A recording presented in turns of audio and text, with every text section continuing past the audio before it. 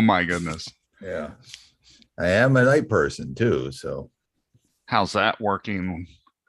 not very well right now, but hey, I'll be all right. It's Okay. very yesterday late was night. yesterday was kind of a dry run, so So we are now live streaming on YouTube. And YouTube. Yeah, go YouTube. And tell you what, folks. Funny how YouTube has just taken over the television industry, hasn't it? Yeah. So there you have a YouTube stream right there. And so Stephen, you can copy that. Okay. Distribute accordingly. Sure.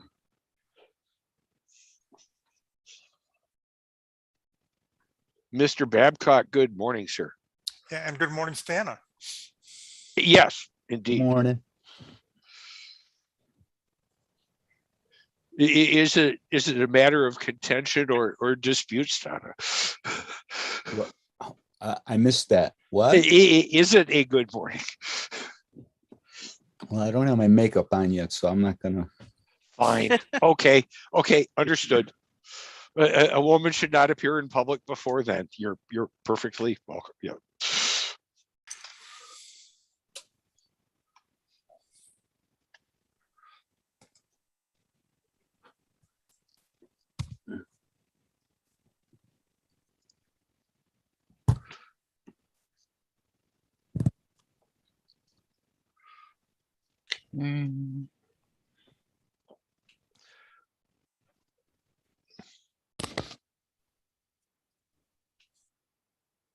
Well, I've generated 323 megabytes of upbound stream so far this morning.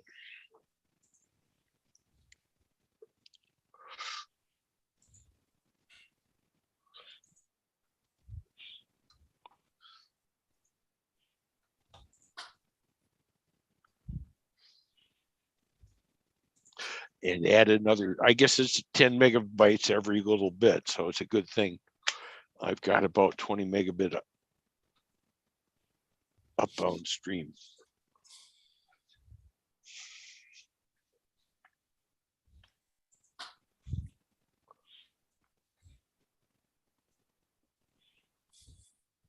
Oh, and I see we have Mark White from South Korea having checked in on chat.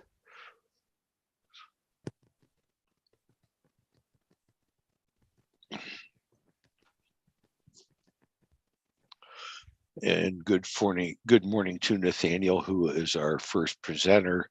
I do have your presentation queued. Just to be sure, this is the one, this is HamSCI, today's community and future directions, right?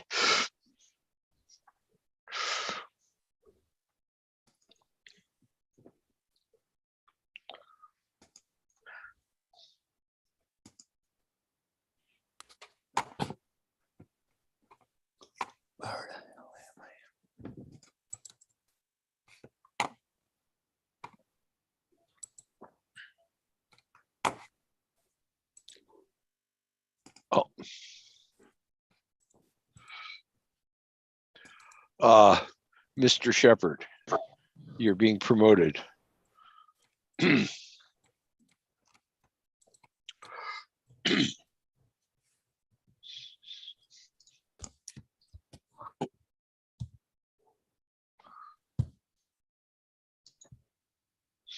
Hello. Hi, Scotty. Just checking to see if the audio really is on. It is. It's on. It's pretty good too. I saw a meme somewhere that Zoom conferences are like seances. Hello, can you hear me? Give me a sign. I was the one that posted that. Oh, did you? Okay. Yeah. Well, credit for that. I thought it was like a Verizon commercial. Can you hear me now? Yeah. Actually, the saddest thing I saw was video conferencing bingo. So here's a bingo card, right? And different corners. And then if you hear me now, you put it down there. If you hear a dog bark, you put another one on there. And I mean, when you look at this, I mean, the whole bingo card, and you've heard every one of these. Every things. one of them. Yeah, it's Did we just play sad. Hollywood Squares? My problem is F-18s going overhead. Are you near Miramar or something? Yes, I'm just off the west end of the runway. Just under. Yeah, I know exactly where you are. Yes, that's a noisy location. Yeah. Well, the funny thing is, if you live here for 30 years, you get used to it, you know? One does. So Yeah. Triple pane windows. no, not with F-18s with afterburners. No. I don't think they're using afterburners, but A basement with good insulation. don't have basements in California. Come on. What are you thinking? Yeah, I wanted a basement in my new house. It's on bedrock, so they said no. No. Oh, when you were Well, they didn't. They never say no. They just say more money, right? Well, of course, of course. When you learn the basement would cost 4 times the cost of the planned home, you kind of yielded want of more, that. You want more square feet. It's much cheaper to build it just bigger above ground. But the whole point was I wanted it recessed into the ground for cooling reasons for Phoenix. Indeed. That wasn't to be. Oh. Good morning, Tom Holmes. Hi, boys and girls. Tom, that email you just sent is the funniest thing I have seen in forever. What was that? About It's Dana? a local It's group. a local joke. Oh,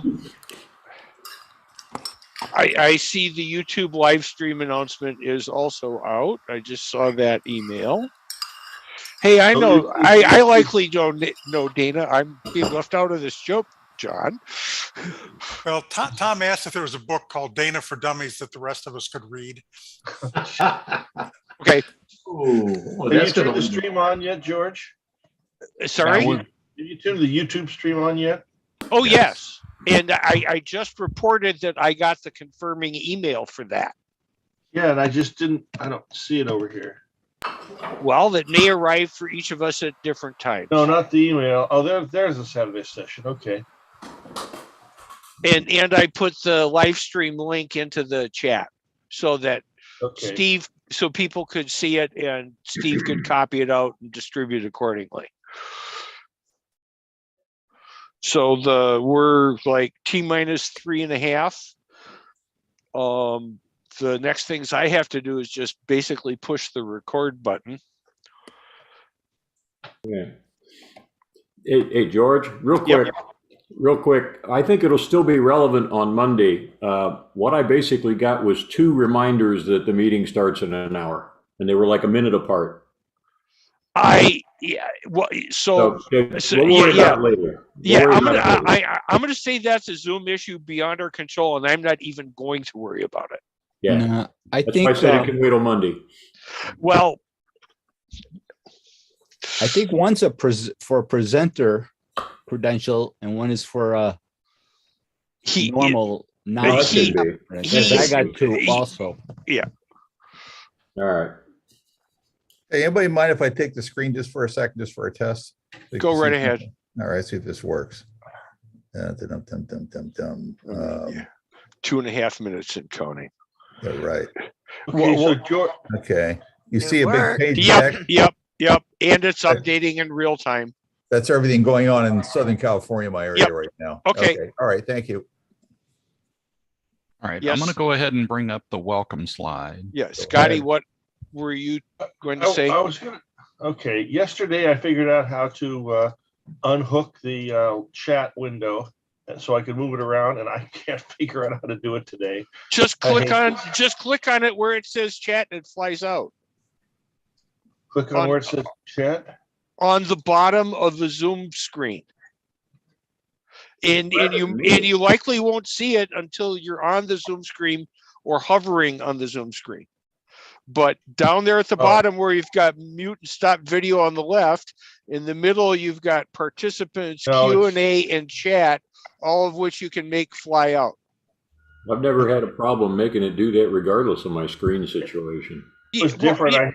I had to hit the 3 little dots to get the menu that I could then break it out. So yes, it depends on how you're viewing on your screen, your OS. I've got 3 screens, so it's odd. Yep.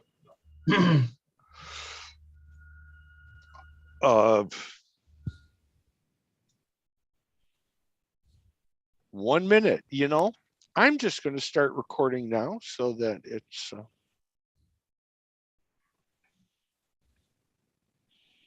So watch what you say. yes. We always do.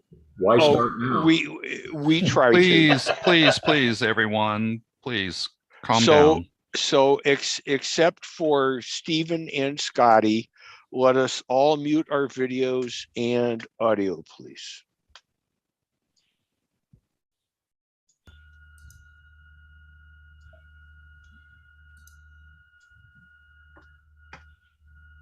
And Steve, could you put the link to the survey up in the chat window?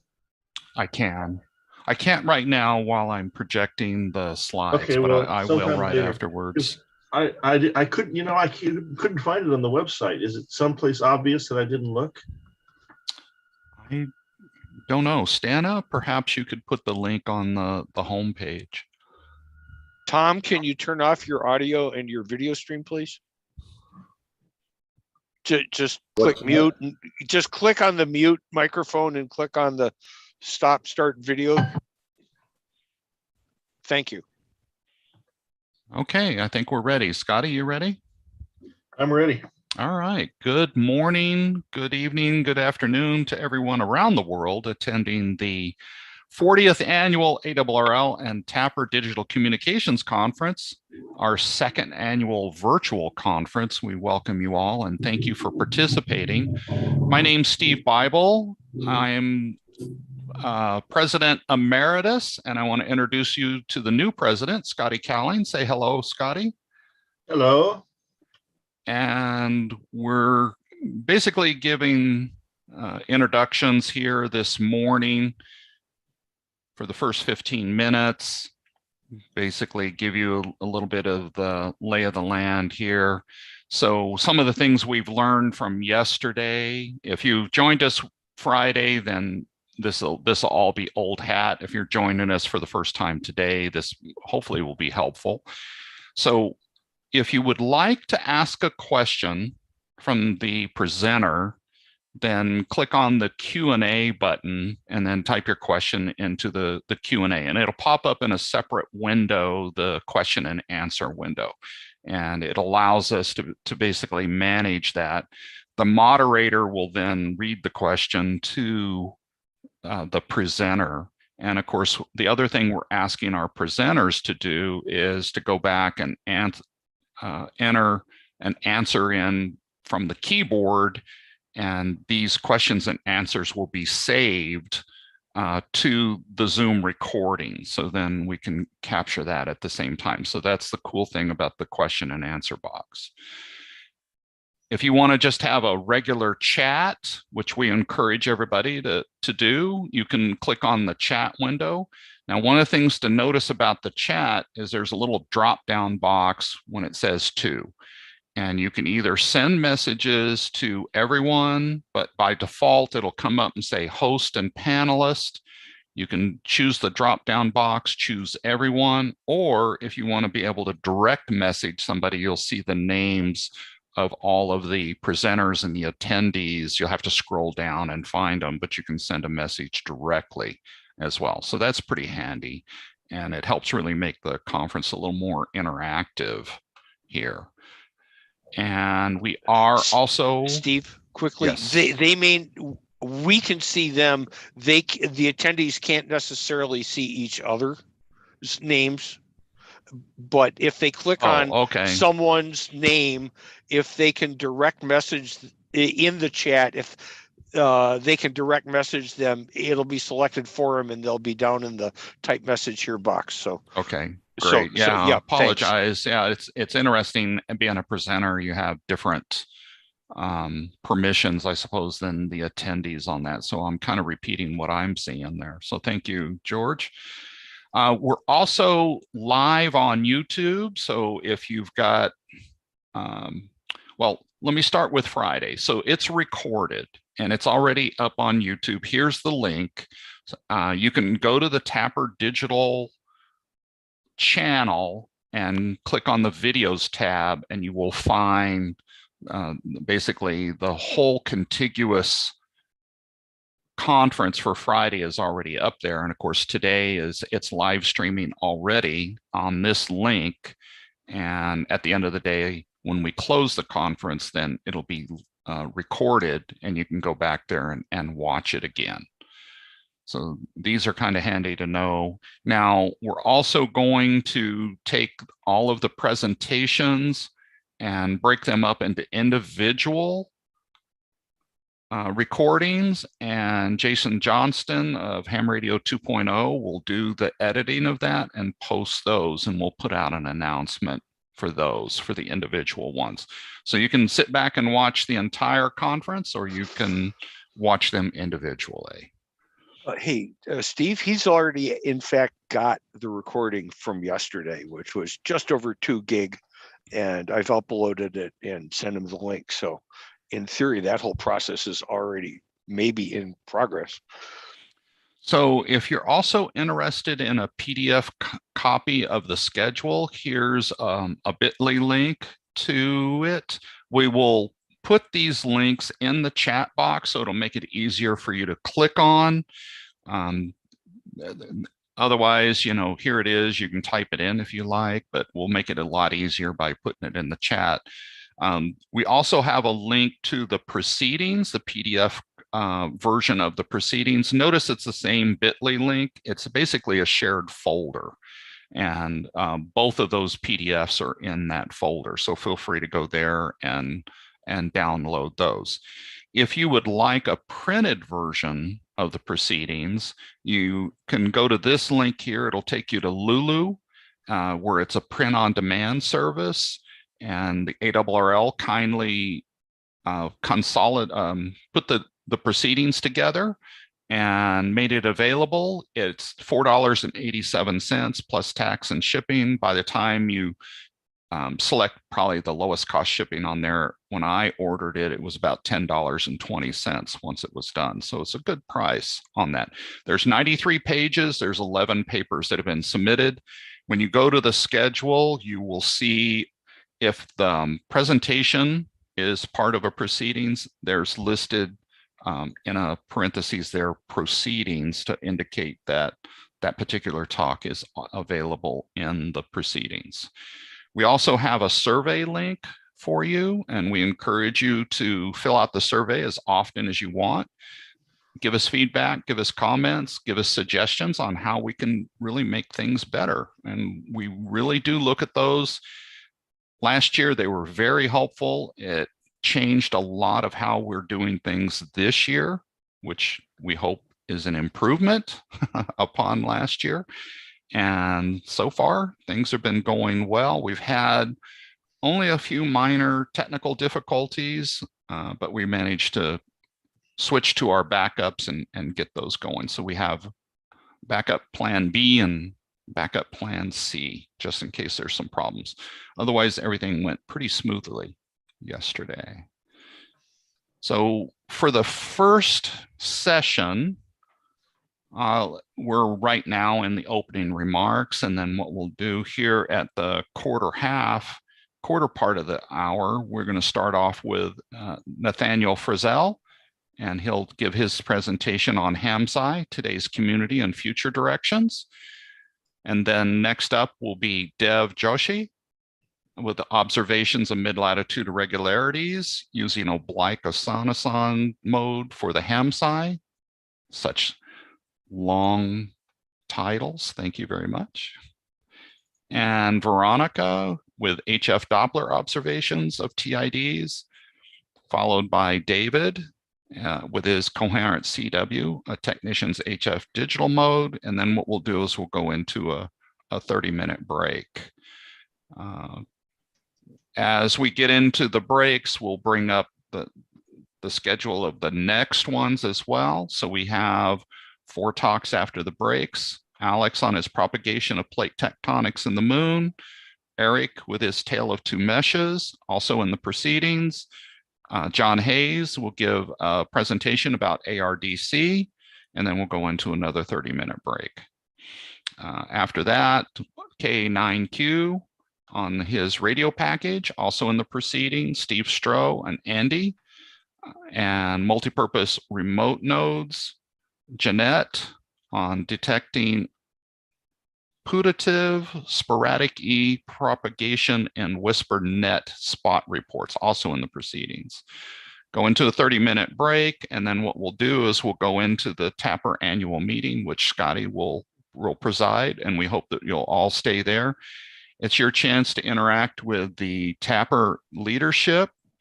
We will give you a status report, basically a State of the Union, and it's your opportunity to ask questions, make comments, and interact with us. And we do this every year, and it's very helpful to us in recruiting, getting the word out, telling you what we've been doing. Of course, the DCC is a great avenue for that as well. Many of the projects we're involved in are here in the DCC.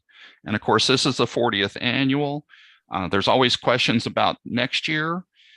And the answer is, we still have our contract with the Hilton Charlotte Airport Hotel in Charlotte, North Carolina. We were to be in person in the year 2020. That contract got thankfully moved. It was the hotel graciously allowed us to move that contract to 2021.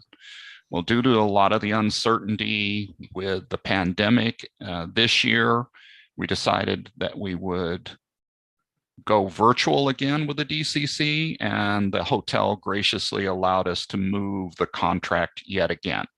So now it is set up for the 16th, 17th, and 18th of September of the year 2022. And of course, that's a year from now. All depends upon the conditions and how things are going when that time comes around. So the 2022 DCC so far in person in Charlotte, North Carolina, third week in September. So if you'd like to put that down on there. Okay, well, I think I'm about done with all those remarks. If there's any questions, you feel free to type them in the Q&A or put them in the chat. And for the moment, we'll go ahead and get Nathaniel up on the channel, and we'll queue up his talk, and then we'll get it started here in about 4 minutes.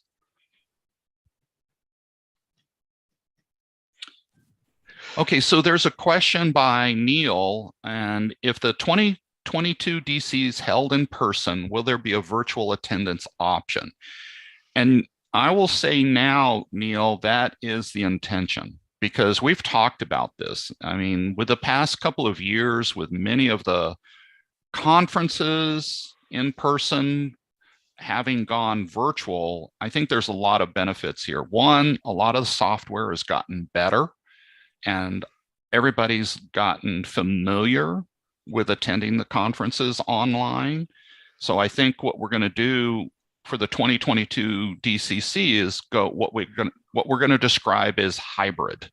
So we're going to do in-person talks and also have virtual attendance on it as well. So I hope that answers your question. Steve, may I elaborate? We know that the GNU radio conference is happening at the hotel next weekend, so we'll get a real good read at the actual IT capabilities of the hotel and know much better whether we can do a hybrid event successfully. So actually, the GNU radio conference, we were going to be back to back with them at the Charlotte Hotel. They decided to go in person this year. It starts Monday, this Monday, the 20th. And it goes all week. And they sent out a notice, and if you attend virtually, it's free. If you want to attend some of the breakout sessions, I think the hands-on sessions, there is a charge for that. So if you go to gnuradio.org, I'm sure all the information on how to join that conference is available. And yeah, we we want to wish them well because they're attempting a hybrid conference as well. And it is from the same hotel that we'll be in next year. Thanks, George. Right. Okay. And when Michelle joins us later today, perhaps she can elaborate on that as well, in addition to her quick talk that we have. Okay.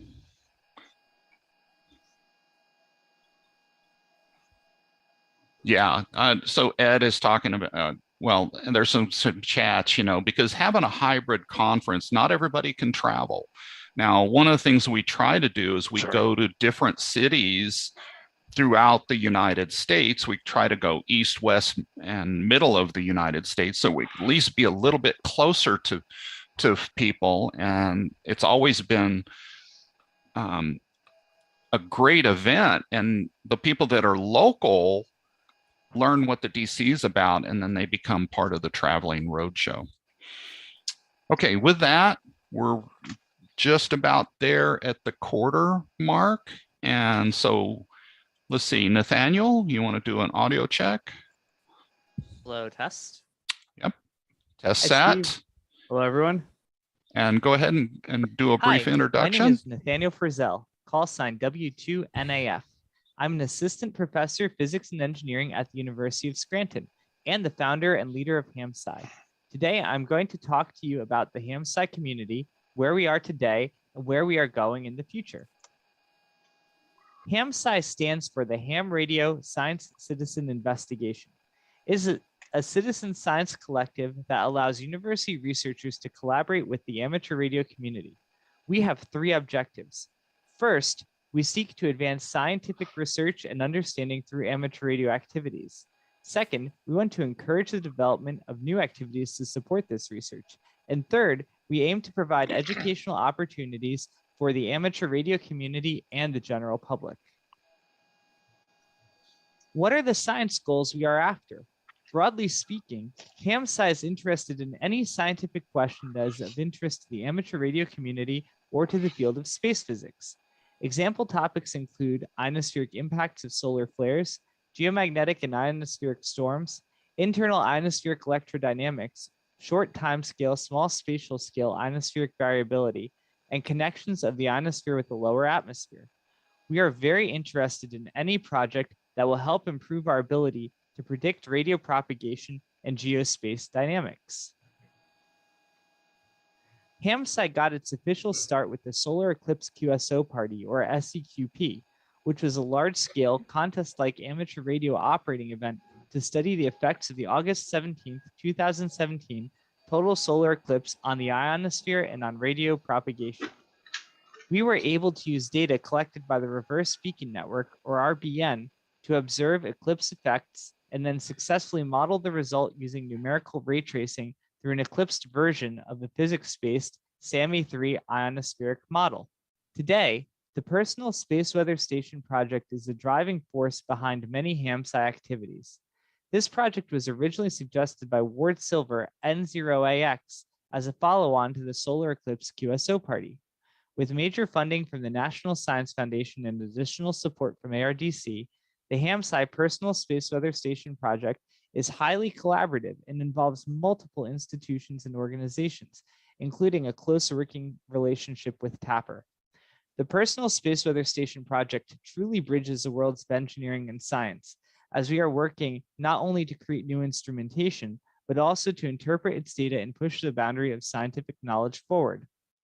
On the right, you can see an example of measurements made by prototypes of each of the Personal Space Weather Station components. Chirp ionosonde kiograms that will eventually be made with the Tangerine SDR, WWV Doppler measurements made by the Group Personal Space Weather Station, ground magnetic field measurements made by the magnetometer module, and VLF amplitude data made by the Very Low Frequency Receiver module. I've also listed leaders and some of the key participants of each project. It is clear that the Personal Space Weather Station project has created a number of vibrant sub-communities focused around the different instrumentation components and the phenomenon that they are designed to measure. With all this data that we are collecting, what science topic do we focus on? While there are many to choose from, a number of HamSCI participants and I have decided to focus our efforts on traveling ionospheric disturbances, or TIDs. TIDs are interesting from a propagation perspective in that they can cause significant variability in the distances we can communicate, as shown in this plot of the RBN, PSK reporter, and WhisperNet observations from November of 2017. Here you can see the inner edge of the distance between transmitter and receiver oscillate with time. They are also interesting scientifically in that they are often linked to atmospheric gravity waves and provide a key into understanding the coupling between the lower atmosphere, the ionosphere, and space. Desire to understand more about TIDs have led to 2 recent grants for HamSCI projects. First, a 2-year NASA Space Weather Operations to Research SWO2R grant entitled Enabling Space Weather Research with Global Scale Amateur Radio Datasets will lead to algorithms to automatically detect TIDs in RBN, PSK reporter, and WhisperNet data, the development of empirical predictive TID models, and to permanently store the RBN, PSK reporter, and WhisperNet data into public NASA data repositories. This will be a collaborative project between the University of Scranton, University of Alabama, the MIT Haystack Observatory, and HamSCI members. Second, a 5-year NSF grant entitled Career Amateur Radio as a Tool for Studying Traveling Ionospheric Disturbances and Atmospheric Ionospheric Coupling will focus on the science of TIDs. This includes identifying how much TID activity is and is not associated with geomagnetic activity, determining how to best make amateur radio data scientifically useful, and testing certain hypotheses related to TID coupling with the lower atmosphere. While the personal space weather station and traveling ionospheric disturbance work represent a large part of HamSCI activities, they are by no means the only projects taking place. On this slide are just some of the other projects that are either being undertaken by HamSCI members or have been represented or presented by community members at past HamSCI workshops. So how do people get involved in HamSCI? The first thing to do is join our Google group, which now has over 450 members worldwide. You can do this by visiting hamsci.org and clicking Get Involved. Another great way to get involved is to participate in our regular telecons, which are open to all. Currently, we have telecons focused on the Tangerine SDR and magnetometer board development on Monday nights, the Great Below-Cost Personal Space Weather Station on Thursday mornings, and general HamSCI science every other Thursday afternoon. Finally, I encourage everyone to participate in the annual HamSCI workshop. Similar to the ARRL TAPR Digital Communications Conference, this NSF-funded annual workshop allows HamSCI community members to get together each year to share ideas over a 2-day period. This year, we are planning on having the HamSCI workshop March 18th through 19th, 2022, hopefully in person in Scranton, Pennsylvania. This will be a hybrid meeting, so there will be a virtual component too. I hope you can make it. In conclusion, I would like to thank all of the people and organizations who support HamSCI and its activities. Thank you for listening to me today and learning about HamSCI. I hope you find the group interesting and would consider participating in our activities.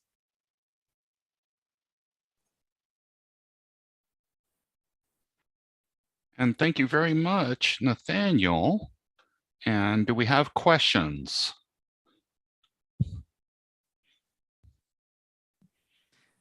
Looks pretty clear so far. Thank you for having me. Well, thank you for the update. We definitely What can I have a following question? along. Hold on a moment, Alex. Sure, I Yep. see your hand.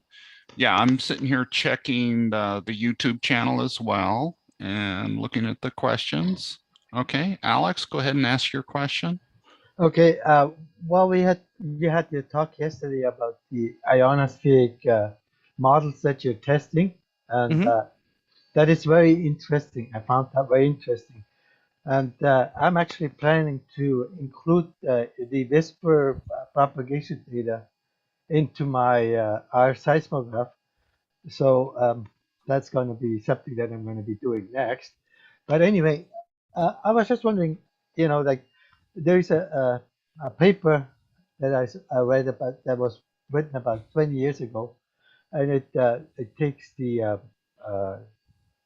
it makes a very interesting consumption that the lowest frequency of an earthquake is about 2.5 milliseconds, Mhm.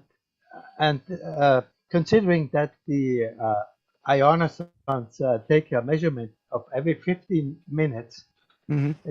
this is too slow to see the activity, what's going on.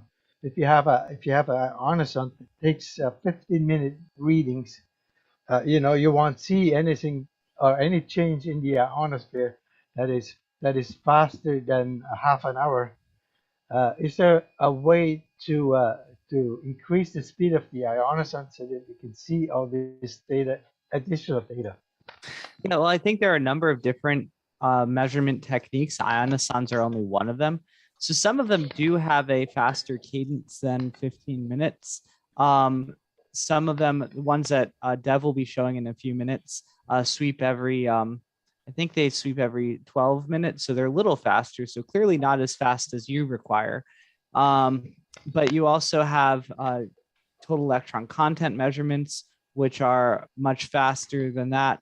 The let's see, the Grape Personal Space Weather Station is making 1 second measurements.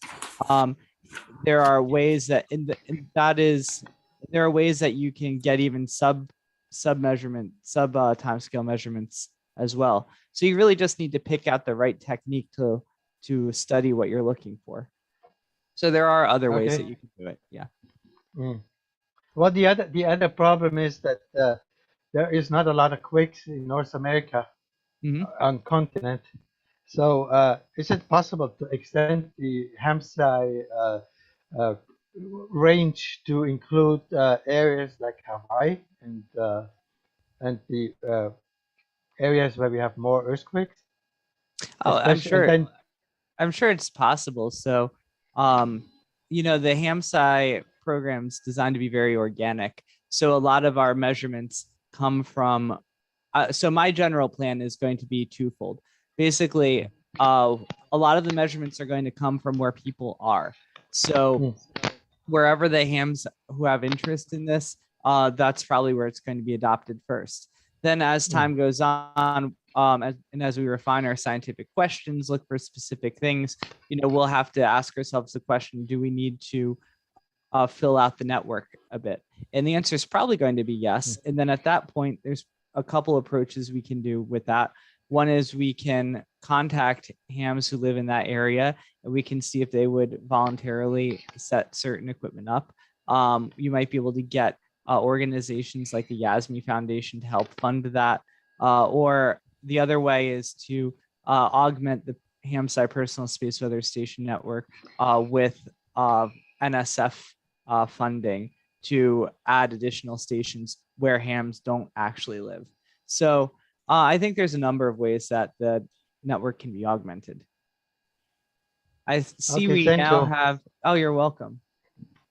Let's see. So Joe Burke asks, do any of your propagation research involve delayed propagation or delayed echoes? So my personal research does not, but I know that is a topic that's of interest to the community. And so we did have a presentation by Sverre Holm from Norway at the HamSCI workshop this past March. And he gave a very nice presentation on long delayed echoes. And all of those presentations are available in video form on the HamSCI website. If you go to hamsci.org/meetings, you can watch his presentation there. And here's Bill Owens asks, given that WWV, for example, is not audible across the entire globe, do you anticipate challenges in integrating data from monitors that listen to other beacons? Absolutely. So we're starting to investigate that a little bit. We've, of course, focused mostly on WWV because we are a US-based group, but we have been sending some receivers down to Antarctica because we have some connections down there as well. And, we can listen to WWV, but we also look for other monitors such as the LOL station and the PPE station. And they each have different, and we even listen to CHU in Canada. Each of the stations, they'll have different peculiarities in terms of their modulation technique and their stability characteristics that may not exactly fit the WWV paradigm. So we do have to be careful when analyzing that data. And I think, again, this is going to be part of the organic approach to things as we try to spread HamSCI type work into other countries. We'll have to work with local amateurs and volunteers in those areas to help us gain an understanding of what the best approach is to use that equipment. Some other approaches we can use besides just WWV, with the Tangerine Personal Space Weather Station, we're planning on listening to oblique chirp ionosons. And so this is not WWV. These are ionosons that are run by a number of different organizations around the world. And again, they have different characteristics. So right now, the talk you're going to hear from Dev shortly, Dr. Joshi, he's going to focus on a chirp ionoson in Chesapeake, Virginia, but there are others as well. And as we start looking at the others, we're going to find unique things about each of the different stations that we need to account for. Okay, I think we're about out of time. So thank you very much, Nathaniel. And if you take a moment to type in some answers to those and we can preserve them. Sure, that sounds great. Wonderful. Thank you so much. And let's work on bringing Dev up. Dev, you want to do a mic check? Hello. Yes. Hello, Dev. How are you? Very good. And welcome. So we're going to queue up your talk. You want to make a real brief introduction? Yes, I'm talking on the mid-latitude irregularities that we have observed using ETAS N200 software-defined radio, which would be eventually be replaced by Tangerine software-defined radio. As Nathan says, Tangerine SDR is under development. So right now we're using ETAS N200, and it is detecting signals of opportunities. And out of those signals, we are focused into a particular transmitter at Virginia. So I have analyzed signals from that station and tried to understand the ionospheric variabilities. Okay, wonderful. So let's go ahead and cue his presentation. Hello, I'm Dev Joshi. Today I'm talking on simultaneous observations of mid-latitude ionospheric irregularities in HamSCI Personal Space Weather Station and SuperDARN radar. Before I begin, I would like to thank my supervisor, Professor Nathaniel Friesel, and my collaborators, Bill Lyles from HamSCI community, and Professor Uha Vernon from the University of Tromsø, Norway. Here is a very brief outline of my talk. I'll begin by introducing the mid-latitude irregularities. I'll talk about HamSCI Personal Space Weather Station, its architecture. Then I'll share my results and observations. I'll discuss those results and try to outline the future work, and I'll summarize my talk. Ionospheric irregularities have been extensively studied over the decades of research with a host of diagnostics. These are essentially plasma density variations in the ionospheric region, which occur rapidly across the geomagnetic field, but slowly along the geomagnetic field. The scale length of these irregularities can vary from meters to several kilometers across the magnetic field. In general, the irregularities occur in the auroral and polar cap F region almost all the time, in times of geomagnetic activity in the auroral E region, and during nights in equatorial E and F regions. Here in the image in the right, I saw an example of ionospheric irregularities as measured by a PLP sensor on board SYNOPS satellite on October 17, 2011. It's for orbit 19011. The blue curve is for the ion density variation. And when it is varying rapidly, we say the ionospheric irregularities have occurred. And to characterize, identify these irregularities, we define a parameter, the mathematical expression of which I have not included here, called as irregularity parameter. And the irregularity parameter is represented by the red curve. So whenever the blue is varying rapidly, the red curve has high values. And if it exceeds a certain threshold value represented by the green line, that it will help us to identify these irregularities. That was one of the approaches to identify these irregularities. But we are more of interested in the mid-latitude irregularities. Mid-latitude ionosphere was initially thought not to be as unstable because it is not subject to strong forcing from the magnetosphere as at auroral latitudes. Mid-latitude ionosphere is also unlike at equatorial latitudes, where horizontal magnetic field lines support the ionosphere against gravity, hence creating an unstable configuration. But still, two main classes of irregularities have been observed in mid-latitudes: patchy, dense, sporadic in layers, and mid-latitude spread F. Mid-scale density irregularities within sporadic in layers due to Kelvin-Helmholtz instability and plasma instability. And mid-latitude spread F associated with thermospheric gravity waves and related medium-scale traveling ionospheric disturbances. Here is an ionogram which shows the spread in the echoes from the F region, suggesting a signature of the mid-latitude irregularities.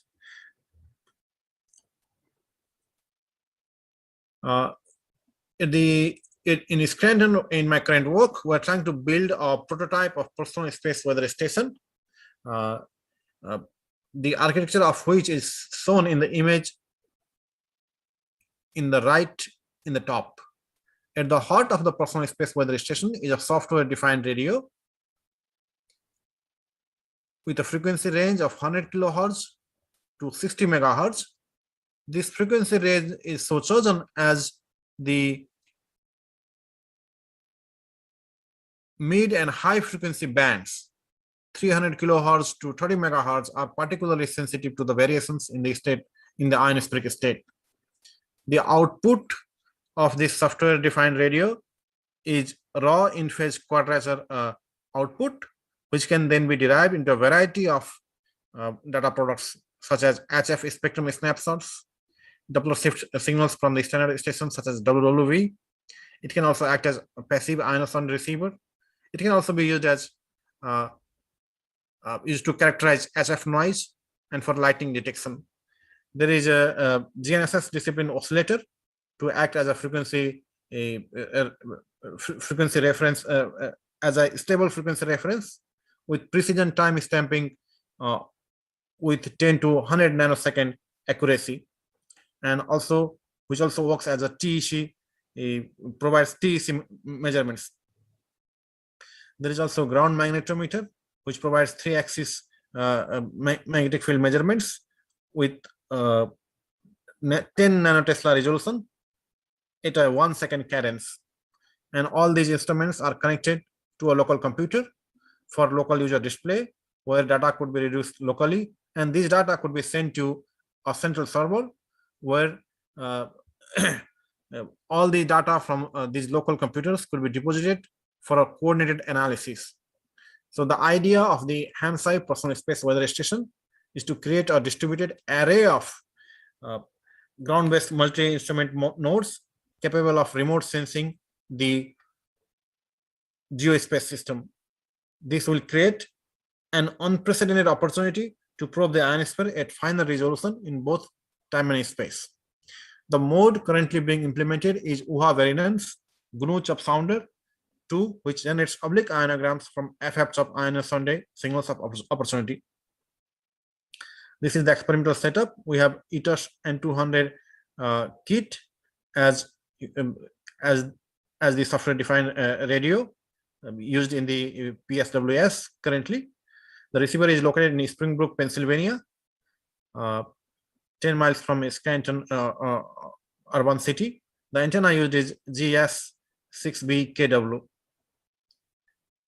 And the methodology, as I said earlier, is to use Chop Sounder 2 software developed by Professor UHA-Verinen at University of Norway, Tromsø. It has like four steps involved in making the ionograms. It begins by detecting the chops, and then it finds the timings of the chops in those detections, where it clusters the detections and determines what chop timings and chop rates exist. Then it calculates the ionograms based on those parameters, and finally it plots the ionograms. The example of the ionograms I had shown earlier, I show it here again. These are clean. These are the examples of the ionograms as received by the ITER's N200 station and as processed by the CHOP2 software. In the example in the left, we see very clean traces. The F region echo is looking very clean, but in the image in the right, the F region echo has some spread, and this could be an instance of the military irregularities that we're interested in. And we compare these observations with SuperDAwn observations. SuperDAwn is a well-known radar system, so I will not take much time to explain this. It's a network consisting of more than 30 low-power HF radars that look into Earth's upper atmosphere, beginning at mid-latitudes and extend into the polar regions. And we compare the observations. I construct a Qogram out of those ionograms from the current mode of PSWS and compare the backscatter echoes as received by the SuperDAwn radar. So we see the spread of activity in the personal space weather station here, and it is also coexist with wave-like activity as seen here. This is for January 8 for 4 megahertz high frequency, and we see whenever wave exists here, there is possibly waves in the SuperDAwn radar as well. So, and the echoes also have very high intensity, both for power and high value for velocity. So it compares well. The PSWS observations compare well with enhanced ionospheric backscatter observations between 0 to 12 UT along beam 13 of the Blackstone SuperDAwn radar. And it compares well even on days where there is no spread of activity in the personal space weather station observations. So when there are no activity, no irregularity activity in the HF observations, we see very fewer ionospheric scatter observations in the SuperDAwn observations too. And here is also an example of a day where there is significant spread activity, but not much wave activity. But for this day, I don't have much data to compare with the SuperDAwn radar. And I also constructed like stacked subplots for the Qograms for different frequencies, beginning at 3 megahertz, 4 megahertz, 5 megahertz, 6 megahertz, 7 megahertz, and 8 megahertz. This would allow us to characterize and understand the sources of the ionospheric variabilities in ionospheric thermosphere system, as seen in the various layers of the ionosphere in the RTI plot, and this will be our future work in our investigation. So in this research work, we presented early results of the CHOP ionosonde observations made by a module of HamSCI personal space weather station located at Springbrook, Pennsylvania.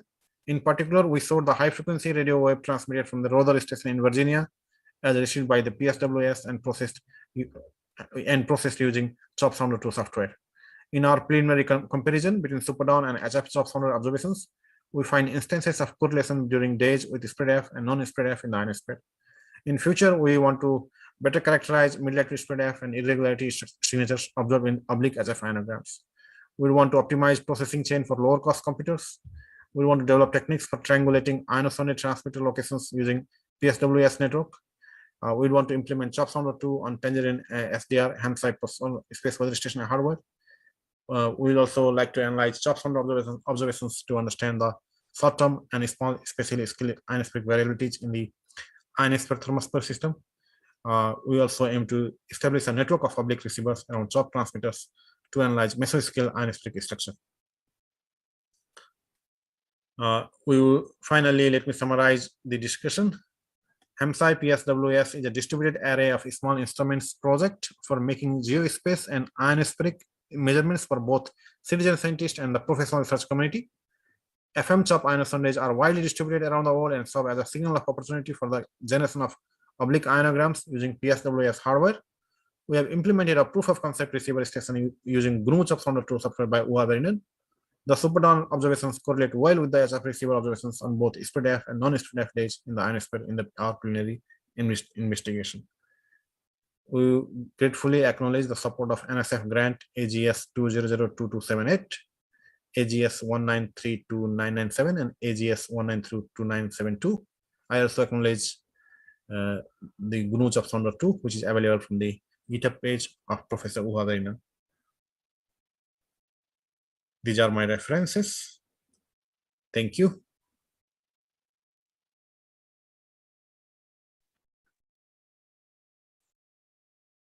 Okay, thank you very much, Dev. If you go ahead and bring up your audio and video, we got a few questions here, though we only have a couple minutes for Q&A, but we got 4 questions so far.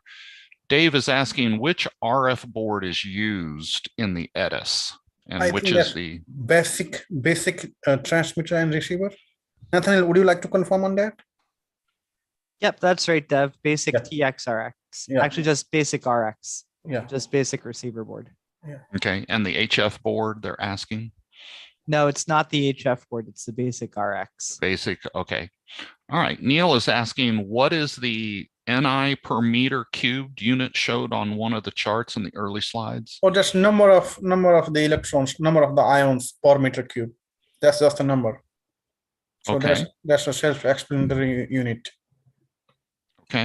NI number per meter cube. How many electrons do we have per meter cube? Okay. It's hard to wrangle those little electrons, isn't it? Or ions, because electrons are equal to ions in a plasma. Correct. Okay, thank you.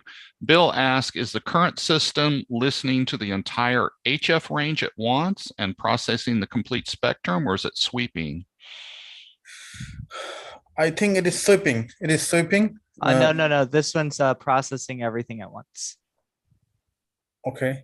Yeah, it's a software-defined radio technique. So it's we collect all of the IQ data and then it gets processed all at once. So okay, it's not a sweeping system. Okay. And last question here from Gary. Could you please explain what is meant by spread F? That's the so we were looking at those ionograms. We saw the echoes, those reflection from the reflection of the radio waves from the ionospheric layers. So when the ionosphere is disturbed, the reflection occurs at multiple points, causing the echoes to be spread. So the spread in the echoes is a hint of a disturbed ionosphere. So the spread in the echoes of the ionospheric layers, as shown in the ionograms, are the spread F. When the echoes are coming from F layers of the ionosphere, they are called spread F. Okay. Thank you very much. Well, I think that's all the time that we have. Thank you very much, Deb. We appreciate your participation. Thank you so much for having me. You're welcome. Take care. Okay, so next up is Veronica. Veronica, let's do an audio check with you. Hello, can you hear me? Yes, we can hear you. You want to give us a real short introduction and then we'll queue up your talk.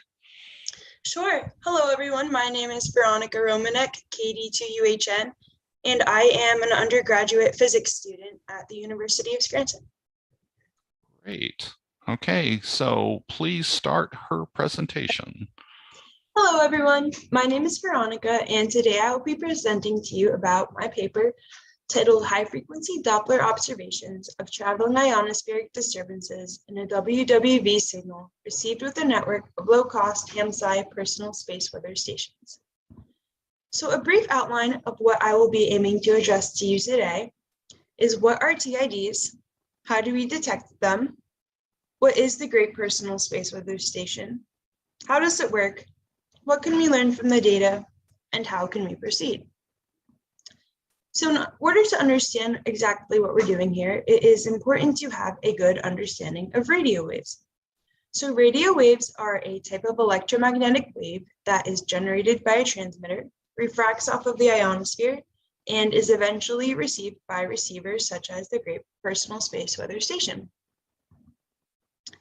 So because radio waves interact with the ionosphere, that makes them a great tool to study the ionosphere. And so what we are doing is using them to look for what are known as traveling ionospheric disturbances, or TIDs. TIDs are a space weather effect that is generated by propagating gravity waves or geomagnetic activity. This activity disturbs the electron density in the ionosphere and creates moving wave-like irregularities of charged particles in a planet's atmosphere, known as TIDs.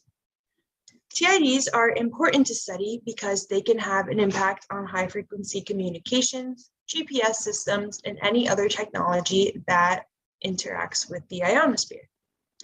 Currently, we are using a network of grapes to collect data that is being used to determine their propagation direction, wavelength, and velocity. There are a number of ways to detect TIDs, including ionosondes, incoherent scatter radars, GNSS systems, and high-frequency Doppler systems. So as I mentioned, radio waves need a transmitter to be generated. And so the transmitter that we are monitoring is WWV. WWV is a National Institute of Standards and Technology time standard station. It's located near Fort Collins, Colorado, and it transmits on extremely accurate frequencies. WWV outputs 2.5 megahertz, 5 megahertz, 10 megahertz, 15 megahertz, 20 megahertz, and 25 megahertz signals. We are using the 10 megahertz frequency. On the right here, I have a picture of a WWV antenna. This is actually a picture of the 15 megahertz antenna. I could not find a 10 megahertz antenna image subject to public use, but they're practically the same. This is just for reference for what it looks like. Okay, so currently there is a network of 15 grapes up and running across the United States. For the explanation of the hardware of the grape, I'm going to explain more closely the grape located at KD2UHN, my call sign, or my house. It is located in northwestern New Jersey. And over here, I have a map that shows the great circle path between the transmitter WWV and the receiver at my house in northwestern New Jersey. Just note that this line appears a little distorted, and that just is due to this distortions of a two-dimensional map. Okay, so what is the grape? The grape was developed by the Ham Radio Science Citizen Investigation, or HamSCI, and its members at Case Western Reserve University. The grape is a small measurement platform that can be used to make ground-based observations of the space environment, and this is a picture of it here on the right. So on the left, I have a schematic showing the setup of the grape at my house. And you can see here at point A, I have an off-center fed or OCF dipole antenna. This point A here is located about 30 feet from the ground. And I have a coaxial cable running from the antenna through the roof, through my wall, and connecting to the grape in my room, which again, here I have a picture of on the right. So how does the grape work? So the grape is constantly monitoring the 10 megahertz signal from WWV, and this signal is received directly by the grape system from the antenna on my roof. And over here on the left, I have a picture of the coaxial cable that connects to the antenna. So simultaneously, there is a GPS antenna that is monitoring signals from GPS satellites over here. And this connects to the GPS DO, or this gray box in the back here. The GPS DO, or GPS disciplined oscillator, uses signals to produce a very stable 9.999 megahertz output that is sent to the receiver board here, which mixes the signals to produce a signal of 1 kilohertz.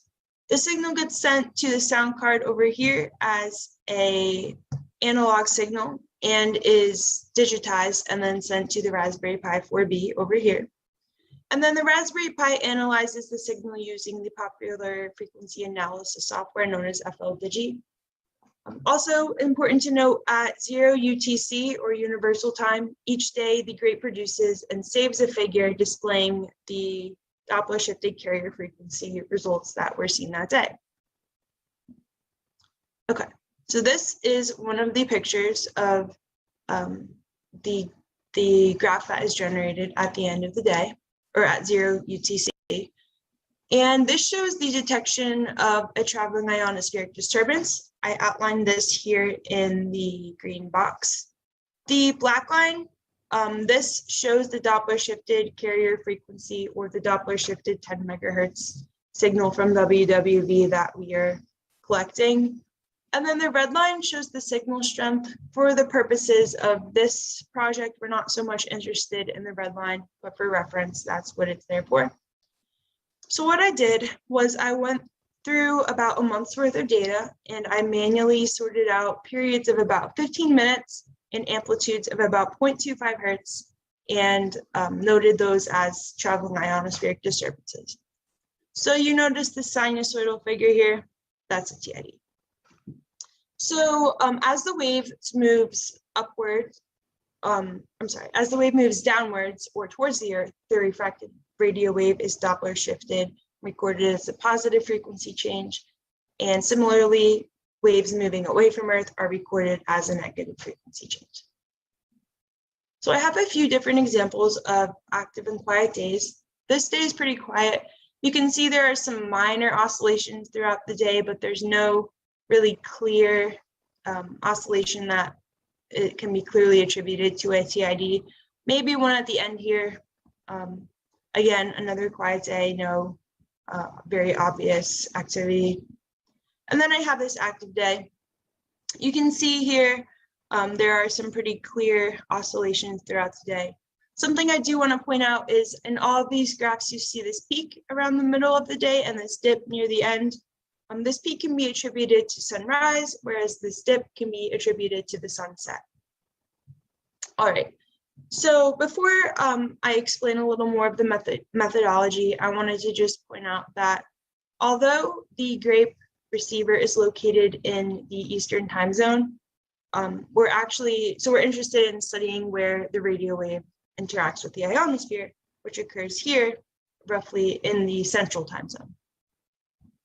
All right, so as I mentioned, I went through about a month's worth of data and I manually looked for time periods where we saw these TIDs.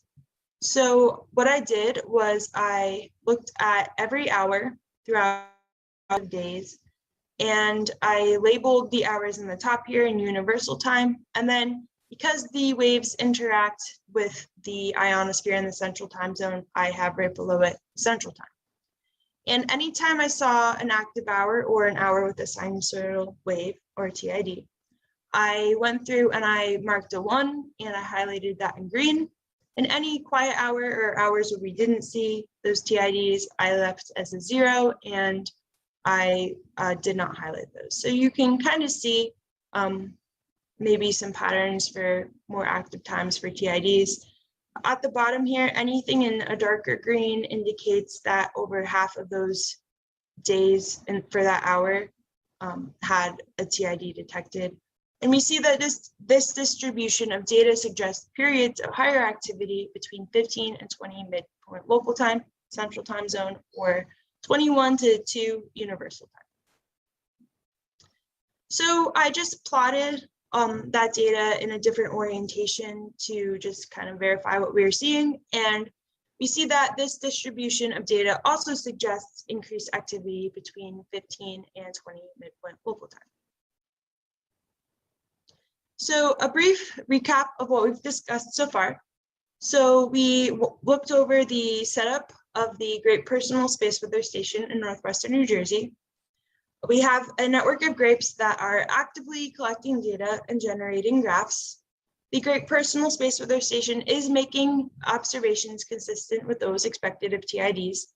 And we see that TIDs appear to be more prevalent during 21 to 2 universal time or 15 to 20 midpoint local time. Okay, so currently what I am working on is combining the data from multiple GRAPEs to measure the TID wavelength and propagation direction. So right now I am looking at the data from 3 specific GRAPEs, one at my house, again in northwestern New Jersey at KD2UHM. There's another GRAPE over at NJIT, or New Jersey Institute of Technology. And then there's one in Ohio at NAOBJ, John Gibbons, he has a GRAPE there, and we are looking at the data from those 3 GRAPEs to perform some calculations to determine the TID wavelength and propagation direction. So this is an example of a TID detected by a grape in Ohio at N8OBJ on April 7th, 2021. You can see it outlined here in green. And then this is the same TID detected at the grape at my house, outlined in green as well. And then again, we see the same TID detected by the grape at NJIT, also outlined in green. So you see that the indication of a TID outlined in green generated by the plots again. And we are going to perform cross correlations on TIDs like this one to better determine the wavelength and propagation direction. All right, so to do this, we have to look at the raw data. So the grape collects frequency and voltage data and stores them in intervals of 1 second. So sometimes due to the processing, the way that FLDigi works, it sometimes skips recording values for intervals of 1 second. So we have to resample and interpolate the data to ensure that when we're analyzing it, we don't account for something that's not there. Also, it's important to note that if the antenna is disconnected, for example, if you connect it to your radio to transmit, or if the power goes out at the location of the grape, it won't have any valuable frequency or voltage data for that time frame, which is another reason why it's important to resample and interpolate our data.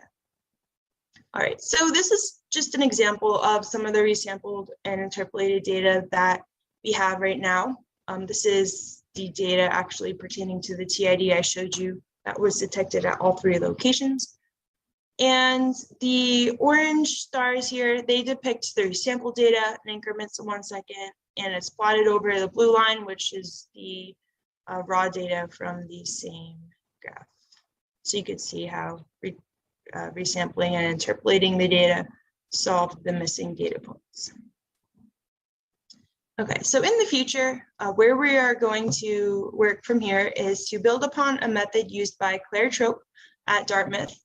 And we're going to do this by detecting TIDs, performing a sliding normalized cross correlation on them, and then looking for regions with stationary lag and good normalization. And then we are going to develop a method that is able to determine the phase velocity, wavelength, and propagation during the lags for each respective region. And right now we are exploring 2 different methods. One of them is a method involving the phase velocity and direction method, and the other one involves the sine and circle fit. So a summary of what I have talked to you about today is we are actively using radio waves to look for and study traveling ionospheric disturbances in the ionosphere. And we are doing this using a network of grape receivers set up and running across the country. We looked at the orientation of the grape set up at my house, and it's attached to an off-center fed dipole antenna that is actively monitoring the 10 megahertz WWV transmission. The grape consists of a GPS antenna, a GPS DO, a receiver board, a sound card, and a Raspberry Pi 4B. Each day at 0 UTC, the grape automatically outputs a plot showing the Doppler shifted frequency data collected that day. That data that contributes to those graphs is being resampled and interpolated, and then they can identify TIDs within that data. And we are actively working to develop a method to determine the TID phase velocity, wavelength, and propagation direction. So these are my acknowledgements. I would like to gratefully acknowledge the support of the National Science Foundation, as well as the use of WWV located near Fort Collins, Colorado. And I would like to thank everyone who's contributed to this project and the use of open source software. And these are my references. And if anybody has any questions, I would be more than happy to answer them. Thank you. Great. So Veronica is open for some questions. And Veronica, let's do a voice check. Let's get you back online. There you go. And we've already got a couple of questions here. So Neil is asking, what controls the spatial wavelength of the TIDs? I'm not entirely sure I understand the question. Okay, let's see. I might be able to jump in and help if you want me to. Veronica, that's a question for you. Sure, go ahead. Yeah. So I mean, the main thing that would control the spatial size of the TIDs, I think, would be the phase velocity that's propagating through and the wavelength. And there's a number of things that can underlie that. We believe that they're connected with atmospheric gravity waves. So there are some resonance types of properties that might take place in the atmosphere that could control the wavelength and the other wave parameters. It's also possible that you can have a direct driving situation where you have a direct forcing rather than a resonance. So there's a number of different things. And in fact, it's looking at the wavelength and the spacing between them. That's something that we're looking at to try and understand where they come from. So one of our jobs, one of Veronica's jobs and my jobs over the next couple of years is to understand what is causing that more. And if you look in the chat channel, so Neil has a follow-on question there. It says, at what velocity or range of velocities do they propagate? That's also something that we're looking into. That's something that in developing a method in the next few steps, we're hoping to learn more about. But Dr. Purcell might want to elaborate. Sure. So traveling ionospheric disturbances are generally broken down into two classifications, large scale and medium scale.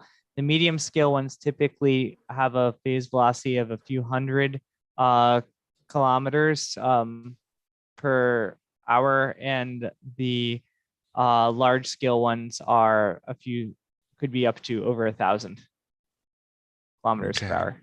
Okay. And then Neil has another question here. So Veronica, what are the maximum observed rates of path length change? So I'm not so much looking at the path length change. I'm more so looking into the Doppler shifted carrier frequency, or how the 10 megahertz signal is or deviates from 10 megahertz. And the maximum Doppler shift I have seen and looking through the data so far is probably about 0.75 megahertz. One of the images I showed in my presentation, I believe it was the one from NAOBJ, actually shows a pretty big deviation from the 10 megahertz signal that we're receiving. I can also tell you from Steve Serwin's presentation yesterday, he was observing some path length changes during the day and the night of about 200 kilometers for the F region and 60 kilometers for the E region between Texas and WWV in Colorado, using similar techniques to what Veronica is looking at. Okay, and let's see here. Gwen has a long question there in the chat box. Veronica, can you see it? Yes, I will read it. So I'm trying to imagine the footprint of the emission from WWV in the footprint of your receiving antenna at the ionosphere, and whether the coincident footprint is smaller, about the same, or greater than the wavelength of a TID. How would you describe this spatial sampling picture so I can better understand what it looks like? So are you asking, let me see. By footprint, do you mean like where the radio wave interacts with the ionosphere?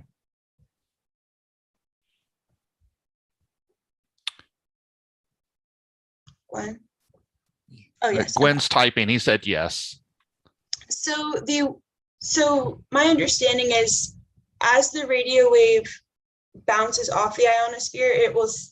So the way that radio waves work is they interact with the ionosphere kind of by bouncing off or refracting off of them. So they interact at a point, and depending on where the oscillation of the wave of charged particles is will depend on how we see the Doppler shifted frequency.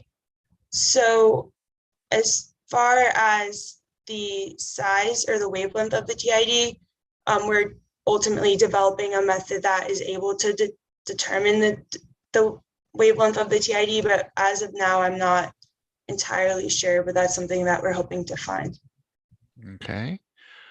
Fred is asking if you actively transmit from your location, and if you do, what protection do you employ on the grape to protect it? That's a good question. So I just actually got my general license, so I've been doing some more transmitting lately. But when I do transmit, I disconnect the grape from the antenna and I connect the antenna to my radio. So the grape doesn't have any power. And when I do that, that's an example of a time when I might not have any data being collected from the grape, which is why I do resample and interpolate the data to make sure I account for when the grape's not receiving anything. I see. Great. Congratulations on your general ticket. Thank you. Ed, let's see. We're doing good on time. Let's see here. Our next, I'm looking at the schedule real quick. So we have David up at 15 past the hour. So we're doing good on questions here. Ed is asking. Question, oh, sorry, did you get the question from YouTube or do you need that? Go ahead and read it, Scotty. Okay, I think this is an easy answer. How many grapes do you have set up around the country at this time? I think that was Christina 32 from yesterday. And there's Christina posted a link to a map of where they are in the US. Yeah, so for our YouTube question, there was a talk on the grape, a couple of talks on the grape yesterday, and I think the answer to yours was 32. And so you may want to go back and watch the videos from the YouTube recording from yesterday and look at all the grape stuff, because there's a couple more questions here about the grape too. Ed is asking, have you thought of using GNSS for syncing observation as well as frequency control? That's not something that I've really looked into, but it's definitely something to consider. Yeah, that's kind of a question for the grape people, right? Yes, Yeah, the answer yeah. is yes. The answer is yes. Okay. So yeah, so the grape creator is voicing in. Bob McGuire is asking, can people acquire or build the grape board? So I'm sure that maybe John Gibbons or Dr. Purcell would like to elaborate, but my understanding is that there's an unsupported version available for, I think it's on OshPark. They might be able to give some more info about that. John? If you would like. We actually do have a supported, it actually is supported. We have community support. So if you go to hamsci.org/grape1, I just put the link in the chat. There are instructions for how you can build one of these, and you can order the board off of OshPark, and then you have to build and assemble the rest of it yourself. There are some amateurs who have already built these, and they're willing to help you along if you have questions. So there's actually a separate Google group just supporting the Grape One, and there's some email addresses up there that you can ask for help. And then do watch the recorded videos from yesterday. There was great talks about the Grape One and the Grape Two. I just wanted to quickly add in a comment about the transmitting and the grape receiver. So I do transmit actively from my station, and I keep a grape running constantly. Previously, I run a 100 watt HF station right now into a ZS6 BKW antenna. And so far, I have not had any trouble running the grape unprotected, and it's connected to a dipole that's orthogonal to my ZS6 BKW. I did recently add protection. I have a DX Engineering, a box that does receiver protection from DX Engineering that I bought and put in line too. Okay. Looking at the chat channel, it looks like quite a few people are ordering Grape Ones. So I think there's going to be a bunch of new additions to the network here because of the talks this weekend. Okay, one more question here. Gwen, might the concept of the burnt Vaisala frequency for internal waves in a density stratified ocean or atmosphere have any relevance to the ionosphere?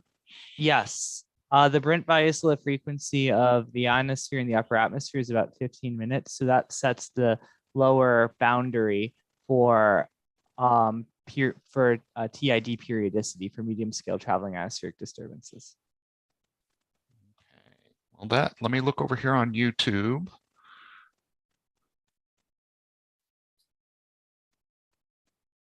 Okay, and that looks like it. Well, Veronica, thank you very much. Excellent talk and good luck with your studies. Thank you. And thank you for having me today. You're welcome. Thank you for participating. All right. No problem. We'll go ahead and get David on the line. David, if we can there's an audio and video check. Greetings. Yes, you want to give a real short introduction and we'll get you started. I'm David Kasdan. I'm an assistant adjunct professor of electrical engineering at Case Western Reserve University. And although he's not in the talk, Aidan Monterre, a recent alumnus of the department, prepared this with me, and I appreciate his help. He will be online to help with questions. Very good. Okay, let's go ahead and start his presentation. Hello, ARL TAPR. I'm David Kasdan, AD8Y, along with Aidan Monterre, KB3UMD. I'll be talking about Coherent CW, a technician's, and maybe everyone else's too, HF digital mode. Well, Coherent CW, what is it? It's the great-great-granddaddy of FT8 and FT4 and Whisper and all of the other sound card decode modes. Radio telegraphy goes way back. It's the original radio digital mode. Learning to send it takes some practice. It's like learning a new percussion musical instrument. Learning to receive it takes some practice. It's like learning new speech recognition. But in principle, it's not that difficult. You have the dots and the dashes. They're in noise. You should be able to decode it mechanically. This has been remarkably elusive. But in 1975, Ray Pettit published his first paper on Coherent CW. This was before microprocessors were commonly available at the consumer level to amateur radio operators. And his system of analog op amps and CMOS digital decoding permitted Morse code to be sent in a mechanically assisted way that was then presented to an audio oscillator at the receiver. So this is a completely nonlinear system.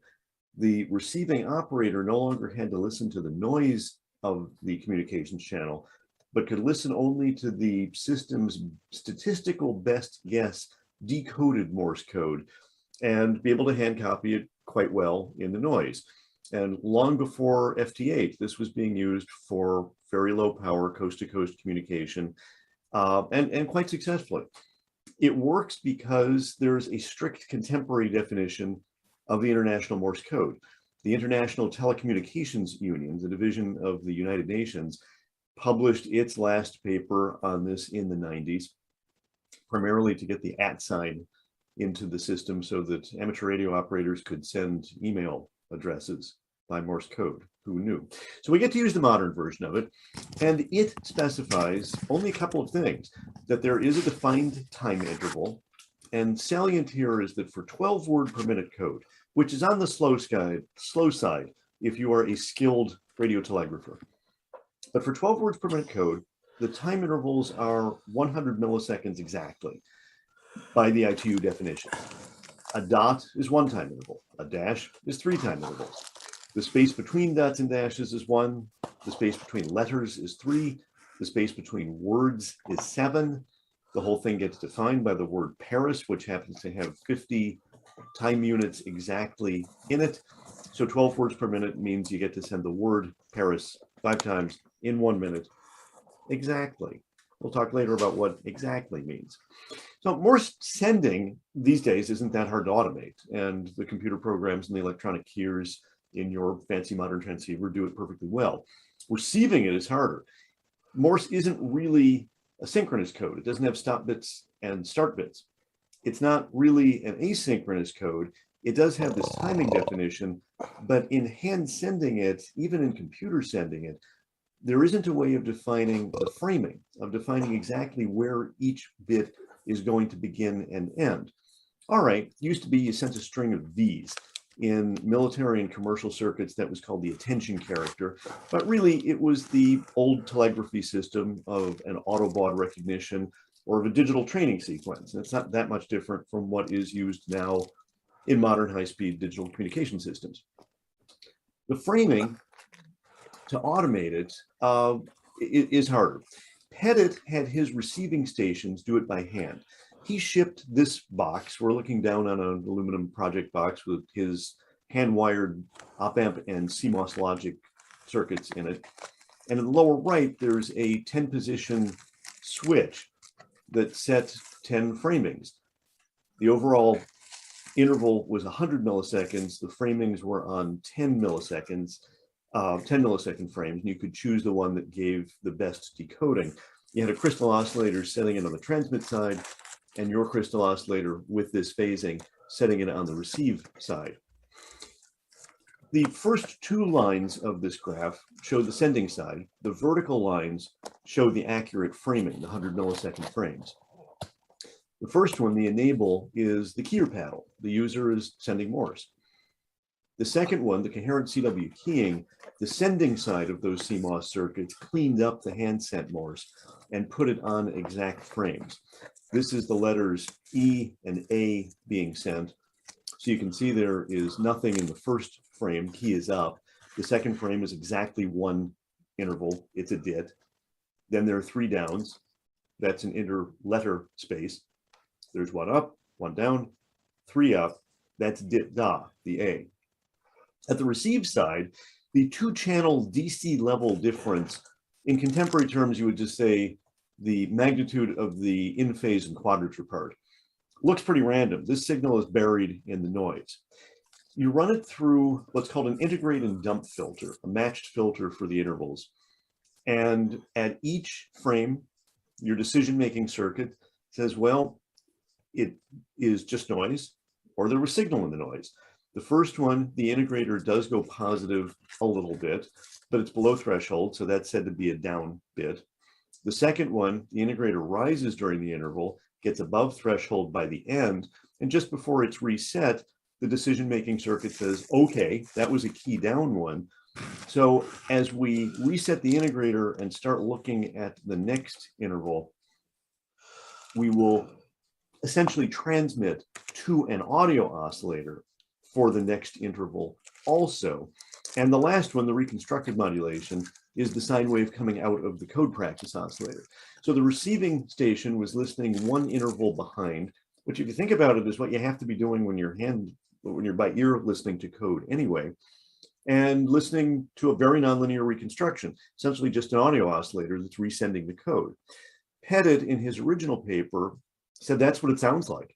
You have a Morse signal buried in the usual mess of 80 meter CW, and it sounds like a code practice oscillator just sending code. Well, once you have all of that, it starts looking like a machine readable system. This is distinctly different from hand sent or even electronically sent code because of the accurate time frames.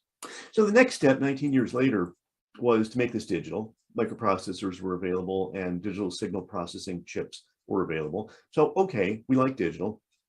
And it turns out that the matched filter for the 1 DIT in the 1 time interval is just 1 sampled bin of a discrete Fourier transform. You can do it the way that Gerritzel did in the 50s. You can do it in a more modern way. You can do the entire fast Fourier transform and get all the bins. You get to do that as you wish. But the matched filter is just 1 bin. Well, if it's that easy, why don't we have it? You know, the modern transceivers have keyers in them, and they have some amount of CW demodulating. It doesn't work very well because it doesn't have this synchrony. They have PSK31, they have radio teletype. Those both have built-in synchrony. Well, the transceivers could, but interest in the ham radio community got lost in this system because the FCC regulations changed and authorized digital about 1980 in a way that just hadn't been before. You were able to use 5-bit baud, you were able to use Morse code, but that was it. As sound cards became cheap and available, PSK31 was issued, and the ARRL caught it. Their hyperbole was that PSK31 was Prometheus Unbound. I don't know that's the wording I would have used, but they understood what was coming. PSK31 took over digital communications on the ham bands. It got pushed out by FT8, which is now something like 80% of all submissions to Logbook of the World. So yeah, maybe it was Prometheus Unbound. Coherent CW is obsolete. It hasn't been in use for years. There's one software package that still includes it, but it's telegraphy. So hi, HI is telegraphic laughter. MHI, mwahaha is evil laughter. So now cue the evil laughter. As a keyboard-to-keyboard digital system for technicians, this is pretty cool. The rules say that on 80, 40, and 15, technicians have on-off telegraphy privileges and nothing else. Doesn't say you have to know it. So with GPS receivers providing the timing, you get to do this with modern microcontrollers. And really, it's quite attractive. You turn this into a laboratory quality data collection system that is NIST traceable. It has an actual proper laboratory grade verification for all of its timing. The modern reasons to do this, from HamSCI's point of view, are to prepare for the 2024 eclipse. We had good data collection on the 2017 eclipse. We need it better now. Case is going to be in totality. So we are taking some responsibility for making this happen. Thanks to the Amateur Radio Digital Communications Foundation, we get to fund several electrical engineering senior projects that are supervised by the Case Amateur Radio Club, WADDU. And this is one of them. We have 2 groups working on this. With any luck, by the end of the school year, we'll have some beta test equipment to send out to amateurs and see how it actually works. So watch this space, hang out with us. If you're old enough to remember the original CCW, you probably remember Charlotte's Web, maybe you remember Jiminy Cricket. So summer's over, fall is upon us. Stay safe, stay healthy, and enjoy ARRL TAPR. Thanks for your kind audience, and we'll take questions now. Wonderful, thank you. All right, bring my video up. I think we have a couple of questions.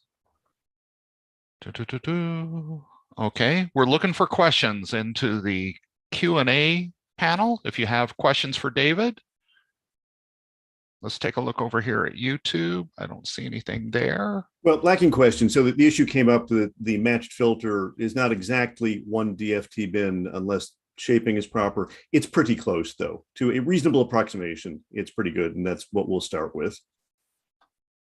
Okay. We appreciate the kind words about CWRU senior projects from a proud alumnus.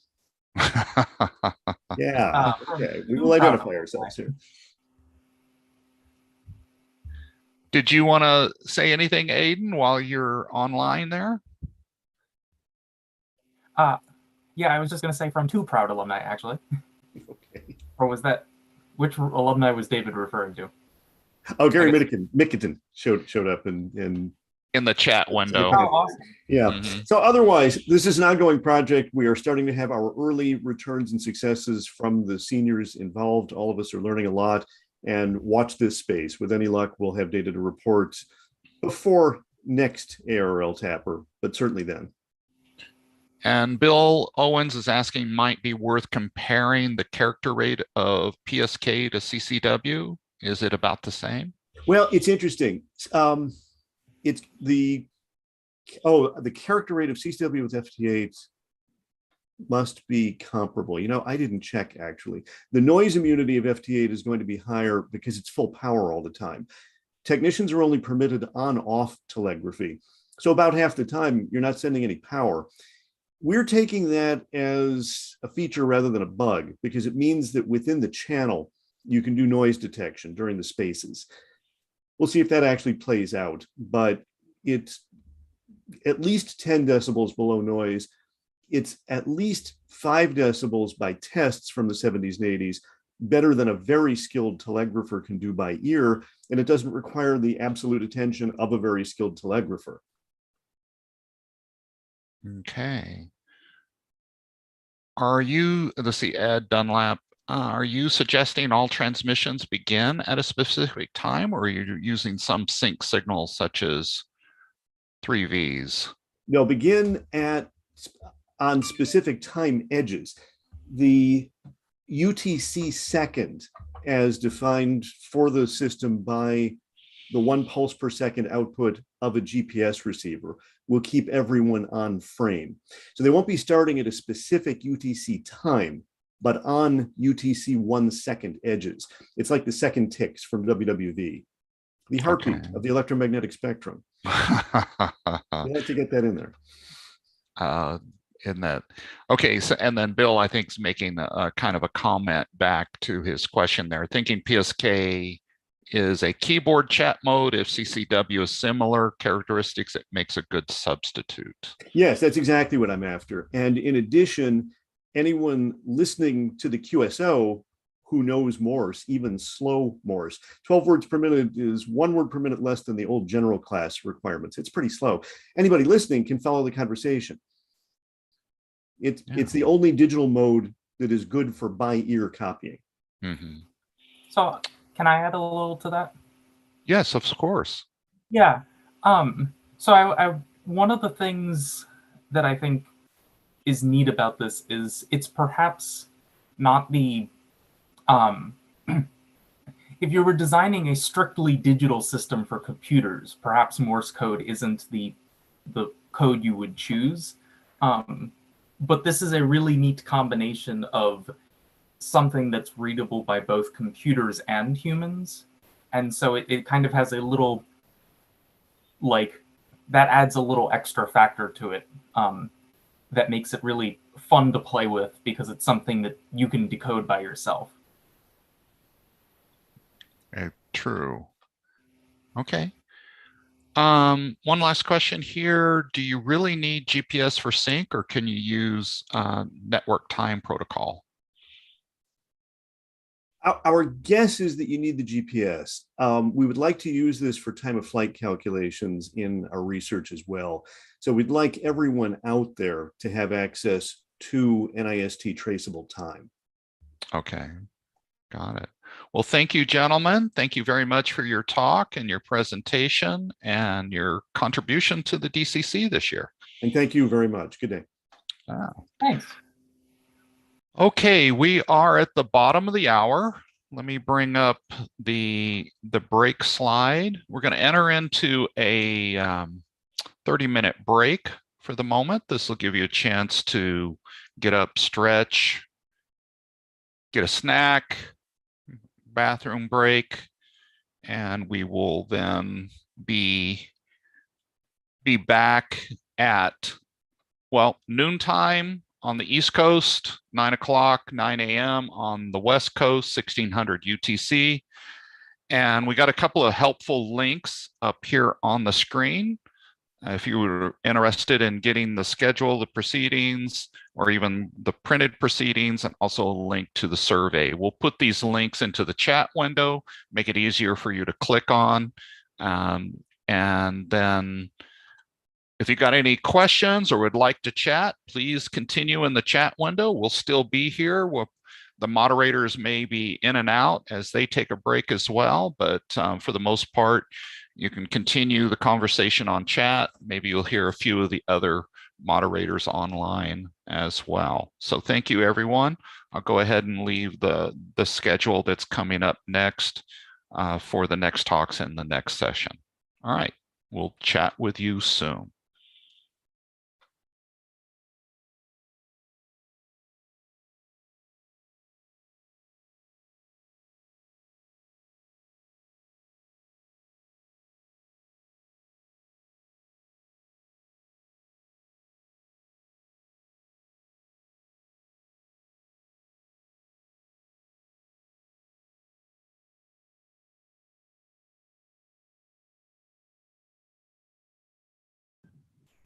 So technically the recording has stopped, although we are still streaming live to YouTube. So the panelists who are present should feel free to, turn on their videos and have a discussion.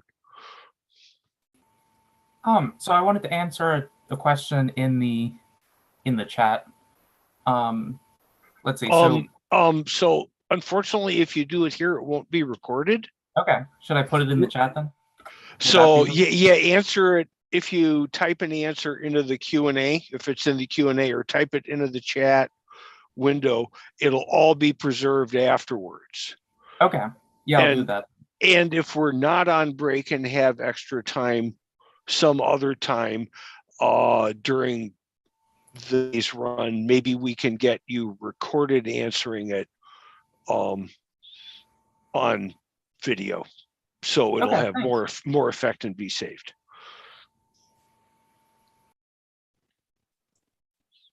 Or you can just answer it twice. What's the question? So a couple people mentioned propagation delay. And so, yes, that is something we're considering. At the moment, our first prototypes are not going to compensate for the delay of the signals. But who knows, future prototypes might. The other thing that we're interested in doing is, since the start and stop of these 100 millisecond timing intervals are going to be very precise, we're interested in using the propagation delay actually as a measurement tool. So we might try to do some time of flight calculations based on how much delay we see, given that we know everybody's transmitting at the start of UTC seconds. So lots to explore there. I believe if we're using it for time of flight measurements, we'll sort of lose a bit of the matched filter aspect to it, because we'll be trying to measure that instead of using it as a given. But I think that should be very interesting. David, do you want to say something? Actually, I've been busy answering the stream of questions in the comments, so I've been a bit inattentive. I don't have a comment because I don't know what just went past. I'm sorry. That's okay. I'll put the answer in the chat so that it also gets hopefully recorded. Yes, and for those who are really, there's an awful lot of discussion here. So for those who are desperately interested in Coherent CW, we have put some of the papers published on the topic into the what's the right verbiage here, into the drive from the ARL TAPR conference that's attached to our call signs. I don't know how better to describe it than that. It's the original QST papers, a couple of others, some of my commentary on those papers, and a compiled, corrected version of Claude Shannon's 1948 Bell Systems articles that really are the foundational papers for all of these modes, his on information theory. There's questions about compensating for propagation. Yeah, we'll get there. I've been pondering how to set this up for the eclipse so that we can do useful data collection over relatively short periods of time. My guess right now is that it's going to wind up sort of a pseudo beaconing of call signs, position indicators, maidenhead segments, and perhaps power, with an automated collection and an automated examination of noise between the Morse elements. Again, the beauty of this system is that it's not a 100% power all the time system. Signal to noise ratio isn't. Making that bug into a feature is that you get to do same channel noise analysis when there's no signal. So we'll see how it goes. See if we've got any other questions. People can speak up. Rob Sherwood's evaluations, yes. He does an excellent job, and yeah, it'll be part of it. I'm kind of wondering if this is going to package well with transceivers like the U-Bit X. You can put together an inexpensive, nice, low power HF system for technician licensees and others who want something small and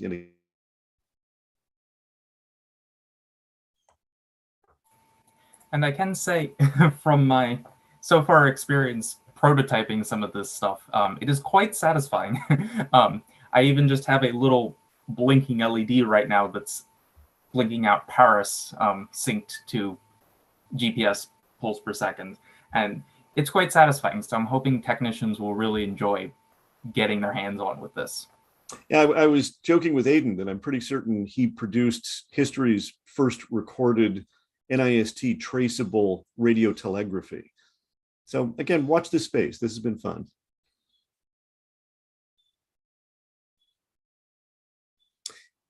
Question came up about propagation time. I agree that coast-to-coast propagation time will be only a small amount of signal loss and a small reduction in signal-to-noise ratio. As the project progresses, it may change the time of flight examination. So it may be that we will make some compensation for it later. It's not going to be an early effort. And CW, yes, well, that's the whole point here, that you're a skilled, Bill Engelke, you're a skilled CW operator. CW to a skilled operator works very well below the noise. This works better. You still get to use your CW skills, but this only adds to them. It's really a neat trick.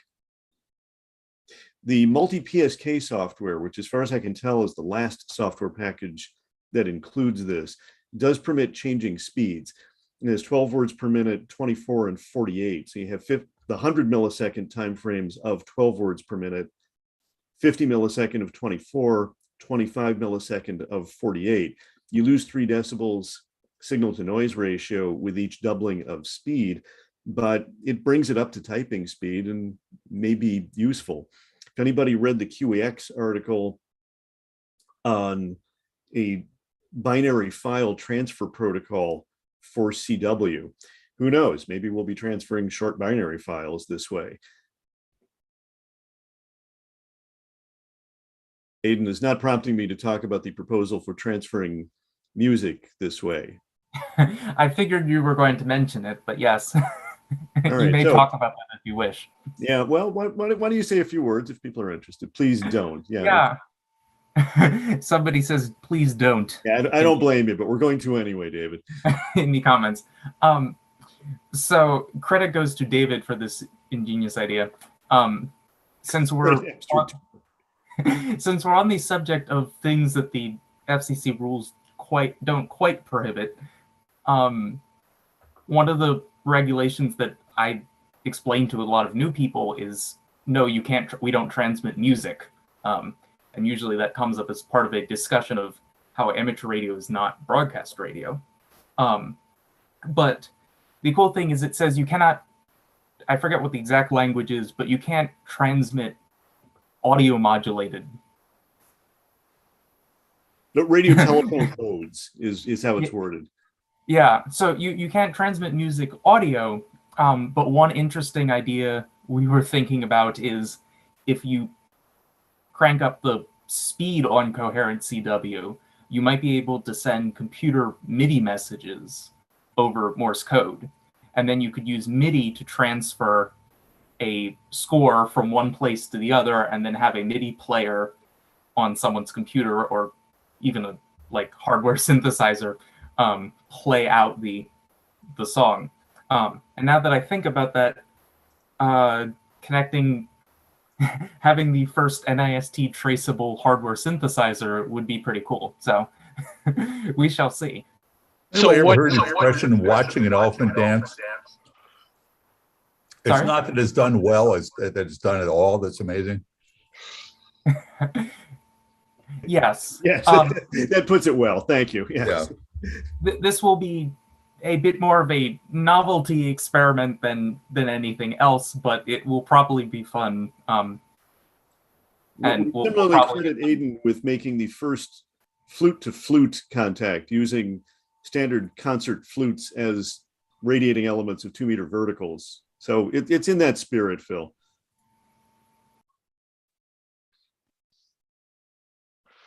The QST editors turned us down for that one, but I think we're going to resubmit. Well, you might have better luck in the April issue.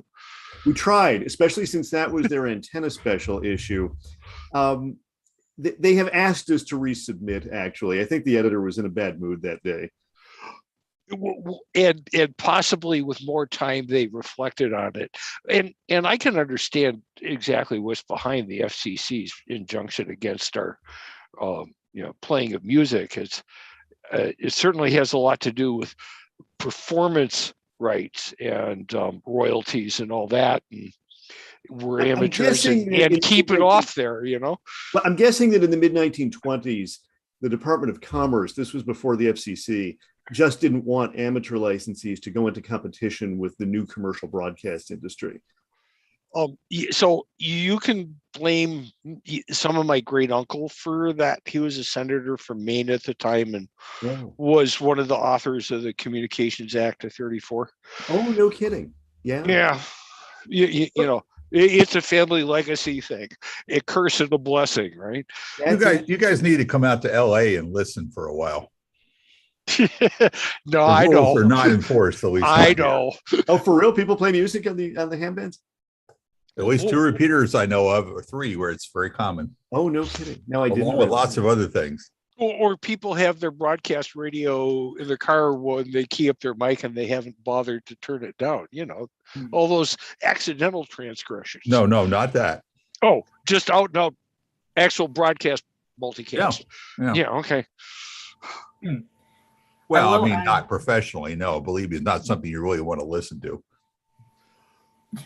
I will add but that was the same with underground FM stations in the late 60s, Phil, you may recall. Well, I think the FCC has widely realized that it is best in places like this to simply allow those guys to have their fun in one place and keep them all in one place.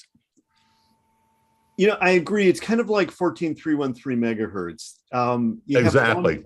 You have one back alley permitted and you quit worrying about it. There's a certain human need for such things. Right. Well, and the 75-meter equivalent, right? Yeah. Well, out here, I'm referring to, of course, the infamous 147.435 repeater in LA, the Animal House. Oh, no, I don't know about this one. I'm sorry. Weird things happen. I mean, a couple of years ago, 3 years ago, one of the denizens was actually murdered. That created a lot of drama. Wow. It turned out it wasn't another ham. It was a love triangle that he was involved in. But man, oh man, that was wow. Yeah, drama. Well, it's Hollywood out here. So what do you expect, Well, we had a pretty good community on 80 meters for a long time. And that got all killed because people didn't know how to behave on 80 meters. Well, I used to be able to listen to those guys. I can take the trash talking, the jamming, all that kind of stuff. When they get to politics, that's when I have to turn it off. Yeah, it's true. And God, I've heard some crazy things on HF, just insane politics. Enough. Mm-hmm. Oh, you should be up where I am. There's some really interesting stuff. Of course, it comes out of Western Michigan, home of the Battle Creek Special antenna and things like that. I dramatically remember hearing people on 80 meters discussing the January 6th Capitol insurrection that was being planned before it happened. Oh, is that why the FCC put out that note reminding everyone not to radio for I think 3 times now. I think that has gone out. Wow. That and radios were seen on the people on the day, so they were on some frequency. Well, I looked closely. They could have been FRS. They could have been ham. Well, they were bell funds. I got a close look at least one of them. I don't think they were ham frequencies. If they were, I'm not sure. Well, I heard it on 80 meters. I mean, how many federal laws can you break at once? But whatever. Well, 80 meters is pretty safe because it's really hard to trace the transmitter if you only transmit. Yeah, for probably a little so. while. Yeah, probably so. Yeah. Unfortunately. Hear about the warning about leaving a Baofeng on your seat in your car with the windows rolled up and the car locked. People will break the window out and leave an extra Baofeng on your seat. Yeah, the joke was funnier. I thought this was going to be a lithium battery exploding joke. No. Personally, I found that joke funnier when I first heard it 20 years ago about accordions. That's Thank good. you. Thank you so much, David. As a musician, that rings totally David, true. It's a service CW operators provide. Yes. Yes. No, but very good. actually, Oh, I I'm a play musician violin too. and euphonium. I'm a fair flutist, as is Aiden. Like an Ah, idiot, very good. I took up viola 7 years ago, so I'm a total beginner now. Ah, yes, the instrument impossible to play. Oh my God. Well, you've seen Gary Larson's cartoon, right? Welcome to heaven, here's your harp. Welcome to hell, here's your accordion. Yes. Accurate. Sounds like a Weird Al song or something. The accordion can only be played by people that understand music theory, and the people that understand music theory should absolutely not play the accordion. That sums it up. Weird Al is pretty good though, and Cleveland had Frankie Yankovic, so you have some respect for it here. Yeah, you're right. Hey, Alex, why don't you make your comment now? Oh, I was just saying that CW is a good training for musicians because it gives you absolute timing. And the faster you can do Morse code, the nicer you're going to be playing your tones. Especially using a semi-automatic key. Anybody has like experience with learning that? a new percussion instrument. Yeah, Aiden, semi-automatic keys outlawed now. Awesome. Yeah, David? Where's our upload page? I'm trying to find it to put the ITU document up. I should have done that before. The upload folder. You can just upload to the same place you uploaded the your PowerPoints just the other day. Yes, I'm trying to find David, that address. That's the problem. I'll send you the link, David. Thank you. I appreciate it. Forwarded it, David. Someone asked for the definition of CW, that ITU document. So I'd like to get that up. Actually, I found it. Here it is. Okay, I'll upload it. Thank you, though. Yeah. CW is a brilliant mode. It is. And it even has its own data compression. Morse and Vail examined the frequency of English text and set the character lengths for it. It's kind of like PSK in that sense.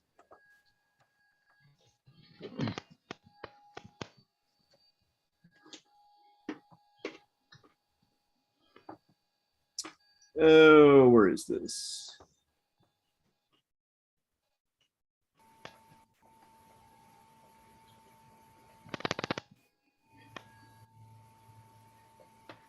Oh no, Aiden, Hey. where have I hidden this? Yes? I was just going to say, while you're looking, I want to give a quick shout out to Dave Wilmore, who has been very helpful to me today in some of his comments on how to operate VLC player. I mean, I know how to run lots of programs, but there are just too many programs to be, master of the universe, and he's really helped me gain a better insight in how to do that. And thank you, David. Can I make another comment? Sure. Yeah, sure. Well, I was building a project on Arduino from a guy from Italy. I can't remember his name, but I think it was Paolo, and he came up with a way to turbocharge a regular key. And that, if anybody's interested, I can give you the more details once I've found them. But I thought that was really brilliant. Like you develop a software that you plug into, that you run into the Arduino, and then you plug your key into it, and it will create automatically dits and dots. And as you type down the key with a single key, you can create Morse code, and it's brilliant. I thought that was really neat. Has anybody done that? Sounds like cheating to me. This guy's. I'm not quite sure what you mean by turbocharging. What do you? Well, it's kind of like like how you have to when you have a regular key, you have to really do each down bit you have to do manually, like you move up. And he came up with a way to, when you press down your key, it will come up da da da da da, and when you left your key off, it would add up a bit. So if your timing is critical, if you have a da and then you leave it a little bit longer, it would automatically add a bit. And to keep, There was a QST article when I was a teenager. Excuse me. About a 5-key automatic keyer paddle. It had, I don't remember which fingers had which, but you put your whole hand on it. It gave dit, da, da, dit, and dit with a letter space and another dit. The author's claim was that you could really learn to haul with this thing. I don't know that anybody else built it, but it was an interesting QST article. Why not just learn to use a keyer? Well, so the keyer articles are interesting. I've been reviewing the literature on those. The first one I used. Cheating. Well, okay. The first one I used was a vacuum tube arrangement in the early 70s, but they went all the way back to relay logic devices in the 40s and 50s. And even the authors of those papers didn't recommend building it and trying to use it. They said it was just too hard. That it was an interesting thing to try, but it took them months to get the knack of it. My first keyer was my first RTL project. Remember RTL? Yeah. Oh, yeah. RTL. Yeah, and I built one too from a, I don't know, 1972 or so QST. Thereabouts, yeah. Its addition was that it had dot memory. So if you hit the dit while the da was still going, it would form. And actually it made a huge difference over the earlier keyers. So I remember one of the earlier ID keyer articles in QST that basically had you taking toroidal mag cores and weaving wire through it to. So along those lines, there was one again when I was in high school. It was sort of an early FPGA thing. It set up a memory for Morse with a diode matrix and scanned across the diode matrix and had maybe 10 characters of memory that way.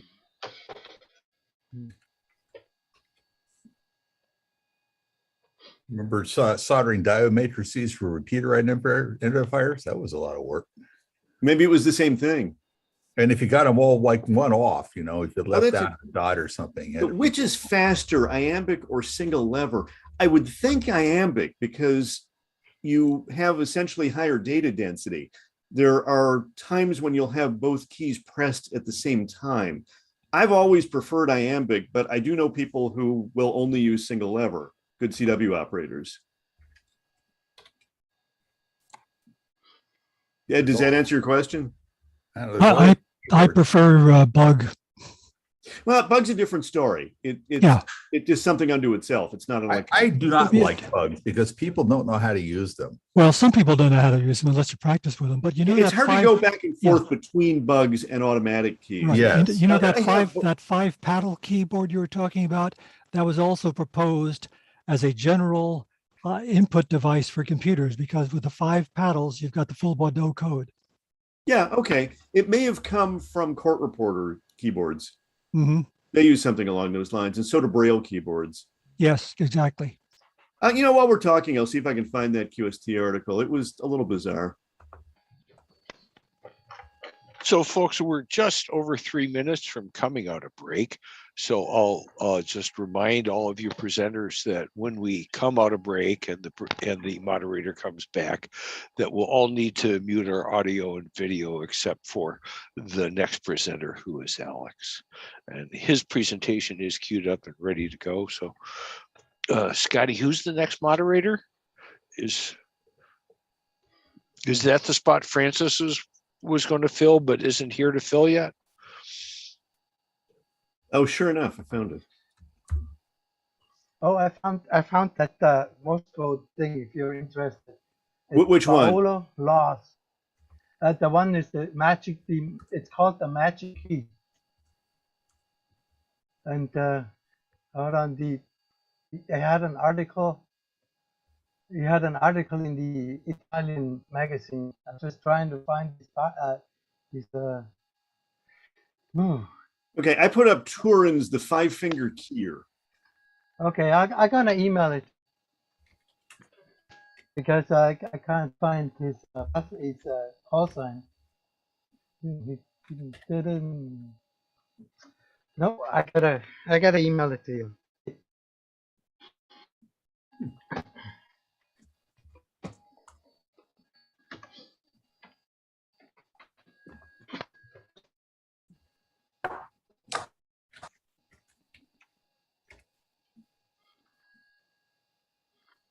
And I think this is the diode matrix one.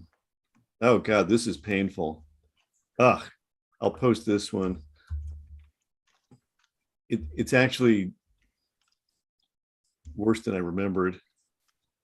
David, I think you put a wrong, you put a link on your local system, not a URL. I mean, it is a URL. It's not a I see what you're saying. web URL. Okay. How do I do a URL to that then?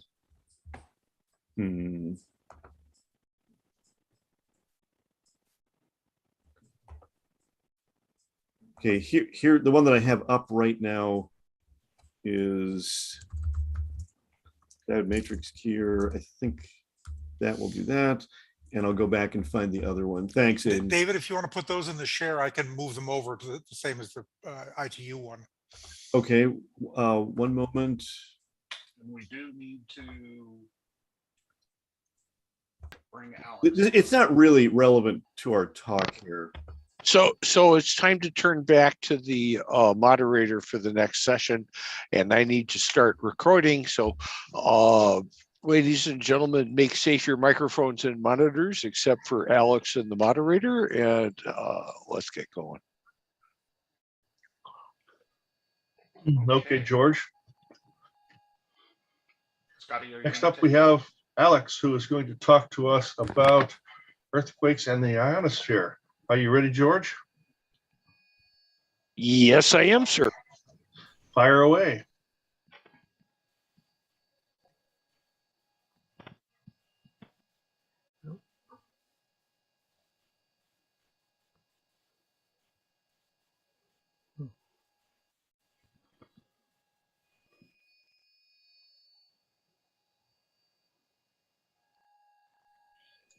Alex, you can mute your video and audio while the recording plays. Yeah, we're not seeing anything, George.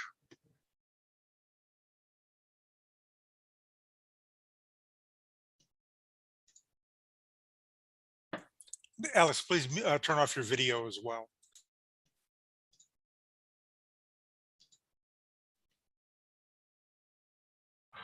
So we will restart Alex's presentation from the beginning. Everyone, video off, mic off. Here we go.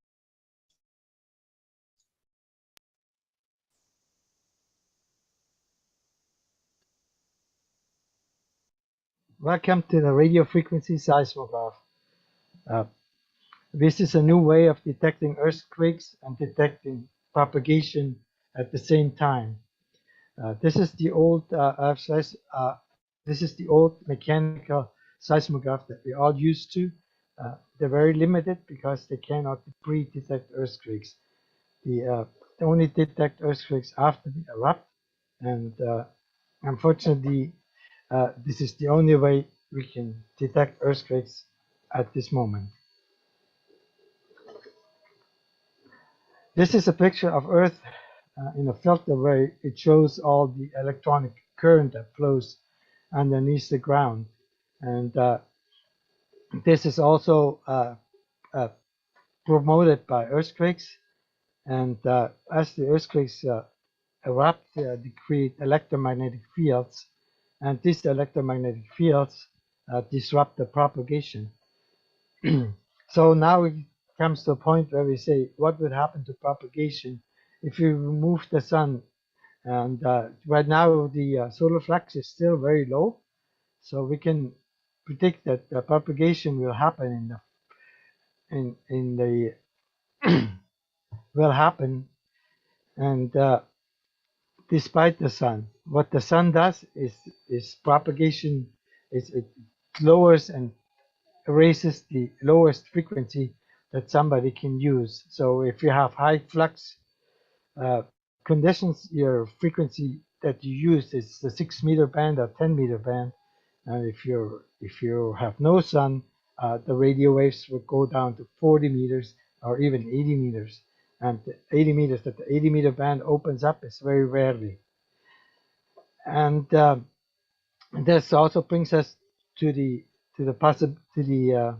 conclusion that the gravity of the moon, as it creates plate tectonics, and the plates rub at each other, and the electric nature of the plates, because they're piezoelectric, creates a lot of propagation. And this is the kind of propagation that we can measure with our seismograph.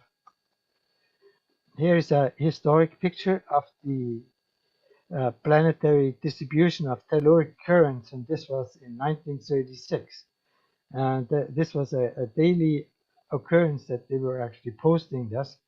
And unfortunately, with our new high-tech environment, we kind of lost that. And it's about time that we regain this knowledge and to understand how earthquakes can affect propagation. So there's the crustal electric currents independent from electromagnetic field generated by the core. There's the ground flow of electricity. Those are the telluric currents. And since the electrons have also mass, they're also subject to the tidal effects of the moon. And as the moon rotates over the planet, it pulls and stretches the planet, and this also creates electromagnetic fields via piezoelectricity. And this motion creates vast amounts of electrons by releasing electrons while it microfractures the rock. So here is a picture of how I envision the earthquakes affect the propagation. And this time, because of the low solar flux, the main effect on the earthquakes is the 40-meter band. And as the propagation changes and the field lines move up from the ground, and they create rifts on the shock waves into the ionosphere. And these shock waves last for 5 to 2 hours or 4 hours, and it follows the propagation on 40 meters very nicely. And we're going to have a graph later where we should see the distribution of how propagation changes by the effect of the earthquakes. How do radio frequency seismograph work? The radio seismograph works by detecting propagation. So this is done by having a receiver, which is the main RF seismograph here in Lynn Valley, and this receiver is tuned to the frequencies that are mostly used by ham radio operators, which are the digital frequencies. The RF seismograph has a scanning feature, so it scans 6 bands and measures the propagation on 6 bands, and does that 24 hours, 24/7, and it's automatic, and it just records the propagation. And the interesting part about this is that because radio waves propagate through the planet, we can basically detect earthquakes around the world with one RF seismograph here in Lynn Valley. And the reason why this works is because we have 10 or even 100,000 of other radios around the world where other people transmit their digital signals. And when there is a propagation window, which is created by earthquakes, our seismograph will detect it. So here is a picture of the ionosphere, and when you think about it, the ionosphere is a really strange thing. It reflects radio waves, and that's really strange because radio waves usually go in a straight line. And this really is a really interesting medium to measure all kinds of things that happen around the planet. So we can detect all kinds of things via the ionosphere by bouncing radio waves off and see how they reflect. And that's shortwave radio. So here's another picture of how we envision how the magnetic field lines are created. So we have a subducting oceanic lithosphere that goes down, and as it rubs against the continental lithosphere, that creates a lot of pressure. So it moves up and down, and while it moves up and down, it creates not only earthquakes, but it also creates some sort of background noise that can be measured. As the electricity builds up, and the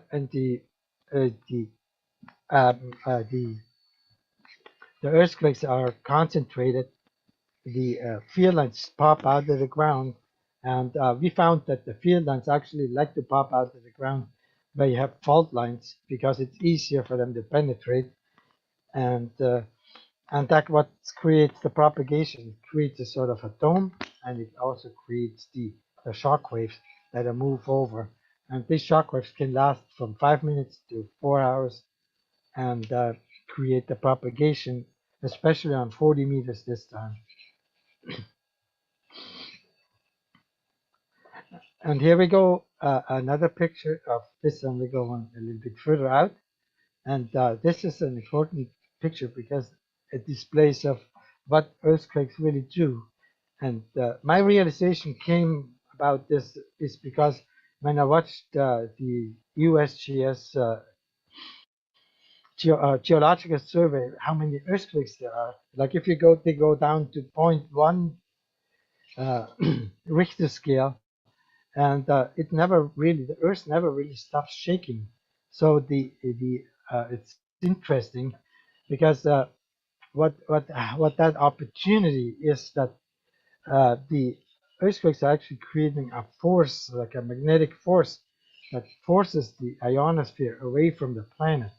So earthquakes are actually quite beneficial to life here on the planet because it makes sure that the ionosphere is at a certain distance, it doesn't come any closer.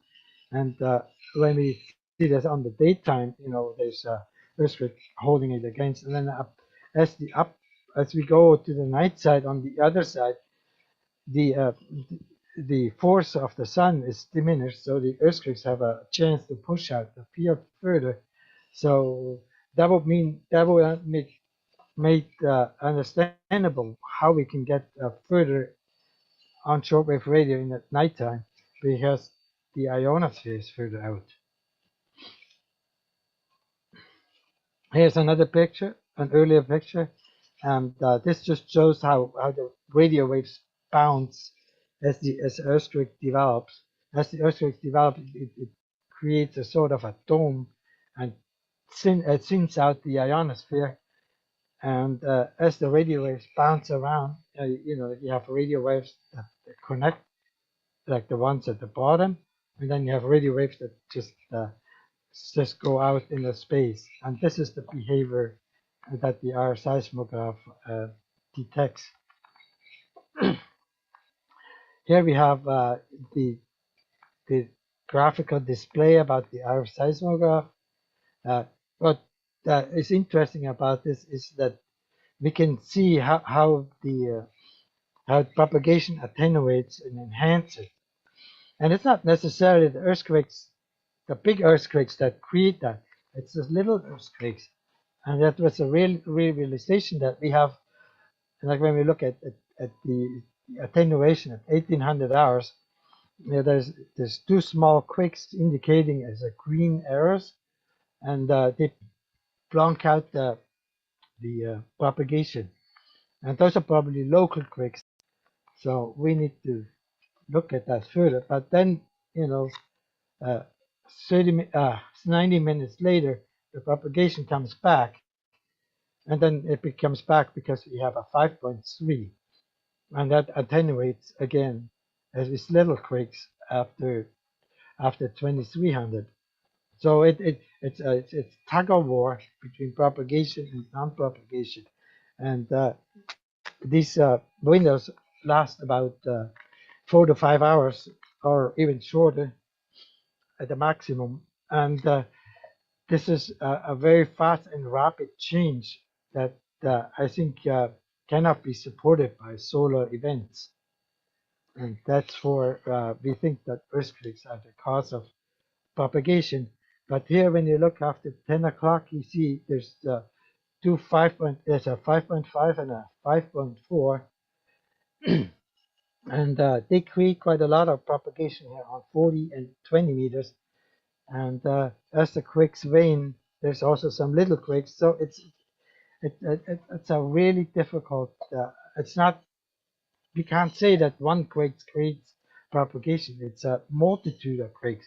Like I've seen propagation come up when you have two medium-sized quakes in the vicinity of about 1 hour or so, which would be about what you see here, and that would last about 4 hours. Like this is the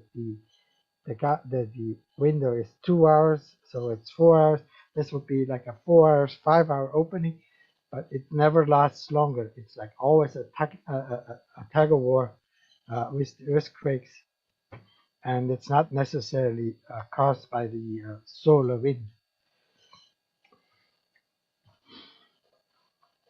So here we see the RF seismograph using a TS9, an FDE 950, which is a really nice radio. And the way we make the RF seismograph work is by tapping off the 455 kilohertz IF and inside the radio, and it goes into a gray box where we have a converter that converts it down to 12 kilohertz, and this 12 kilohertz is plugged into a sound card, and that sound card can now very minutely measure the outcoming RF and assign it to the graph that is shown on the RF seismograph image. And this is a very effective way of adopting a shortwave radio into a RF seismograph. The only other thing is what you need is a big antenna, which in the background is a HD 18. It's an 18 HD JR antenna. This is about 36 feet tall, and it's multi-band, which is beneficial. And we seem to think that the antennas mostly work if we have resonant antennas. Resonant antennas seem to show the effect of the earthquakes and the propagation much better than non-resonant antenna. And this is a very good antenna. It's maintenance free almost if it's put together, and I have it on my roof, and it really works well. Here is another graph that we want to show the little things that earthquakes do, and this would be really something that if somebody wants to write a piece of software that goes through our data and fix out the points of interest. So they have mostly spikes in that are really big, and these are caused by the magnetic field lines as they break. This is an earlier version of the RF seismograph, and one of the early versions where we started to create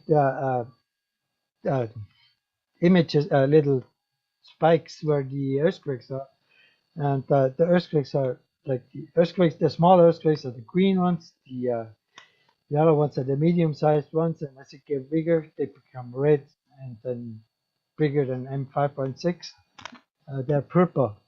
But we get a lot of these small quakes, and these small quakes create quite a lot of propagation and change in the way radio waves behave. And this is a sort of a picture where we want to show that we can associate spikes and certain patterns that we see from the RF seismograph to specific earthquakes, and the earthquakes create propagation. One of the easiest ones to see is the one at the 2200 hours, where you see the 20-meter propagation comes up, and this is created by the earthquake, that little white spike, and we started to create a global map of that shows you where the earthquakes are located, and we will have later include in this map, we will include the this whisper information that records the passes. So our guess is that once we have this together, that once there is an earthquake, the whisper models, the whisper propagation will show that the propagation goes right over certain earthquakes, or if you have a strong earthquake, that the propagation is attenuated over certain earthquakes. And the way our seismograph measures propagation is it does two things. I call it a semi-passive measurement, and that is basically when you have a flat line, and that gives you the background noise of the band at that time of the measurement. And if you have propagation, there's a sort of additional sort of a solid line that goes higher, and it's kind of like a filled solid, and it looks a little bit like AM modulation. But when you have that AM modulation, and you can see that you have a image graph, it shows propagation, and that's the difference between our seismograph and other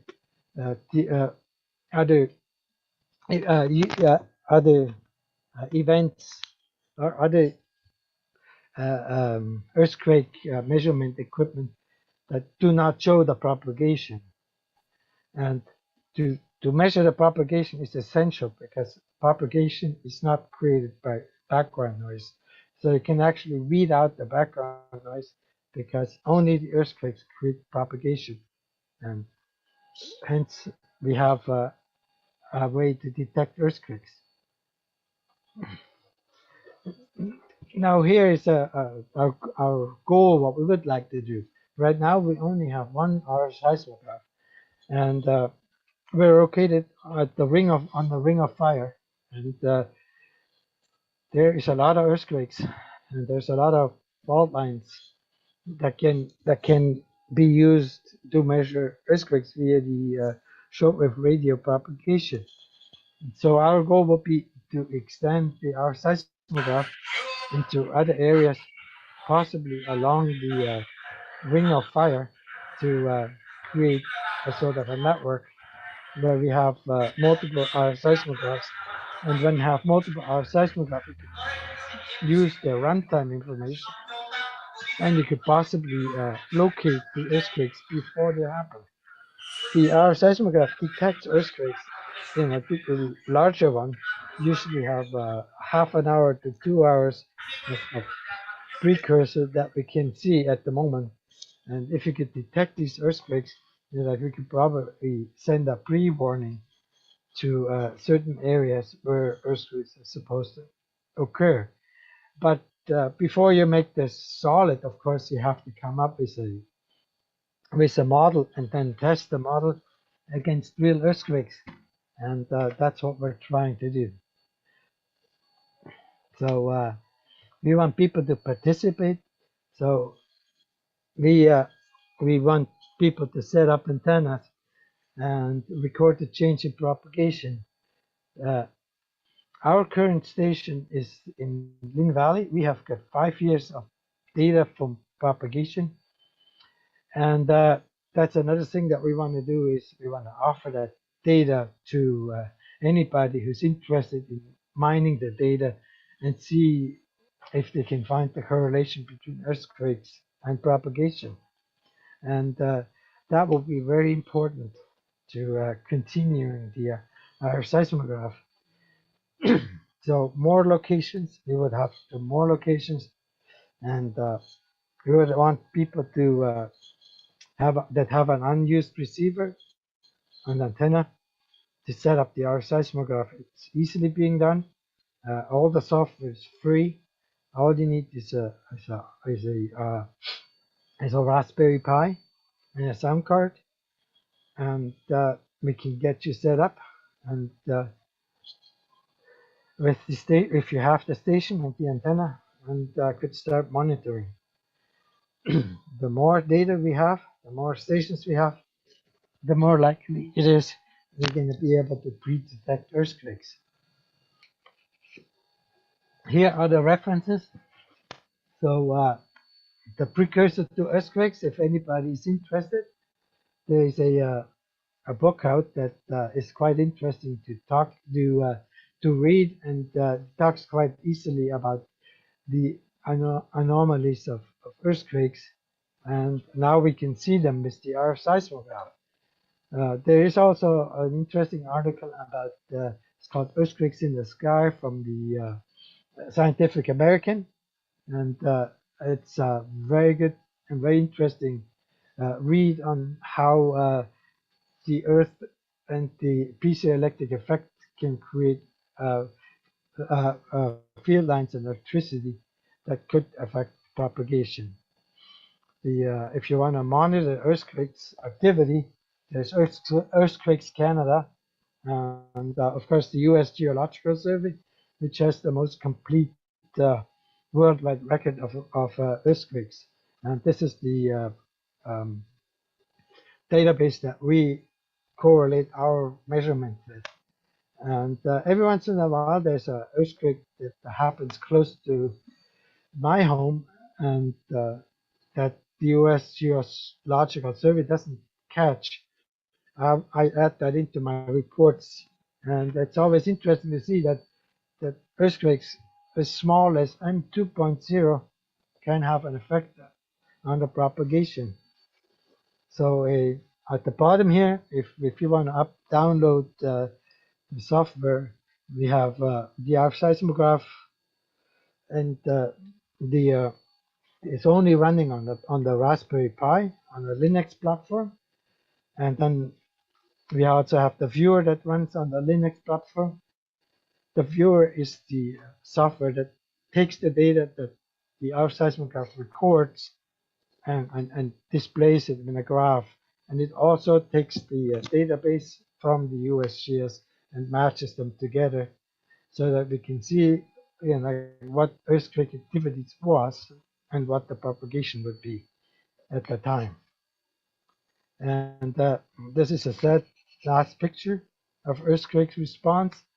It's more like a afterthought, and we need to change that. We have the possibility, a capability to change the world so that we can evacuate areas before they get destroyed by earthquakes. Unfortunately, we can't move buildings, but save a lot of lives, and that's really what we want to do.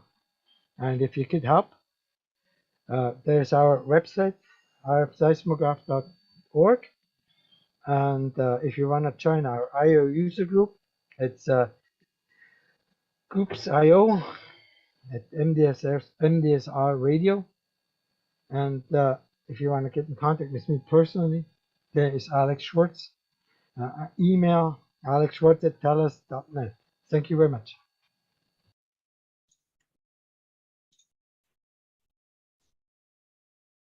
Okay, thank you very much, Alex. We do have just a very short time for a couple of quick questions. Okay. Question we have is, can these geomagnetic electric fields be detected by long power transmission lines or undersea cables? That's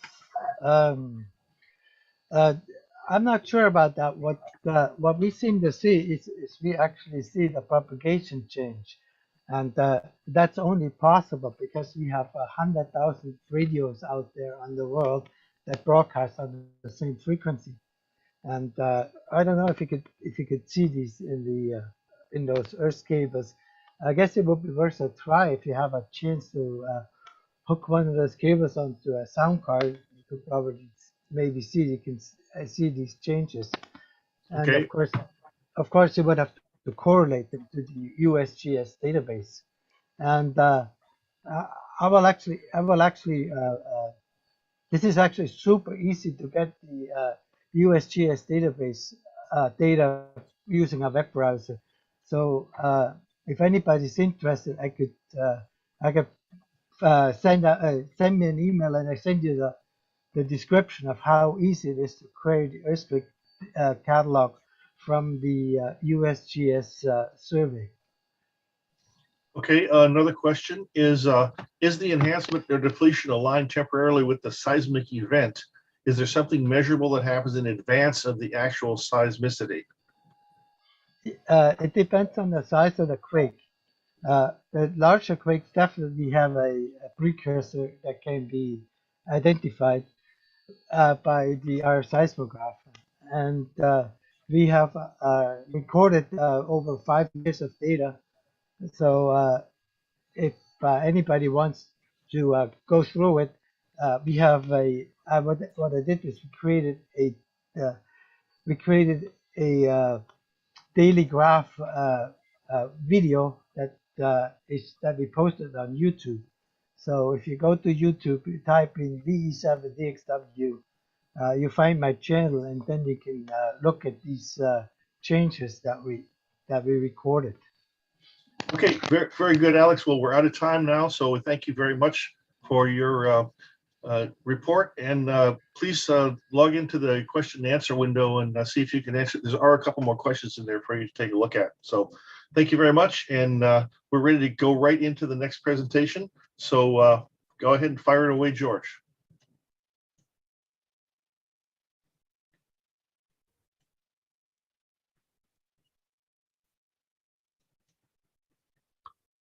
Hi, it's Eric, NY90, and the topic today is called The Tale of Two Meshes. We're going to talk about the production use of mesh technology, various flavors of amateur radio mesh for about 10 years at the Medtronic Twin Cities Marathon, and why we have two meshes here in the Twin Cities of Minneapolis and St. Paul. In fact, the cover slide here shows the medical tent finish line at the marathon. We have two St. Paul EMS rigs, the fire chief, the medical director, the EMS director, and then our data trailer, and then Kaiser LAB's truck containing all the tools and parts. And the antenna in the center is the medical command center. The trailer on the right is the data trailer with a D-Star 1.2 gig antenna on the top, and then two mesh antennas in the center, 2 gig and 5 gig, as well as an 802.11. We call it just a plain Wi-Fi antenna, and then we've got a dish at the bottom that goes to our St. Paul 1 site, and that keeps track of our data. So why are we using mesh? Really served agencies are increasingly using things like dashboards, databases, and video. My friend Steve Hartman from the Red Cross talks about better data, better decisions. He's a regional lead for them across several states, and it's a common request and theme. And the Red Cross themselves has moved to a cloud database called RC Care for their dealing with their folks that might be in a shelter or have a house fire or something like that. They enter their information in RC Care, which is in the cloud. And if you listen to the message traffic, the information that we've seen out on the internet from Hurricane Ida, really one of the themes of that is using things like WebEOC for emergency management, and of course the protection of PII, or personally identifiable information. So groups like the Cajun Navy really don't want people's names and addresses and social security numbers and things like that, their medication status kind of out on open radio channels. They like to keep that private and secure. So mesh really, based on standard low-cost outdoor rated hardware, you can run it on indoor rated hardware, but it's junk. It doesn't have a ability to withstand 105 degrees in the sun, that sort of thing. Allows high data rates and peer-to-peer connectivity, and you can link the stations together and build meshes. And it has a disappointingly short tactical range. I think a lot of folks are saying, hey, I want one in my Go kit, you know, I want one on my roof of my house. And I said, well, you know, what good is a mesh that's a couple of blocks? And the answer is, you know, especially in your Go kit, it's, you know, 100 feet or something like that. It's really not all that useful. And then in Minnesota, we've adopted a standard Aries has for the, you know, kind of the plug and play, ready to go software package called Arden. And we're using channels -2 and 180 at 10 megabits of bandwidth. Now at the marathon, we wrote some software, gosh, I don't know, 15 years ago called TrivNet DB. And it's just a basic database. It's based on the old Aries data, and it's written in PostgreSQL, and basically enter a query. We get a spreadsheet from the marathon with the participant information, first name, last name, bib number. Gender is important because we get, you know, 20,000 runners end up with, you know, too many digits of numbers, and so there's usually F in front of the female ones. And then age is important for a couple of reasons, specifically for medical reasons, as well as to keep track of, you know, it helps to identify if you have, you know, 2 Mary Smiths, as does a middle initial. So you can do queries, you can do edits, you can say in the med tent, out of the medical tent, things like that with just up with the screen. And then you can have a status display, really a dashboard available at any station. And so you can keep track of messages and what's happening. And we just keep a status message, nothing fancy, nothing HIPAA related.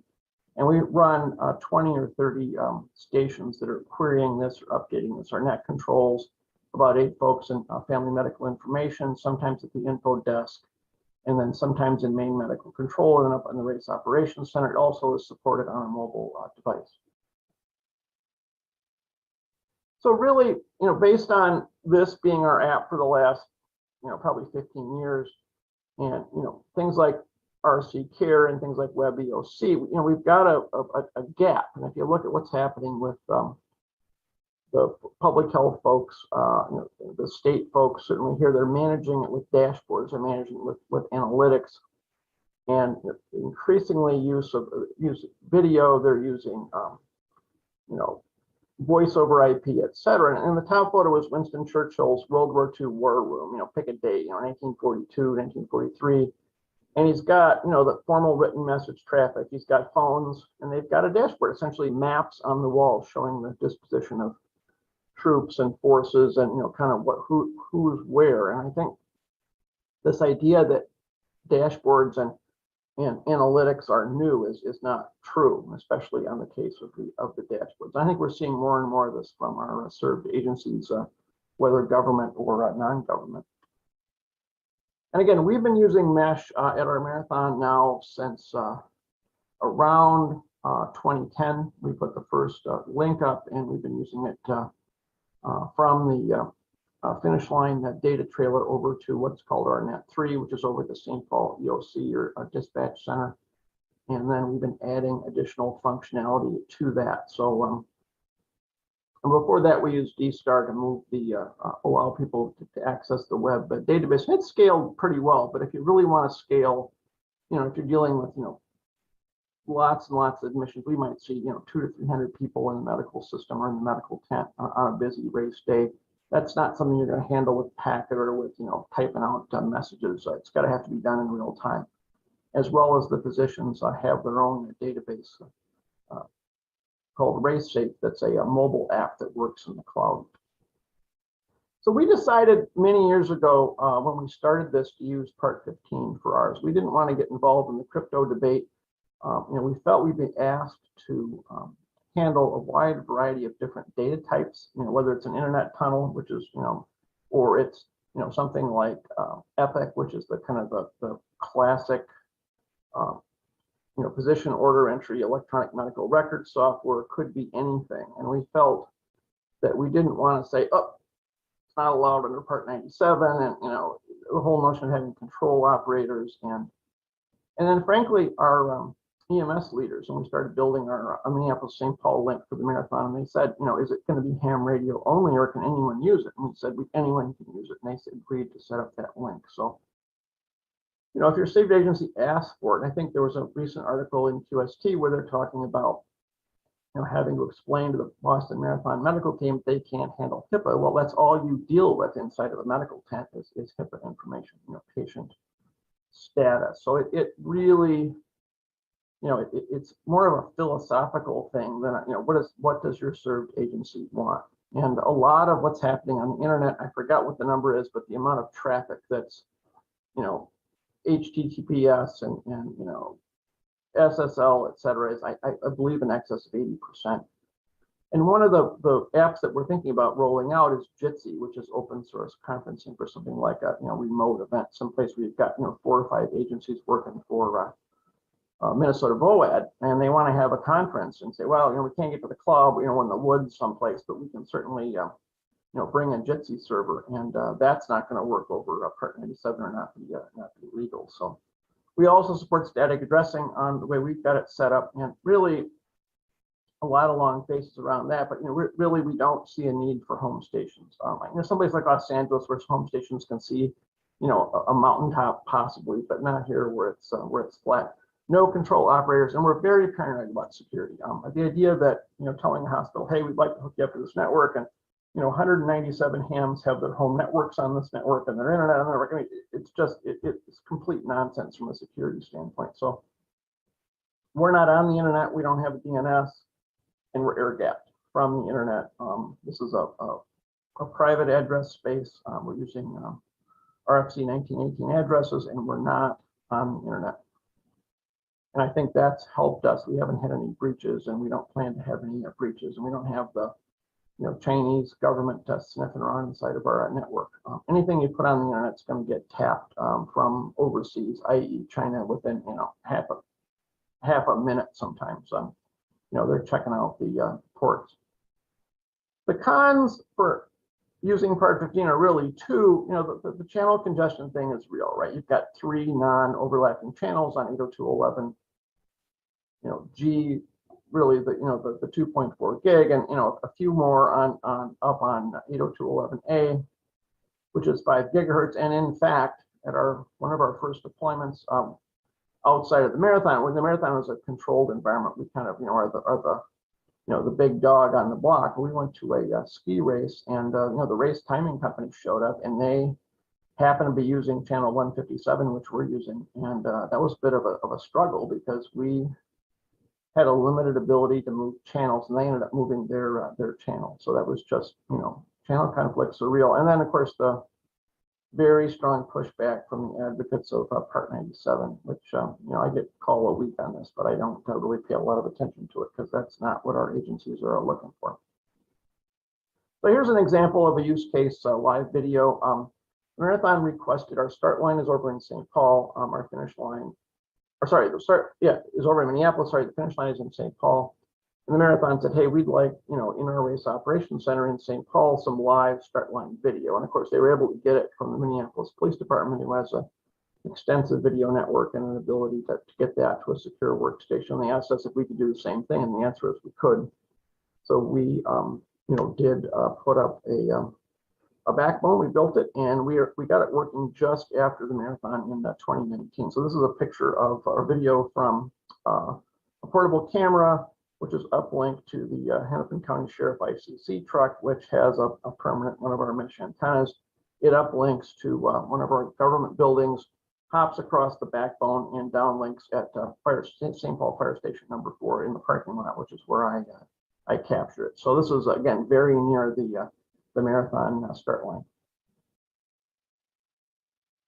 So another use case for video, this is the Klondike Dog Derby, a major event on a 15,000-acre lake west of Minneapolis. This was the served agency here was the Hennepin County Sheriff, and they've got some dog teams out there, and I believe it's a more than 26-kilometer race. Essentially, they're racing dog sleds around the lake, and they were able to put out 2 of their big command trucks and a couple of vans and some portable cameras, and they streamed this live to YouTube, and we were able to deliver services to the agency, and the agency would say, hey, what's going on out there? And in fact, on the upper right shows an individual dog team, and they had a problem, and we were able to zoom in, excuse me, from the pan tilt zoom camera and get a view of what was happening. So this is real world done by volunteers associated with the Sheriff's Department.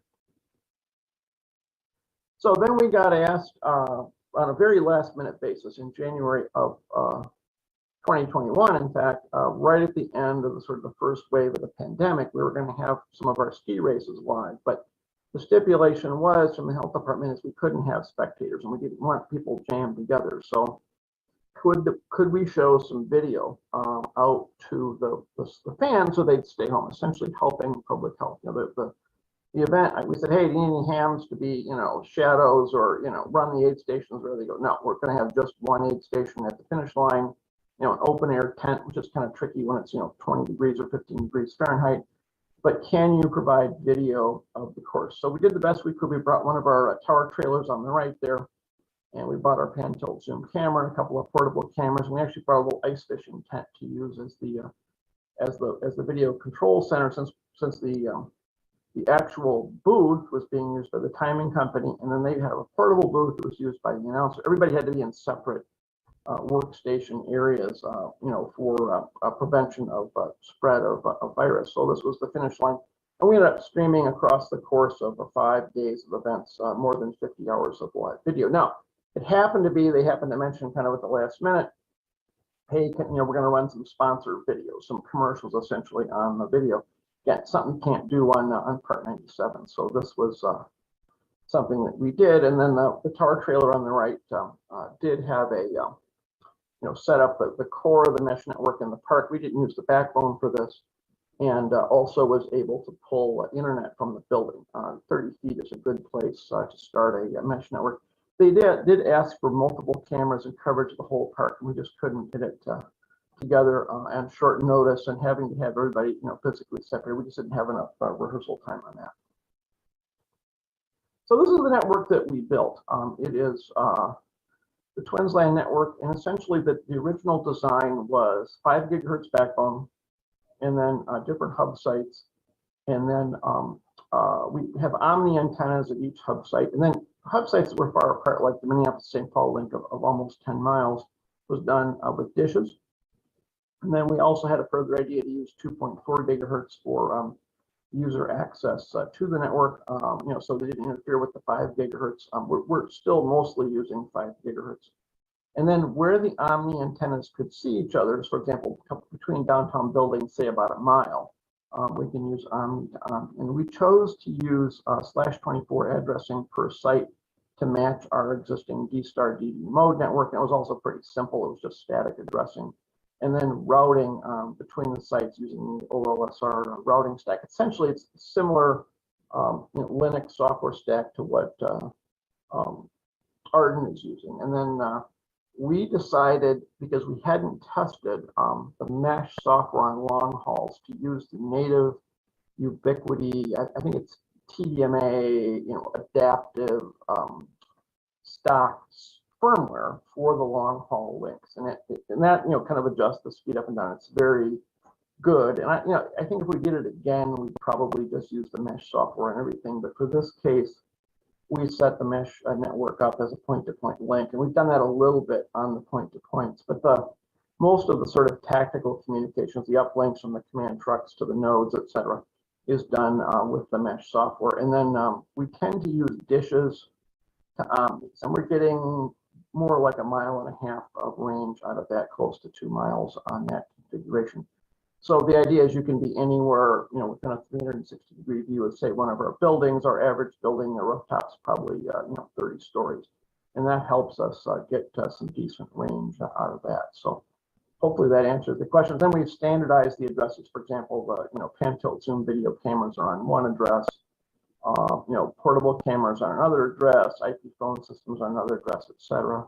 And then we monitor the whole network with Nagios and are able to keep track of, you know, performance. And then we are talking about you know, more segmentation and things like quality of service.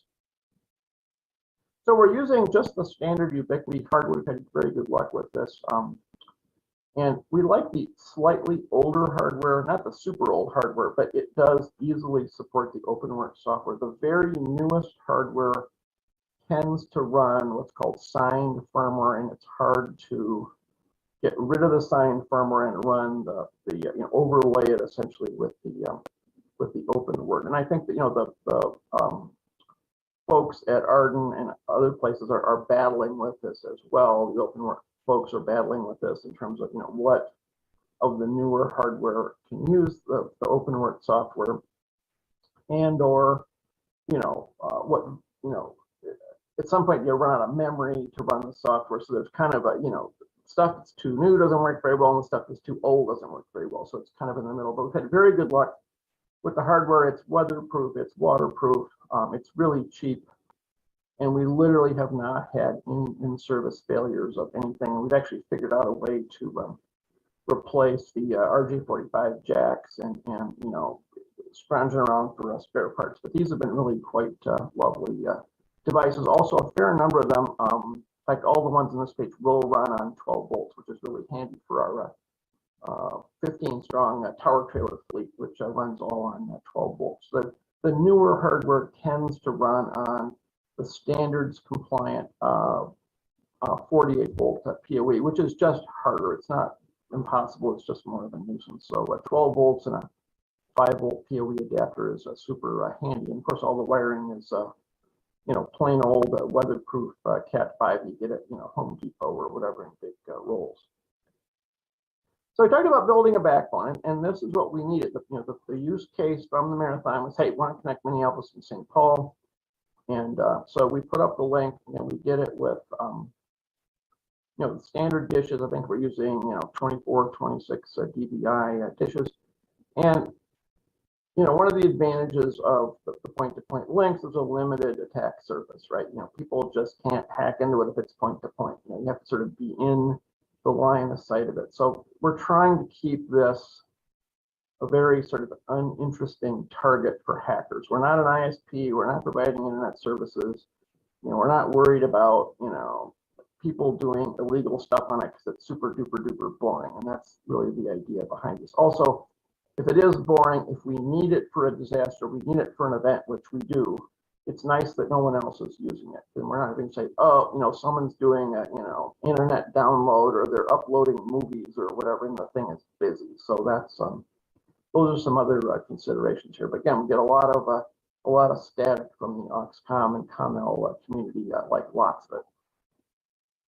So we did some speed and range testing, and I think people have been asking, this is a kind of a back of the envelope view of some of the things that we've done. Some folks have been helping us do some tests. So we've been using D-Star DD mode on 1.2 gigahertz.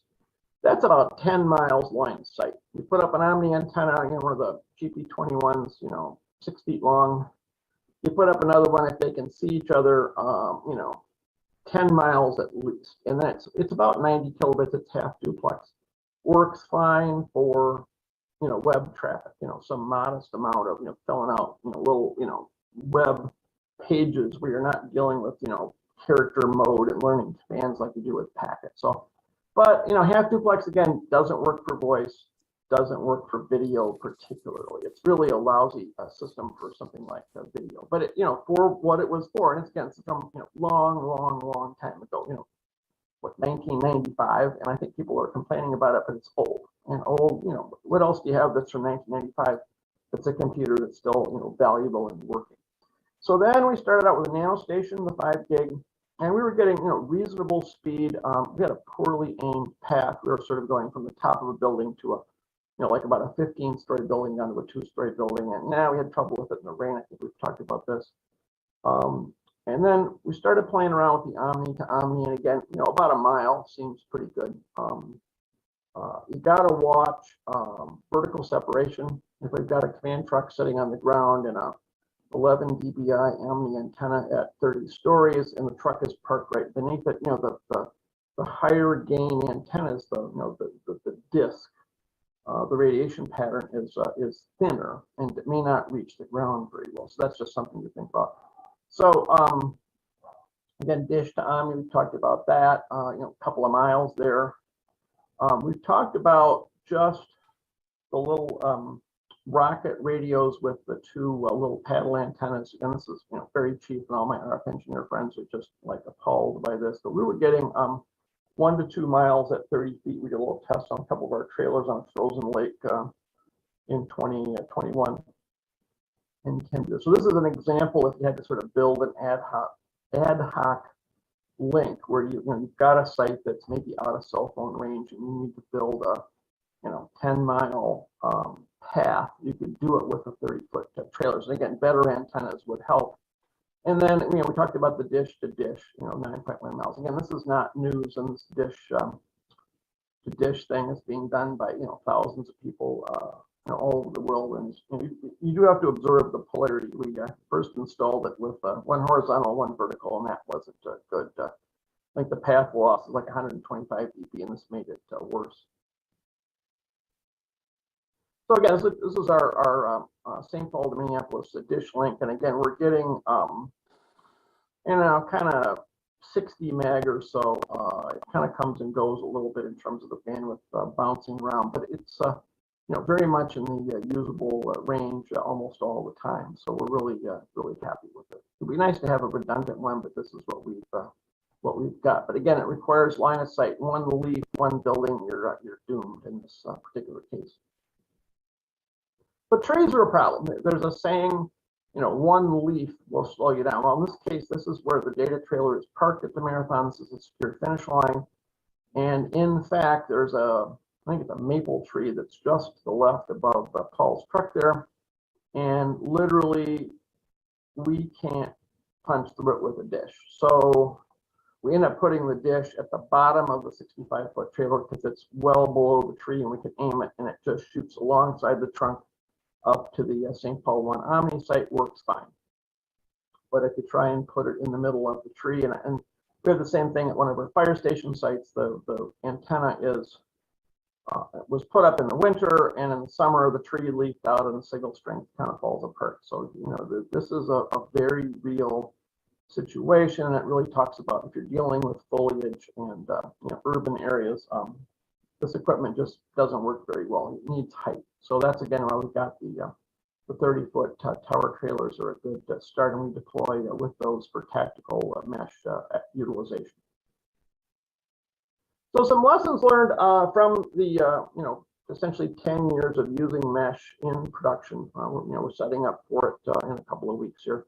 So high data rates are useful for public service at scale. Again, if it's one person out in the woods, operating a race checkpoint, you have a couple check-ins an hour, you don't need mesh. But if you're dealing with 200 to 300 patients and you've got things happening at scale in real time, they're asking for video, they're asking for dashboards and analytics. Again, limited role for home stations and go kits on mesh. Get a lot of calls for this. I'm like, no thanks, don't need it. Put yourself up a 2-meter antenna or whatever. Air gaps from the internet and served agency networks are magical. We tell our agencies, all I need is a tiny power plug for a little 15-watt power brick, and I do not want to be on your Ethernet. And that way I can't get in trouble from them, and they can't get in trouble from us. Kind of the years ago, there was this notion of secure internet segments, and in these days, there's really the notion that every session is secured. We don't have the notion of secure network segments anymore. It's more of a per session, authentication kind of a plan. I had good luck with pre-built backbones. If you don't have a backbone, you have to bring your own. It's tricky. And then we've got the two mesh systems, and any interconnect is ad hoc and tactical. We're not planning to interconnect the two, unless there's a specific need. You might just build a tunnel for that. So, it's super easy to run another piece of Cat5 up the tower, and power up another $30 radio and say, okay, we're supporting, for example, Arden. Our tower fleet rolls with Twinsland Medical Command mesh, the Part 15. But we always have Arden radios on board, and if there's a requirement for Arden, and then as we visit, once the pandemic stops, get back into our sites, we're planning to, pull or just, split off another PoE and put an Arden radio up there as well, just to support a second network, and actually provides a little bit of redundancy if one of them is full or gets attacked or whatever. So looking at amateur radio public service in 2021, I think, the idea of waiting around for government radio systems to fail or cell towers to fail is really pretty boring. I think we saw in Ida, as far as I know, there were significant cellular outages and home/wired Ethernet internet outages, but I think the public safety radio system stayed up. So are there going to be outages? Yeah. Are they going to affect everything? Or is it going to be lights out? Probably not. And then so the idea is if we're embedded in the agencies, more in the EMS and the hospitals and the different NGOs, the VOADs of the world, they seem to have a need for us. If you ask the big city emergency manager, like, nah, we've got people we need, we have state-of-the-art equipment, and we don't need hobbies, right? That's the message that I get pretty consistently. And then really pivoting from written message traffic to databases and dashboards. And I think if we're providing that, and say, hey, we need a video conference, we need, live on scene HD video, even things like satellite, we've got that. That's going to be valuable. And then really getting more into the capabilities and direct service side of things. So missing persons, supporting aid stations, running medical command centers, reunifying families, helping track people down and get them together. And then, duties as assigned, things like, IT support and, cleaning viruses and fixing laptops and that sort of thing, as well as the, kind of the crisis cleanups and the VOADs and the sort of after disaster volunteer agencies. And then I think we need some assets. I think years ago, 30 years ago, 40 years ago, we had great repeaters, and we had literally some cases, more and better repeaters than the government did. Of course, that ship has long since sailed. But I think if we show up and say, look, we've got as much, diesel generator capacity as we do in our county as the county emergency manager, we've got, 15 tower trailers, we can deliver things like, live video, and if you need internet tunnels where there isn't an internet, et cetera. And then the notion of, getting, unwanted volunteers being interesting again to some of these agencies, as opposed to, being a public safety threat, which they are in some cases viewed. And this is not an original idea, actually, this idea of ad hoc technical support. This is a document we found not long ago from the CISA. It was a recommendation to add functions to the communications section. I think historically, the communications section was under NIMS was, land mobile radios, right? That's what you did. You took cache radios out, you programmed them. Well, if you look at 2021 and what's happening with emergency management and emergency services, it's not just land mobile radio. There's a significant usage of things like cell phones and texting, and they like cell phones because they're natively encrypted, as well as databases and dashboards, and the widespread use of things like WebEOC and RC Care. And so what is needed, and this is what we provide at our events, is really IT service management. It's a help desk. Someone says, hey, I got a broken laptop, I got a virus, I can't get A to connect to B, can you check my router configuration? Can you, give me a database? I need, 25 gigabytes of storage, all those sorts of things. And those all are in the classic, arms crossed, that's not ham radio. However, I think, if you look at FCC Part 97, it talks about, sort of broadly emergency communications, the voice only replace the telephone ship has sailed. And we're really into, emergency communications is more than just voice. It's more than just formal written message traffic. It's dashboards, it's analytics, it's video. It's accessing the cloud, and if that's what they need, we can just say, no, that's not ham radio, we're not going to do it, or we have to get in the game. Also, I think it's more interesting to our folks. If I've got a team, which I do, of Rockstar Linux and IT security and data people, telling them, oh, we're only doing voice because that's what our tradition says. That's not interesting. And are the government agencies, as we've seen in IDA, are they darkening the sky with airplanes to bring amateur radio people in, or are they saying, nah, we're mostly concerned with things like OPSEC and protection of PII, and if you guys have satellite trucks and the ability to do something like satellite internet at something like some things Elon Musk is doing, that would be interesting. But if you just have sort of old school services, they may not call us, and I think that's really not where we want to be. So that's it. At this point, I'll take some questions.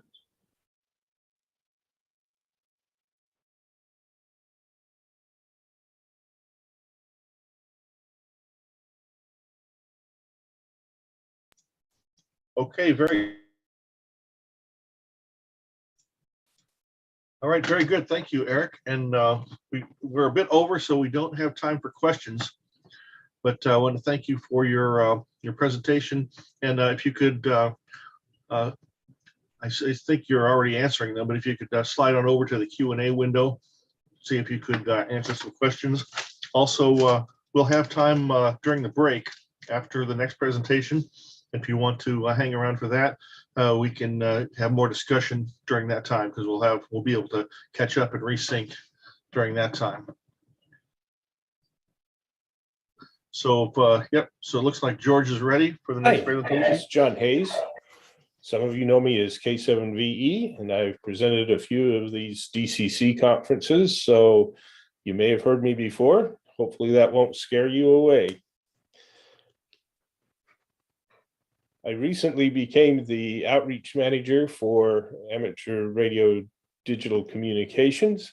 I'd like to spend a little time with you today discussing the organization and our grants and some of our technology work that we're doing. The mission of ARDC is to support, promote, and enhance digital communication and broader communication science and technology, to promote amateur radio, scientific research, experimentation, education, development, open access, and innovation in information and communication technology. ARDC was formed just a couple of years ago. We're a fairly young foundation. We were formed out of amateur packet radio, sometimes known as Amper.org, AmperNet, or Net 44. Our board of directors is taken from a variety of disciplines, ham radio operators that are very dedicated and volunteer their services to the furthering of the aims of ARDC. We now also have a staff that includes Rosie Wolf, who is our executive director, Chris Smith out of the UK, who is the AmperNet administrator and manages ARDC's IT offerings. We have Chelsea, who is our grants manager. We have Dan, who is the content manager. He writes our blog and press releases and those types of things. Then there's me, John Hayes, and I'm the outreach manager, as I stated earlier, and Meredith Stroh, who is our administrative coordinator. We have two primary missions within ARDC. Each has an advisory committee that's a standing committee. One is the Grants Advisory Committee. We'll be talking somewhat at length during this presentation of their work. And also the Technical Advisory Committee, which oversees the amateur radio internet aspect of ARDC. And the chair for the grants is myself. I have been the grants chair since its formation in 2020. And Jan, who has taken up the responsibilities from Germany over our technical advisory committee. She has a great resume, is one of the driving forces behind a number of initiatives in Germany, including HamNet, which is TCP/IP over RF, networking all kinds of resources throughout Europe. So on the grant side of the house, we are charged with distributing a fairly large amount of money every year, several $1 million. We haven't reached our goal yet this year, but we hope to. And But up through August, here are some of the numbers. We've given away a total of almost $4 million. A little over 2 million of that went to the growth of amateur radio. 1.2 million has gone to education. 338,000 has gone to amateur radio technology and experimentation. Digital communications is taken $12,000, and communication science and technology comes in at $181,000. Rounded numbers, and not all of those. Here's a list. I know you can't read it, but it lists some of the, well, all of the grants that we've given and scholarships we've given through August of this year.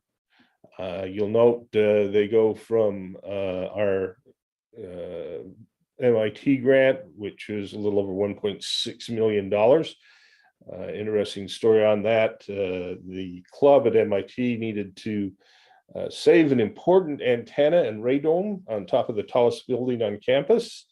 They were given a very short time frame to do that, and they came to us for a grant. We were able to turn that around rather quickly.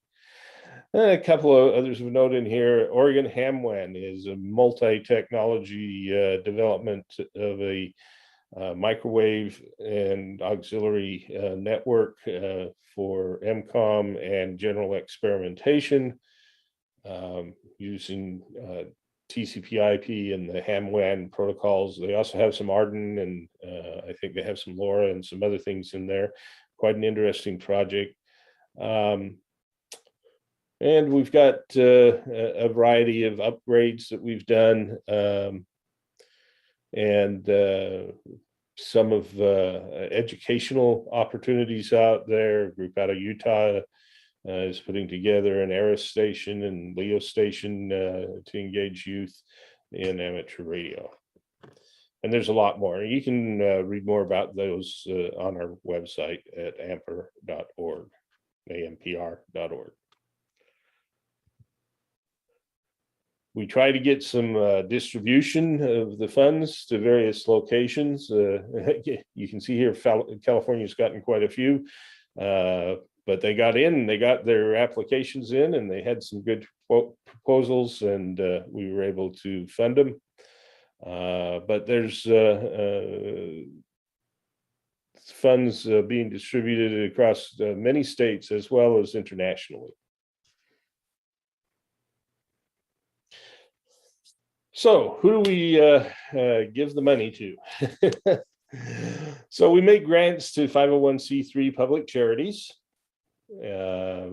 government entities, that can be local government or tribes or other similar entities, EOCs that are run by government organizations and so on. Public schools and universities, note public. We can provide grants to international charities and international nonprofits. There's some extra work to do that. There's a few weeks of paperwork that needs to go back and forth, and it's not too heinous, but it does add a few weeks to, maybe a quarter of a year to get that done, and then we're able to make those grants if they pass. It's called equivalency determination, and it involves some lawyers going over your organization's documents and so on. If you're not a 501c3 but are a nonprofit, and you have a project, or even an individual that's got an idea they want to wants to do, we can do that as well. But you have to get a fiscal sponsor, which either is a 501c3 or one of these other listed entities, a government entity, public schools, universities, and so on. And on a very rare occasion, we may make grant to a non-501c3 entity. Talk with Chelsea. If the project meets all the other requirements, including open access. So we have several categories for which we provided ARDC funds. The support and growth of amateur radio education and technical innovation, particularly in the areas of amateur radio technology and experimentation, internet technologies, digital communications, and communication science and technology. Additionally, we look for grants that further the following aspirational goals that we've established inside of ARDC. We're looking for projects or programs or research that has a broad reach. We would like them to be for the social good rather than just somebody getting a grant and then going off and forming a company or getting a commercial benefit out of it. We really are looking for inclusion of underrepresented groups. This could be women, this could be minorities, it could be marginalized communities. We need to add diversity in amateur radio and in digital communications. And so we're trying to help that happen. We're specifically working on some scholarships that are targeted to those groups, as well as the more general ones you may be familiar with that are targeted towards amateur radio operators, such as we've provided funds to the ARRL and FAR and some other organizations for those types of scholarships. And then we're going directly to other types of organizations for scholarships in these underrepresented groups. We want to empower the individual and have projects that can get a lot of people involved and that they cover some area, not all centralized. We want to preserve the right to innovate, so we tend to look for like open source licensing, Creative Commons, that sort of thing, to allow people to build on the work that's done on work funded by the ARDC, and some innovation on business models, not truly business in the sense of commercial business necessarily, but the way organizations are organized and run. We do require that anything that you produce from our grants, be it hardware, software, report, or something else, be made freely available to the public. So before you apply, check your eligibility, go through that list of who we grant to. And if you fall into one of those categories, proceed. Decide on the scope of your grant request. What's it going to cover? What are you going to do? How long is it going to take? What kind of resources can come to bear to make it happen? If you want some feedback before writing up your proposal, you can contact giving@ardc.net with a letter of inquiry. That can be as informal as an email. Hey, what do you think of this idea? Or a much more formal document for something bigger. We've seen a few of those. Next, you have to write your proposal up. So describe what you want to accomplish. Use plain and clear English.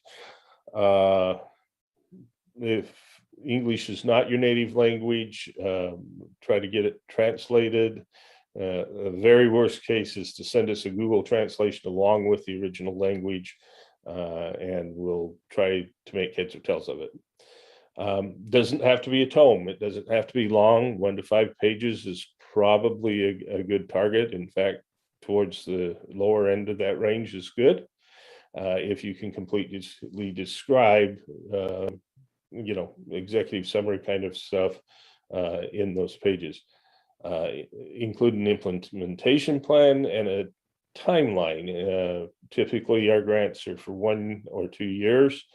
If you can do it faster than that, that's great. If you need to go over that, we might ask you to come back after some checkpoints to get further funding for further years. So just keep that in mind as you're putting it together. Provide a budget and include a list of what you need. We want you to put down what you need to procure and the cost. Round up dollar amounts, and don't forget taxes, shipping, administrative, indirect costs. We try to limit indirect costs. Those are things that get tacked on by an institution, typically like a university, where they might have a little tax on grants that come in to provide general facility type funding and so on. And we'll do that. We like to see that under 20%. Some institutions use a pretty high number, and we ask them to cost share that if it goes above 20%. So a couple places to visit on the web, www.amper.org, apply, and that will get you into the process of making your actual application. If you need some examples and help of how to write a proposal, go to www.amper.org/proposal help. And we've got some examples and some advice on what to write, and it's a pretty good resource. I encourage you to check it out. So once your proposal is ready, and you can get to this mailman.amper.org.hotcrp from the apply page, there's a big button there to click and go there, go and create an account. And once you create that account, it will send you an email, and follow the instructions in the email and return to the site. You will then be given the opportunity to create your proposal. There's a submission form that has several fields of information we like to have for all applications. And then you can upload any relevant documents, including your narrative of your proposal and your budget. And the budget should be as a separate file. And there's a specific area indicated to upload that in the form. So once you've submitted your proposal, we have our grants manager, Chelsea, review it, make sure that it's complete and in the general guidelines provided earlier. You might get a request to clarify or update some information based on this preliminary review. Once she's reviewed it, she will then pass it over to the Grants Advisory Committee, or the GAC. The GAC meets every other week, and in the meantime, they review the upcoming proposals, and if there's some questions about your proposal, further information would be requested via the grants manager. The Grants Advisory Committee, when it meets, will take a vote and advise the grants manager of their recommendation concerning the proposal. That can be either yes, no, resubmit. Sometimes there will be a little advice coming back the other way. Please understand, if we give you advice, you are in the control of what you're asking for. Sometimes we just have some experience we'd like to share with you to consider, but that in and of itself is not a gate as to whether you will get your grant approved or not. It is purely advice from some members of the committee. And again, that would come back through the grants manager. The communication should go through the grants manager, or early in the process, I often will be involved. So the recommendation from the GAC is then passed to the board for the final decision and vote. If approved by the board, you'll be notified and arrangements made for us to release funds to you. Yay, money in the bank. The treasurer disperses those funds after all paperwork is completed, including a contract that lays out the terms of the grant. So be prepared to review that and sign it and get it back to us. So finally, the other side of the house is the Technical Advisory Committee. And they've been up to quite a few things this year and are continuing to do so. They did a rather exhaustive study on the current utilization of our IPv4 address space. You see two subnets there out of block 44. It originally was 44/8, but we sold off a quarter of those addresses, 4 million addresses, a couple of years back at the formation of ARDC. The funds from that created a rather large endowment, which causes us to have to give away several $1 million a year, or the IRS will remove our nonprofit 501c3 status, and that would be not so good because then taxes get involved in a whole bunch of stuff. So they've done this study. They kind of understand where the addresses are being used and somewhat what they're being used for. They can only be used for amateur radio activities. So if you have an idea to come get some addresses and use them for something that's not amateur radio or related, probably will get denied. So they're looking into use cases within that address space for both routing to the internet and also some address blocks that are purely for intranet, ham to ham kind of stuff. So they're working on a plan to implement a distributed points of presence using VPN for distribution of addresses to form a backbone for the network. And this is really going to be a powerful and exciting event.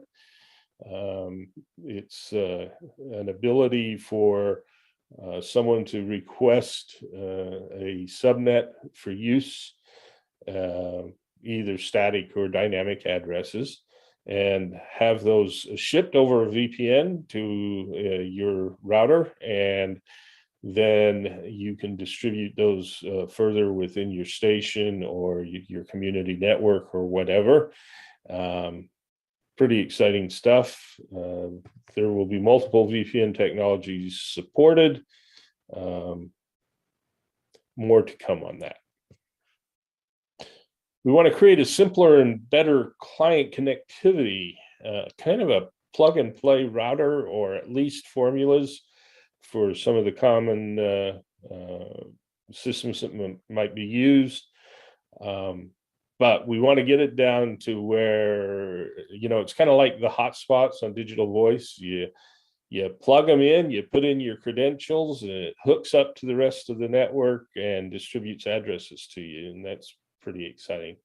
We'll continue to support subnets that are /24 or larger. If you have your own data center and your own connection to the internet where you can advertise those addresses, the POP system will allow, even if you have a couple addresses or a very small network, a /29, you can get some addresses, and they can be up basically 24/7. I've been experimenting with this type of technology myself for a few years now, and it works pretty well. The group will also be recommending better provisioning, management, and monitoring tools for the network. They want to include IPv6 space into the amateur radio internet. That could also be distributed over this backbone point of presence system. By the way, those points of presence will be geographically dispersed, probably North America, Europe, somewhere Asia, depends on how big the communities are, to cut down latency and not have a single point of failure and congestion in the network.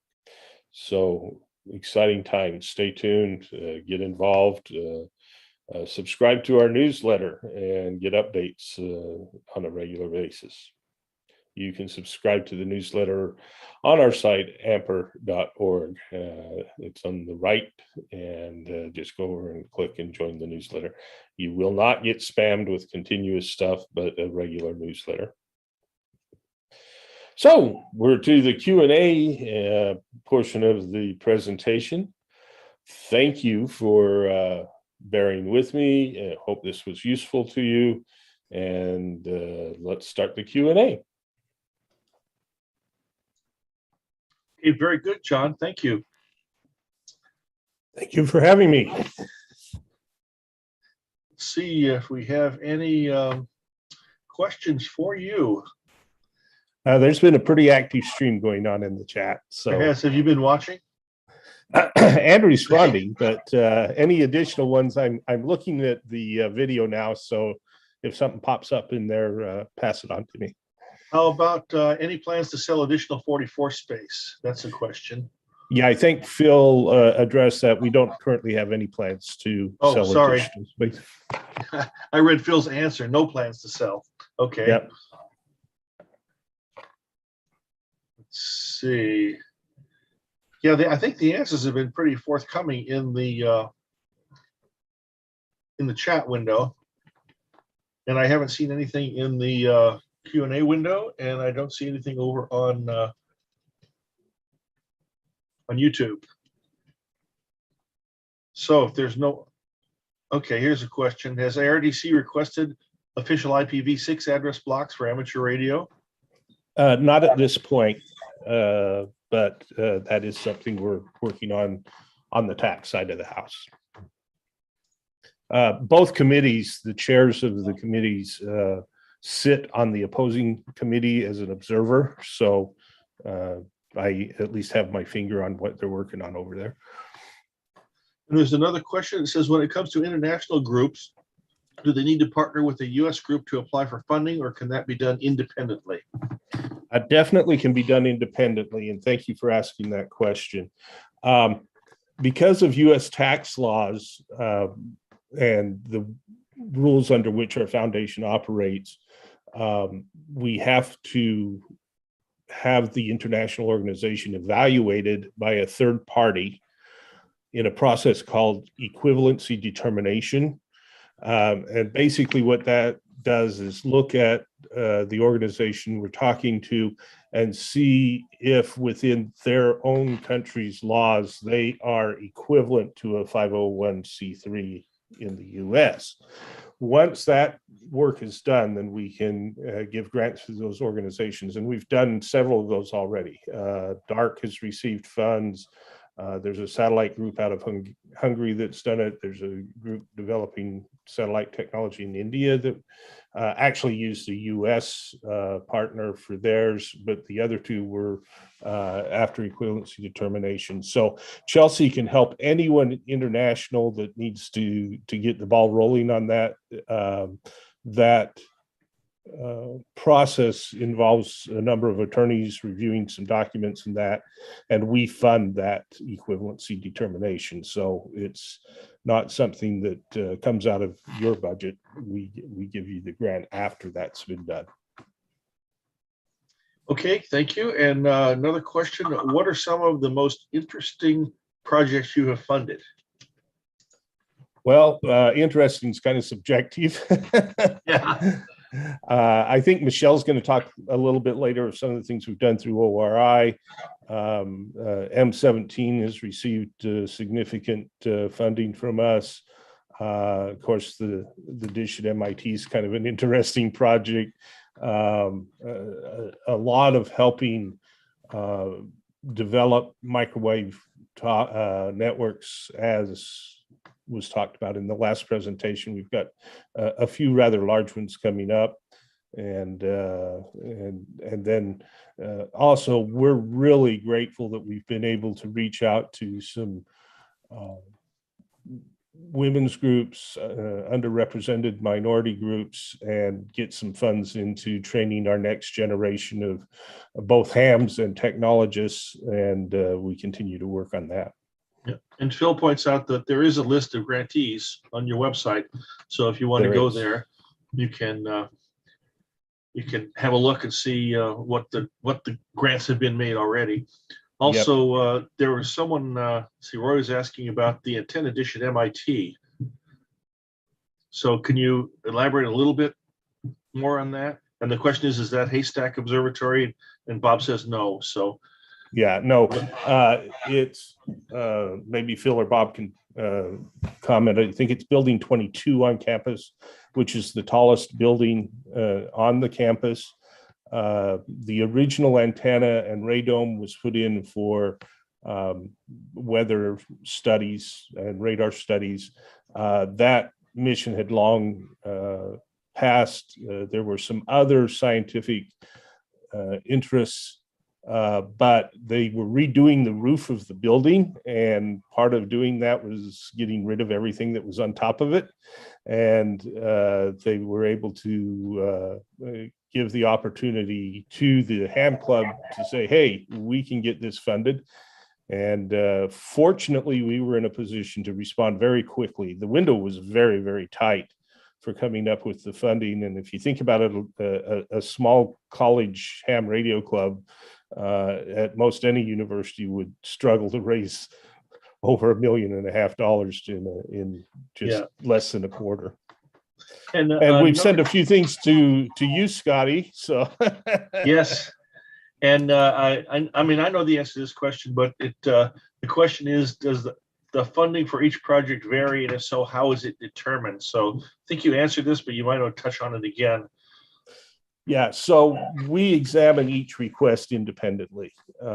So basically, tell us what you need and how much it's going to cost, and we try to make it happen. If it's a good project, every once in a while we get a project request that just is outside of our charter. Our charter is amateur radio, digital communications, things that support that, research, infrastructure builds, those kinds of things. And as you can see on the one slide I put up, by the way, the slides will be available. I already provided those in the share, Scotty. We've done from 2,000 to $1.6 million. So there's a little bit of range there. And so basically it's determined by the group asking for the funds and what their needs are and what they're going to spend it on. And right. How closely it matches the goals of ARDC. Yeah, and I'll also give the advice to anybody that's looking at doing that. As hams, we're used to trying to do things with duct tape and baling wire, and we underestimate sometimes what it takes. We have one grant in particular we did for into the digital divide, where we were helping put together a WISP, and the equipment that they spec'd originally just would not last more than a couple of years out in the weather. And so we hooked them up with a consultant that helped them select better equipment. And the price difference wasn't that much, and we'd rather spend that money to have more success. The other thing I will say is we're also open to experimentation. So if the project you're proposing might fail, that's okay. Just tell us why it failed and how it failed, so we can help the next person coming along that wants to try something similar to learn from your experience. Okay, very good. Our philosophy is that we want to spread this very widely, because we don't know, what's going to succeed. The only way to find out is to try it. Yep. Yeah, and Phil's a big supporter of that, as are most of the board members. Well, very good. I think that answers the questions. We are going to segue into the break now. So please, everyone feel free to continue the discussion about ARDC or any other topic that is of interest. And we will be back at the top of the hour with a, let's see, what do we have at the top of the hour? A presentation from Phil on his K9Q radio package. So George, you want to stop the recording? Yes, I will. And we are on break. Although still streaming live to YouTube. So best manners. So we did go into the break just a few minutes, and we'll be back at the top of the hour with Phil Carnes' talk. And feel free to chat in the chat box. Hey, Steve, do you want to fix that slide for Michelle's talk? It says ONI. And I should put... Oh, that's okay. ORI, I believe. It's okay. ONI is actually from the Halo video game universe, so I can speak about that as well. Okay. Good. I wanna hear I'm that a one. massive person, so what should it be, Michelle? ORI. ORI. Yeah. Yep. Bummer. Okay. Well, I'll talk about that. I know. We should have a whole separate. You can talk about ONI now during the break. I sure can. Could talk about the Office of Naval Investigations or Intelligence, Ooh. Office of Naval Intelligence. So the Navy takes over space, sort of like Star Trek in the Halo universe. So the things follow a more Navy rather than Air Force protocol. I always thought it was funny when I worked. It's space Marines. Mm-hmm. Space Marines. Air Force, that's exactly right. Yeah. The Air Force has. Yeah. No. There's no tradition. There isn't. It doesn't, and it doesn't really work in the three-dimensional sort of space, right? Once you get away from the atmosphere, then the Air Force approach doesn't really work. It has to be done like you're in the water. Fleets. Yeah. Fleets. Yes, exactly right. Yeah. Well, and a lot of the great classic sci-fi is written on those themes like Lensman and Foundation and the Lensman. Yeah, there you go. Oh, yeah. So, Stephen, that all fits well within your naval heritage that there are two kinds of ships, submarines and targets. Yeah. Naturally. Yeah. Ships, submarines, targets, and things you don't want to run into. Hey, when I worked at Motorola, they had a magazine that came out, a newsletter, and they had categories of things that are happening in the corporate wide. And one of the categories was intelligence, which was supposed to be, what the competition was doing, how are we going to address that and all that. But they usually had nothing to say about it. So they would put a heading of intelligence, and the sole sentence would be none to report.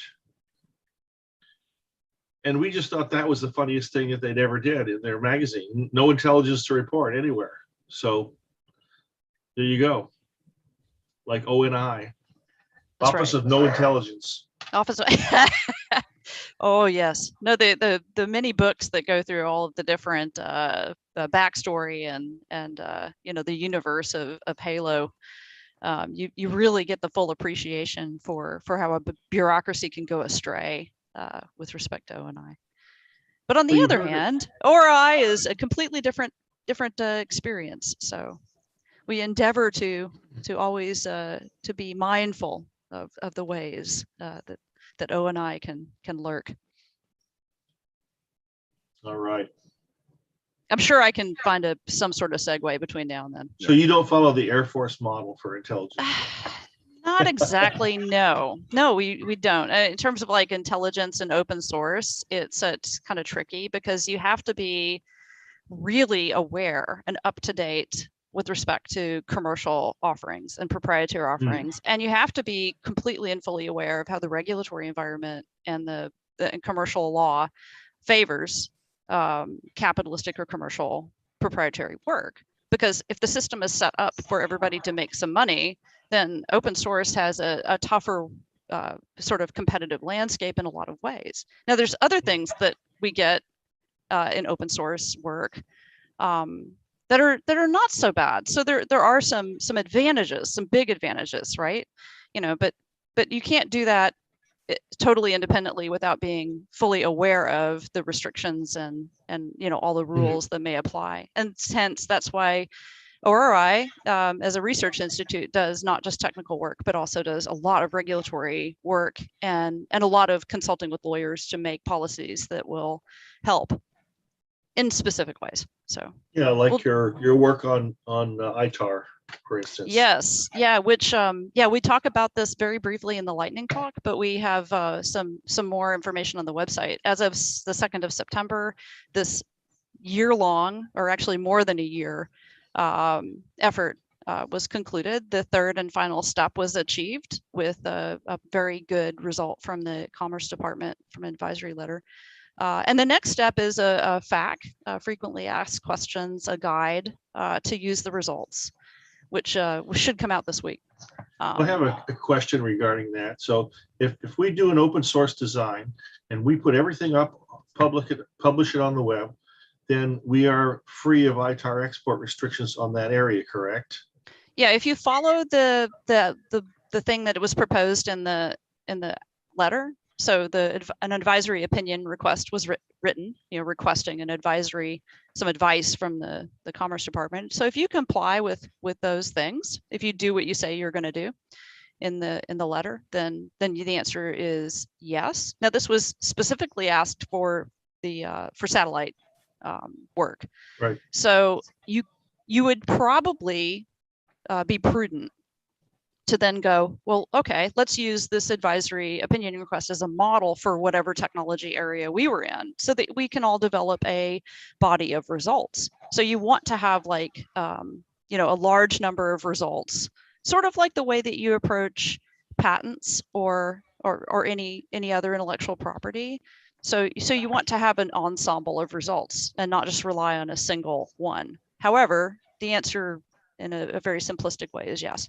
So this gives clarification on publication restrictions and requirements for open source. That was work. just the lead-in question to the real question. The problem is, if we design hardware that has parts in it that are ITAR restricted, we still cannot distribute them outside of the country, even though the design may be ITAR free. Is that correct? Yeah, there's a difference between designs and molecules.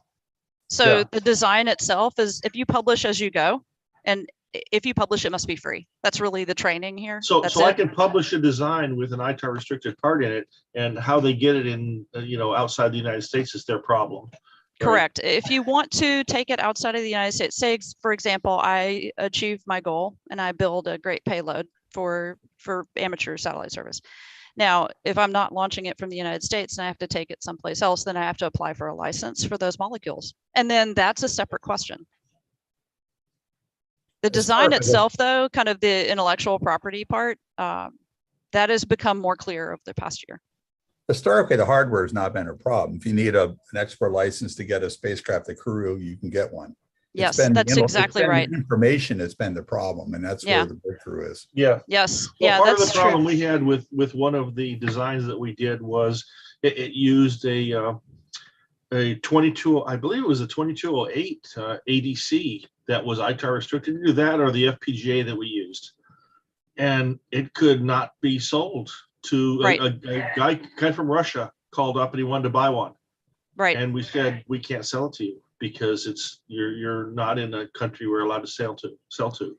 This is this is exactly why the remote labs was a big step forward, because the remote labs that we offer, so you want to work on very expensive, big FPGA designs for open source amateur radio. Great.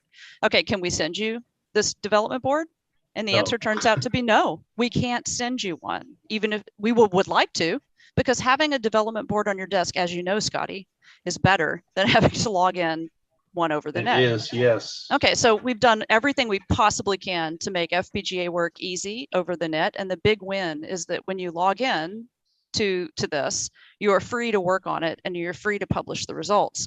We can't sell you or send you the dev board, but if we have it here in the United States, you can log in from anywhere over the world. That's been very successful with a lot of work, because as you know, you can run your code on real hardware that doesn't happen to be in your country. Correct.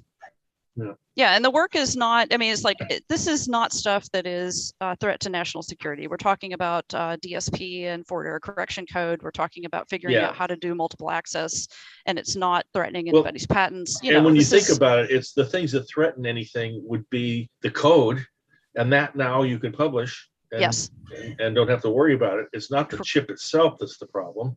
not anymore because it's, Yes. you know, we don't It's have, we're not, what's on it. yeah. So it's been a huge change, a big step forward. The next big area of work is open source's role in helping amateur radio satellite service with respect to the debris mitigation rules. And there is a path forward, and those meetings with the FCC and others are scheduled and will happen, and it's very exciting. So we're hoping to continue the momentum into an area that may kill a lot of not just amateur payloads, but also experimental and scientific payloads. You know, do you see a path for hardware to make it easier for hardware to get waivers if they are designed with the open source model? So in other words, the designs are all out there, just the physical hardware is not allowed to be exported. Will it be easier to get a waiver for that hardware if the designs are published? That's the feedback that we're getting from multiple fronts. So yes, if it's open source, then it can be pitched as less of a threat. And so that's what it may make it easier to get a waiver.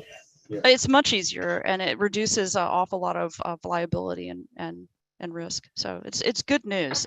I'm extremely happy. We did the hard part first. So the CJ request to the State Department was the most difficult one to write and the most risky, and it involved the most scrutiny. And then ever since then, it's just been building on those results and clearing out all the rest of the questions. Because I'm thinking that the data engine Mark II with the ARIA 10 FPGA on it may be ITAR restricted. So that's not going to be a good thing.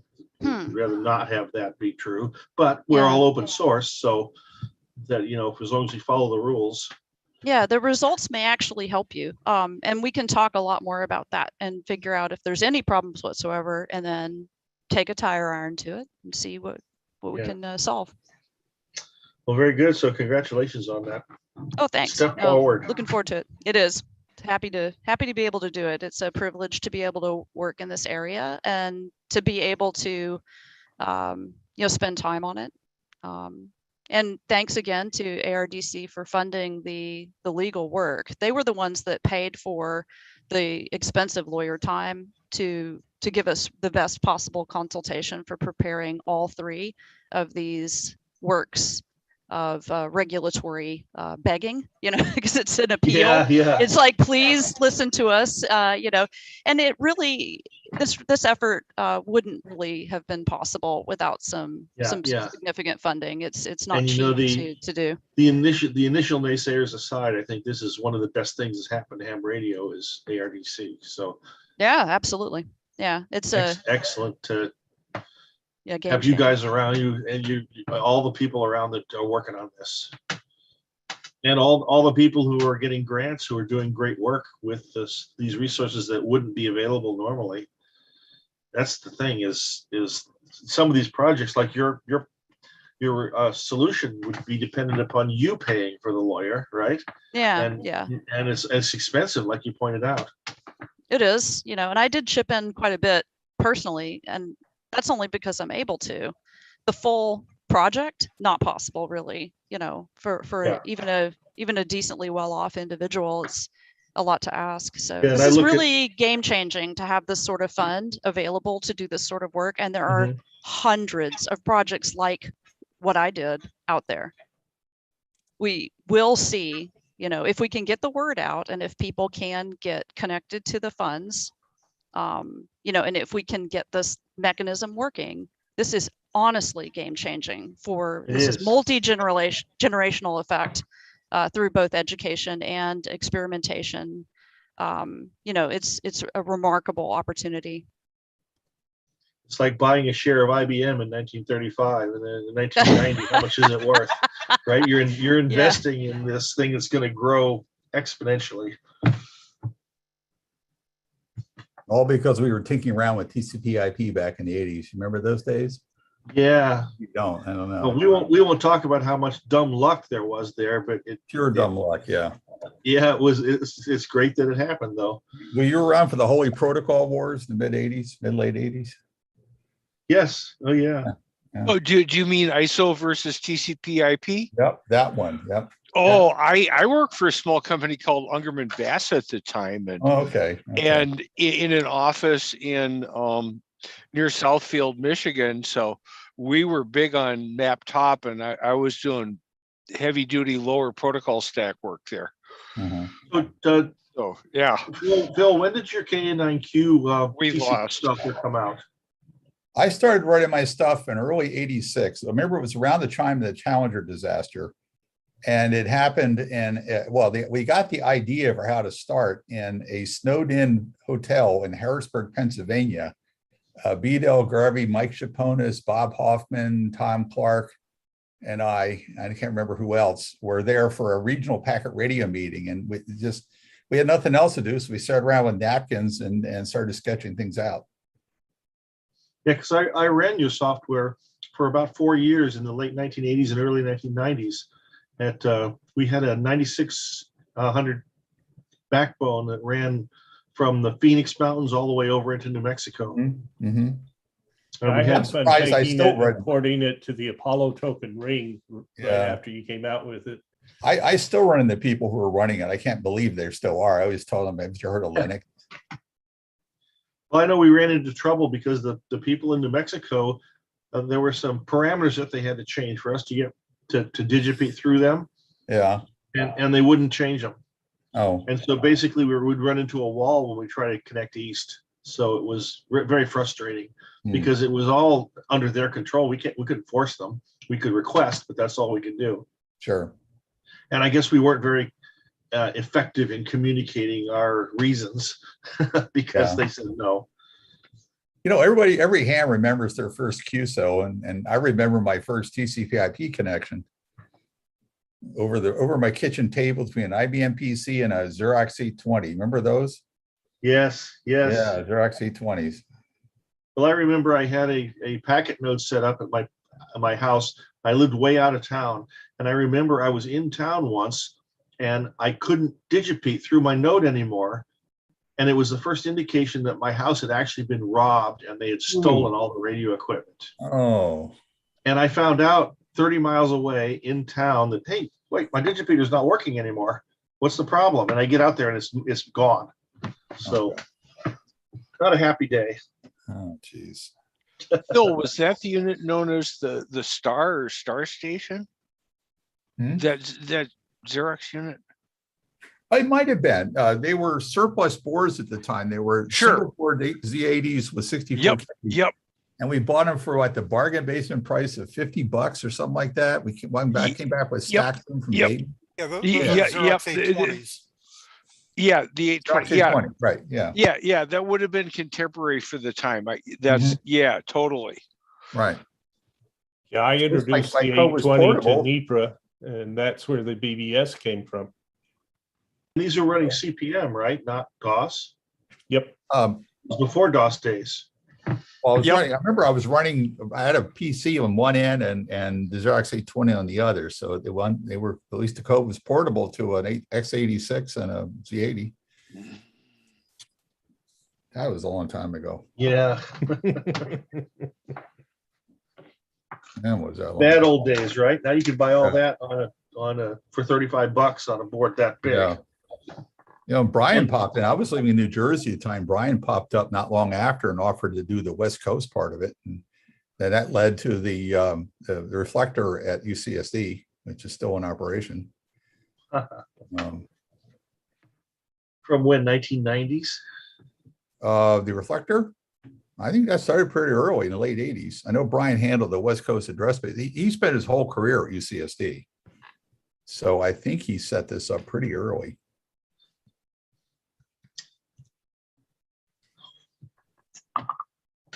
Roman? Yeah, it was running before 88 because I remember getting some address blocks in Wisconsin before I moved to Ohio. Yeah. Well, actually, I did not get the address block. That was Hank Magnuski, KA6M, who was a member of our grants committee. He actually got it from a phone call to the late John Postel sometime in the early 80s, but I don't think he actually did anything with it. When I said I was interested, he handed it over to me, and then Brian and I basically managed it for much of the remaining time. And Brian had the idea of starting a nonprofit just to hold the title to the block in the early 2010s, I believe. I remember him asking me if that was okay. And then he was the guy who came up with the idea of selling off the surplus space and endowing grants, which was, not it did have its detractors, but Brian took all the flack for that. And then he only got to see 2 grants go out before he passed away suddenly about 2 years ago. That was a shame. Yeah, definitely a Well, shame. we're getting We up got to about a a comment. 2-minute warning. Correct. And I'm restarting recording as of now. Thank you. So, do you want to share your screen, Phil, so we can make sure? Oh that yeah, all- certainly. Yes, I will do that. Let me Okay, share I'll my take this. screen. I'll moderate this section. I'll turn it over to you, Steve. Thanks. Okay, you seeing my presentation? Yes, have I to do. go Did you into- want I to go go into- into full screen Yes, I was mode? just about to do that. Okay. Let's see, which one is it here? Slideshow. Hey, it's partly covered up by the Zoom menu bar. Too many menu bars all want to be on top, Tis true. You can only have one We'll be on give top. So. it time. Well, we got about a minute here, so we'll give for folks Okay, so this to is come back showing. off break. This is showing. Yes, it is. You're showing good here. Good. Yeah. So we'll have to use the slow scan TV RS. Huh? The fast scan TV Q codes or the RST codes. Okay.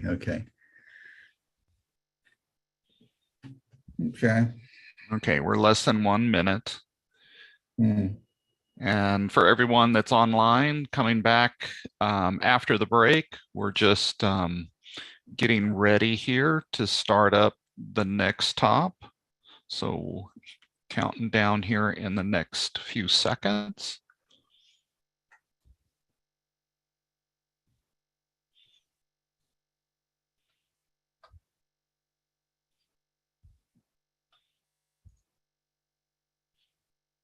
Okay. 5, 4, 3, 2, Doesn't have to be that 1. precise. I know it's kind of funny, but we just didn't want to jump too early for those that are coming back after the break. So welcome, Phil. We're glad to have you. And everyone, please get your attention here to Phil Karn, KA9Q on the KA9Q radio package. Go Okay, ahead. I'm Phil, KA9Q in San Diego, California. I'm actually doing this live. I didn't do a recording for some reason. I just feel it just seems unnatural to talk into a video camera. Anyway, this is about some work I've been doing off and on my own. This is a personal project, not a project of any group, at least not yet. It's a software package, not to be confused with the one we were just talking about that I did literally 35 years ago. This is a software-defined receiver, actually, not transmitter package. And I started doing it basically just to learn this stuff myself, but I think it actually will be useful because I was really interested in demonstrating 2 basic concepts that I think are much more important than any of the actual code that I've written. So it is a receive-only project for now. I am beginning to think about something similar for a transmit side, but the receive side is really the interesting side. So that's where I've concentrated. And the 2 ideas that I've been wanting to play with, and I want to see just how far can I go with them. And that's what I've always really liked doing, just getting an idea, seeing how far I can go with it. If it fails, it fails. If it succeeds, it succeeds. I'm just curious to know. One is to use a concept known as fast convolution to do digital down conversion. Those of you who studied DSP have heard about multi-rate or filtering or polyphase filtering. This is an alternative to that. It's actually got some of the same mathematical ideas under it. And I wanted to see how far it could go because to me, it was really elegant and flexible when I first saw it. And in particular, I want to see how far I can go without an FPGA. I know today every SDR project seems to have an FPGA in there somewhere that's used primarily for digital down conversion because of the flood of bits you get out of an A/D converter. And I wanted to see with modern computers, how far could I go without one, at least for a low to medium end receiver. We heard yesterday how difficult it is to get some of these parts. Maybe this isn't such a bad idea right now. Now, ultimately, of course, I can only go so far, but I just wanted to see how far that could be. I wanted to do everything I could with software, because even Raspberry Pis today are incredibly capable machines. It's just unbelievable. We have something that can cost $35, $45 with the kind of gigaflop throughput that can give us. And the other main concept I wanted to explore was the use of IP multicasting for both data streams and for the control plane. Multicasting has been around for a long time, but it's kind of stillborn except on LANs. And even on LANs, it's rarely used for anything other than resource discovery. For example, Apple iPhones, or and actually any computer, when you turn it on, you try to find a computer in your local network, it's using multicast discovery protocols to do that. But they're rarely used for anything beyond that, even though a completely fleshed out set of protocols does exist. And I thought it was a shame that they didn't get used, and I wanted to see if I could apply them to a local SDR, a network SDR project. So there's two parts of what I've developed.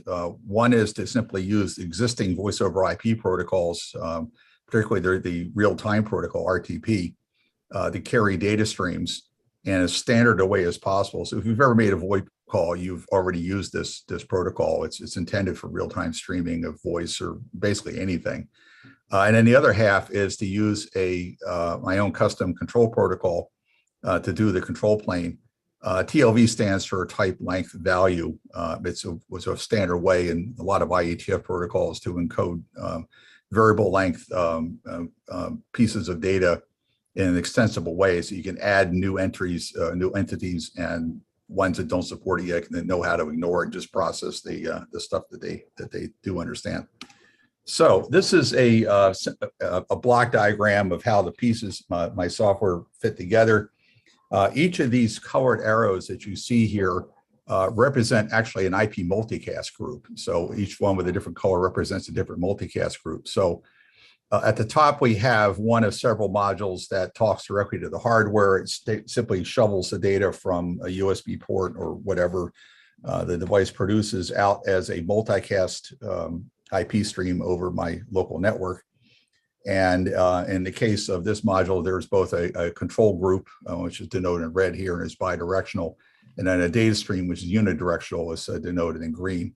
So the nice thing about multicast is you can have any number of listeners on a single sender without any prior arrangement. The sender doesn't have to do anything to support the additional listener. In fact, it may not even know how many are listening. All that work is done by your operating system kernel and by your LAN switches. And it's just automatic. So in this case, I've shown an example of a front end module that's streaming out data. The data rate depends on the device. An AirSpy R2, which is currently the one I'm using the most for VHF and UHF, will produce a 20 mega sample, 12-bit per sample real data stream, which works out to about 250 megabits by the time you add overhead. So I'm streaming out over gigabit Ethernet. And typically that data goes into a box called radio, but it can also be recorded directly to disk and then play back later for testing, if I wish. Radio is the workhorse. That's the box that or the module that receives the raw sample streams from the front end, and then does all the digital down conversion. It can do an arbitrary number of channels from a single front end. And it can do them actually very efficiently.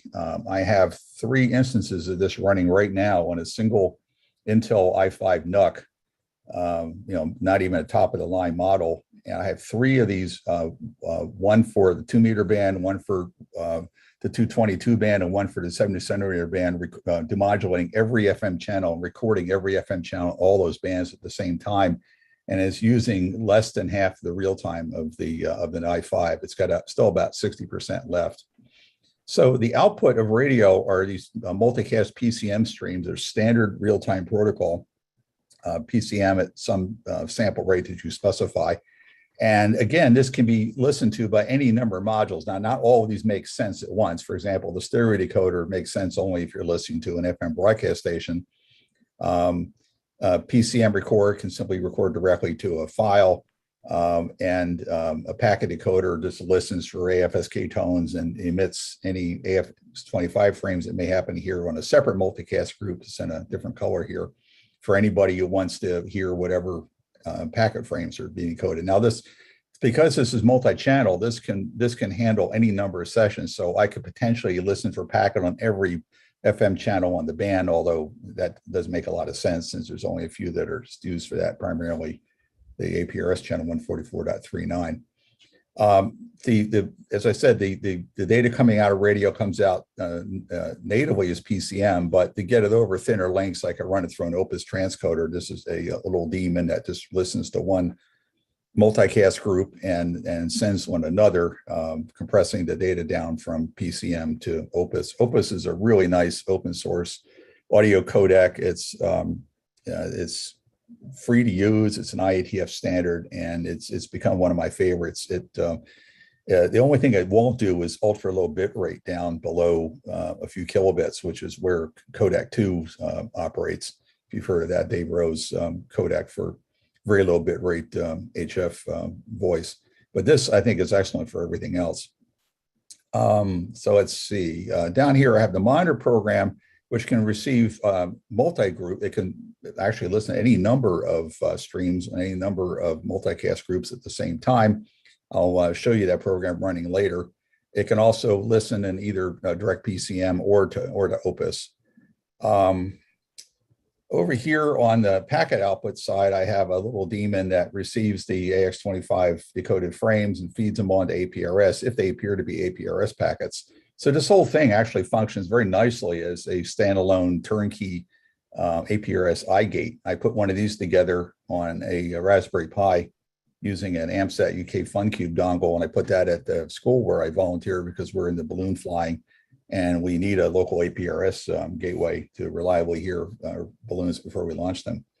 At the same time, I can have another little daemon over here that extracts positions from APRS frames, computes azimuth and elevation, and drives a set of rotators for automatically tracking a balloon. So these are just some of the modules I'm working on. I've been adding some more that are not shown here. For example, I now have another module that sits up here and listens for whisper streams, and can send the recorded frames either to a log or into the WhisperNet website. So brief review of fast convolution, since most people probably haven't heard of it. Most people know what an FFT is, fast Fourier transform. It's what produces the pretty waterfall diagrams that almost everybody uses nowadays on any of the newer transceivers or SDRs. But what's interesting is you can also do filtering with this, and you can do it in a very intuitive way. You can take a block of time domain samples, and I usually use block lengths of 10 or 20 milliseconds. So this runs runs at 50 or 100 hertz or so.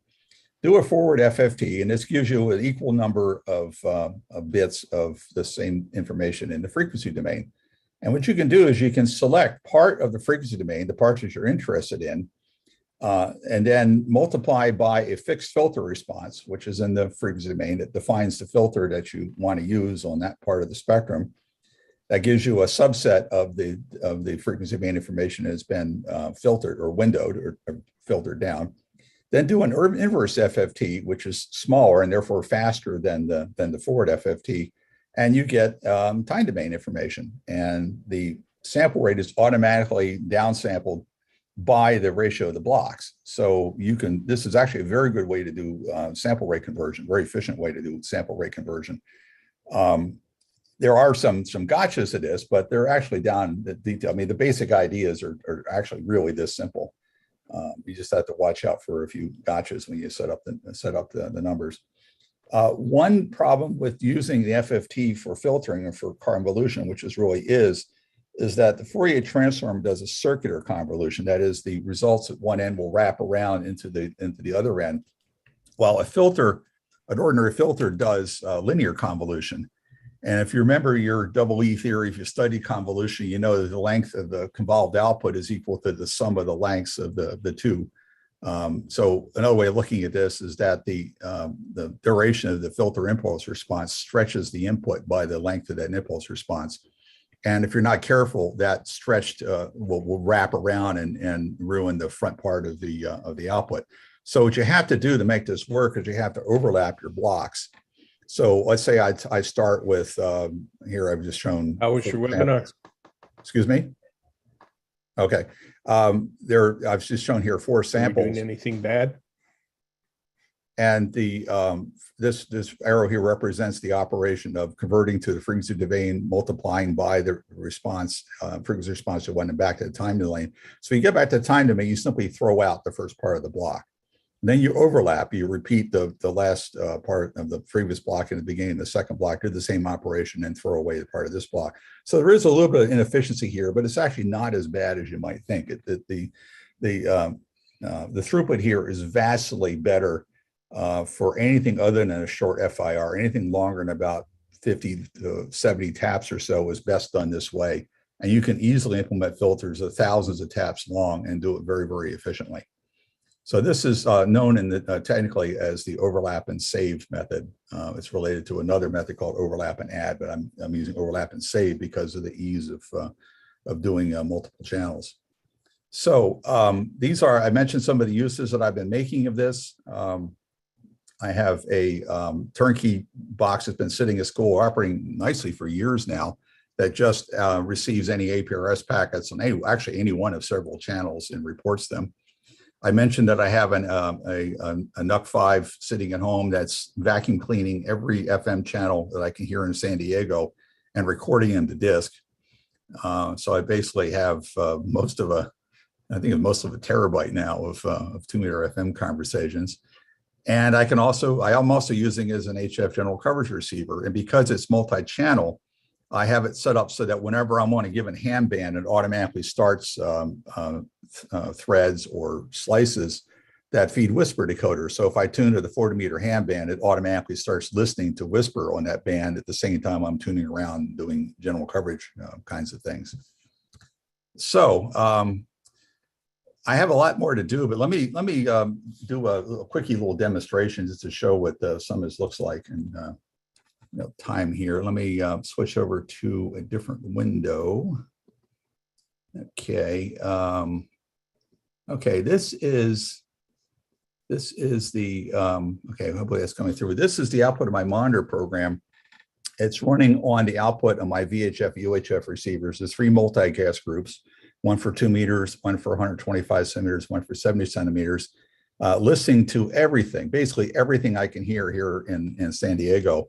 And I've sorted this so that the currently active channels are shown here in bold at the top.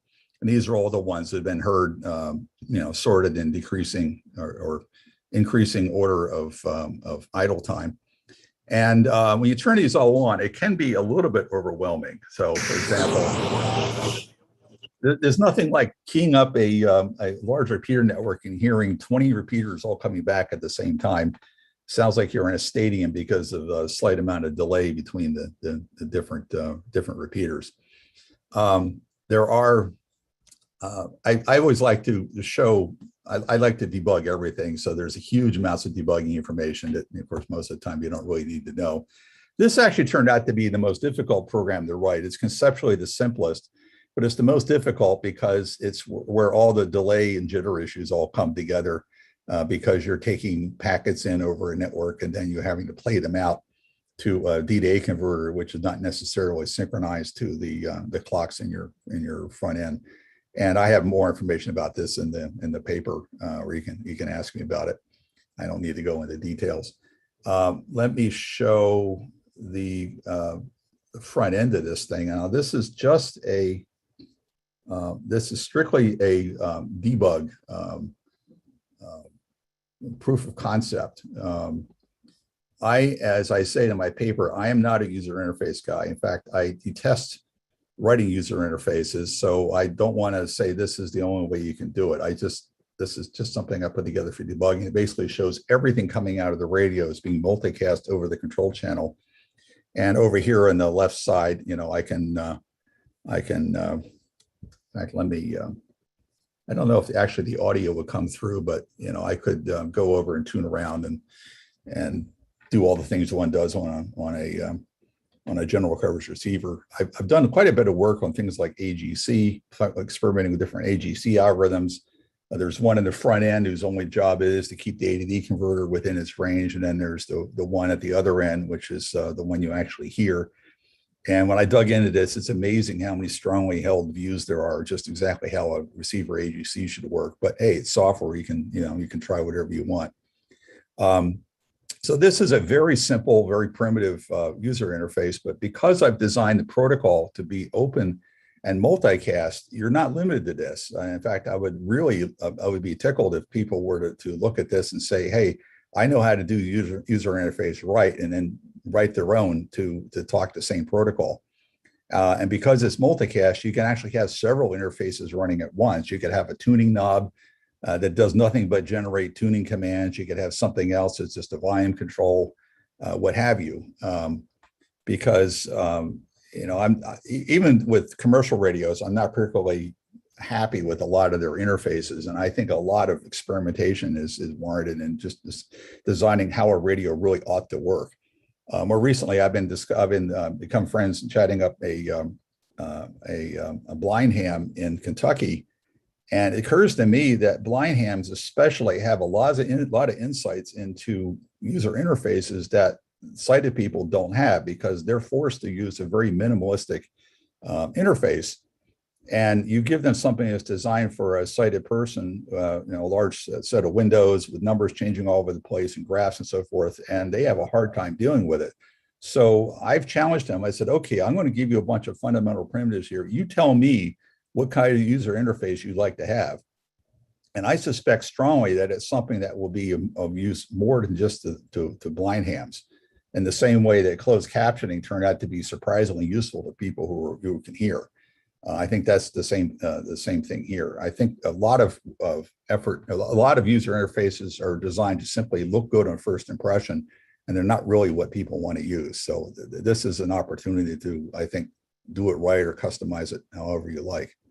So let me go back to my presentation here. And our screen here. There we go. Okay, so I need to support more front ends. I want to see a lot of experimentation, user interfaces, how they really should work. A big hole right now in what I've done that I need to do next is to make this whole thing easy to configure. Because it is so flexible, it actually has a rather steep learning curve in getting all the configuration files written and so forth. So my next big challenge is to make all this stuff as plug and play as I possibly can. And again, I think the way to do that is with multicast. There's a family of protocols called ZeroConf that originally came out of Apple that uses multicast to discover other devices. An example I gave earlier is discovering a printer on your computer. So I plan to have each of these modules announce themselves in the same way that a printer announces itself. So you bring up another module, it'll say, oh, okay, this is what's out there. Would you like to use this front end, or would you like to use that front end? And then minimize the amount of work that the user has to do just to get started. Another little sub hobby I've gotten into recently is balloon chasing, specifically the National Weather Service balloons at 400 megahertz. And I've discovered the community has done an amazing amount of work on this already. One of the things they need is to be able to scan a big block of spectrum and then identify when a signal appears and throw demodulators on it. And I think that's something that my software can very easily handle, any number of receivers at once.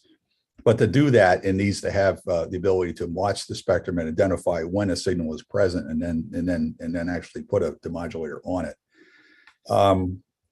Speaking to modulators, right now I've only done, other than packet and whisper, I haven't done any digital demodulators. A very natural next step is to do demodulators for all the various digital modes, voice modes, and to make them just transcoders or whatever you want to call them. They just sit on one multicast group and then repeat the modulated data to another group.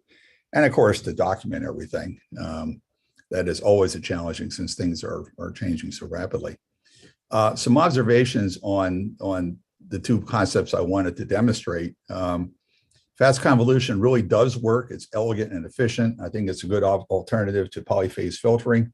It does have requirements that every slice operate with the same block time and that the FIR length of the filter on that slice be less than or equal to the forward FFT overlap time. You can do coarse tuning by simply selecting the FFT bins that you want to demodulate. However, that only gives you a coarse tuning. You have to, if you want fine tuning, say for single sideband or CW, you have to do your own frequency shifting back in the time domain. The nice thing about this in practice, in fact, bias convolution practice, is that all the heavy lifting is done by the FFT package. And FFTs are so widely used that they are very, very heavily tuned. There's no point in repeating all that work yourself. In particular, the FFTW, the fastest Fourier transform in the West package from MIT, is very widely used. It's very heavily tuned. In fact, it gives you a tuning mechanism to allow it to tune itself on your own system and remember that tuning for future execution, which is really nice. So while it's very efficient, the forward FFT is the long pole in the tent. And I've gotten it to work very well, except in one case, which may be a little too ambitious, and that is running an AirSpy R2 10 megahertz chunk of spectrum on a Raspberry Pi. I can't quite get there yet. I'm still working on it, trying to figure out ways of multi-threading things so that it will work. But that would be ideal if I get this whole thing to work on a Raspberry Pi 4. Right now, it works very, very easily, very, very nicely on a mid-range x86. As I said, an Intel i5 is running 3 instances at once. It's got plenty of time left over. My program is very heavily multi-threaded. To take advantage of multi-core CPUs, the FFT runs in one thread or perhaps several threads, and then each receiver slice runs in a separate thread. And since each one has its own FFT, they can all run separately. And that all works really well. Each thread takes less than 1% of the CPU when running at a typical sample rate of like 24 kilobits on the output. Some conclusions or observations having used multicast. It's also very flexible and elegant, but there are some definite limitations. One is it's only really practical within a local area network. Wide area multicast has been defined. There are protocols for it, but it's pretty much stillborn, except for certain walled gardens like AT&T Uverse, which is an IPTV service some of you may have that is based on IP multicasting. You can do this. The best way to start, if you don't already have a lot of high-end home switch gear, is just to get a dumb switch and make that your multicast network and keep it separate from the network in the rest of your house. If you do that, and you make sure that the total load, or total multicast load, is less than the speed of your slowest port, which is hopefully 1 gigabit, then that's fine. Everything will work just fine. But if you try to put this in your regular house network, especially if you have Wi-Fi, you're going to run into problems. And I talk about those on paper. You can work around those problems, but they may have you tearing your hair out in the beginning, like they did me. So if you want to take a look at the code, this is where it currently is. It's an old-fashioned tarball that's sitting on my personal website. Eventually, I moved this to GitHub. That just hasn't been high on the priority list, but it will happen. And using it in these different modes that I've talked about, it works best in a headless mode. I really like building engines and transmissions. I don't really like building all the shiny chrome that people see. So if I can write something that has no user interface at all, I'm happy.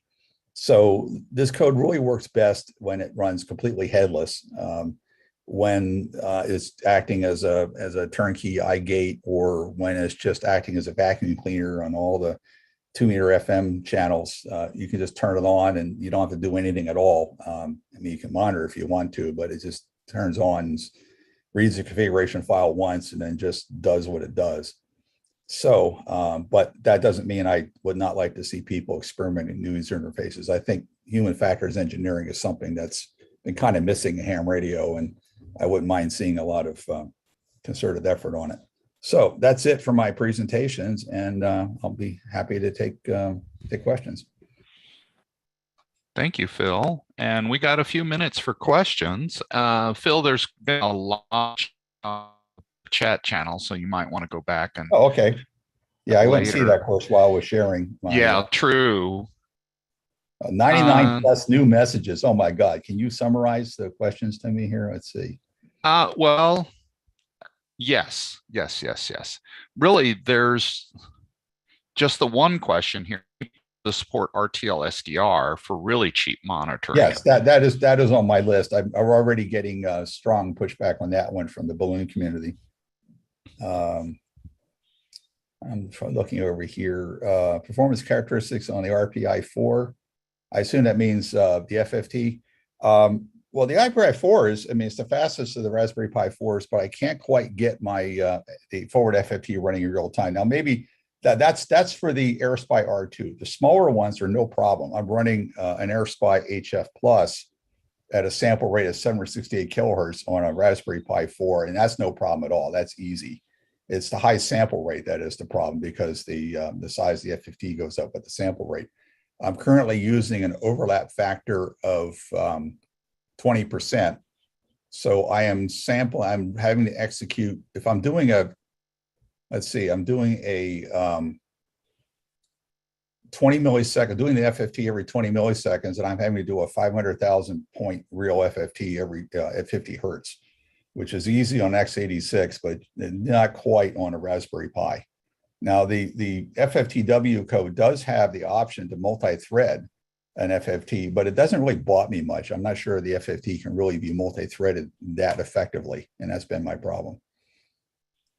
Okay. So Tom is asking what other hardware requirements are there? RAM, hard drive, etc. Hard drive is a requirement only if you're going to start logging everything. I've been recording everything since about January on the 2 meter band. And let's see, what am I up to here? I think I'm about 700 some gigabits right now. Now that also includes my HF channel, which is often just recording noise or WWV, you know, for days at a time. Now I do record as a WAV file. Then I have a cron job that goes back and compresses everything to Opus format at like 24 kilobits or something like that later.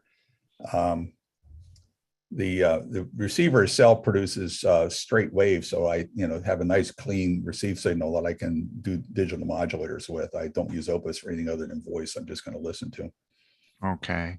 Well, I'm afraid we're out of time, Phil. We really appreciate your paper for the proceedings and your talk. Okay. Thank you.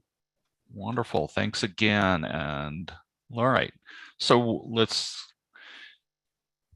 Phil, you can go ahead and mute your video and audio. And we've got Andy and Steve. So Steve, I see you're on the presenter. You want to go ahead and open up your mic? Good morning, all. There, good. Are you going to be the one presenting? Andy and I are both here on the, so. Okay, I see Andy now. Okay, sounds good. All right, everyone. So next up, we have a talk on Whatcom County, Washington multipurpose remote nodes.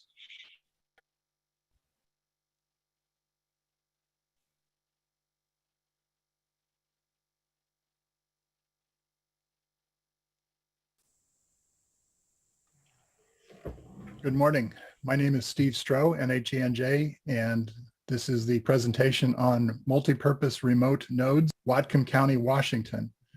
With me is Andy Saylor, KF7VOL, who created the project, and Holly Wall-Salkeld of Western Washington University, the site of one of the multipurpose remote nodes. Okay, before we get started, let's go around the circle and introduce ourselves. Hello, my name is Andy Saylor, Kilo Fox 7, Victor Oscar Lima from Linden, Washington.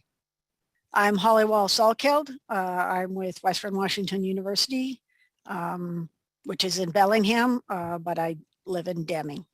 I'm Steve Stroh, NHENJ from Bellingham, Washington. This is a presentation about the Whatcom County, Washington multipurpose remote nodes. The reason that these are so remarkable, in my opinion, is that they solve a problem of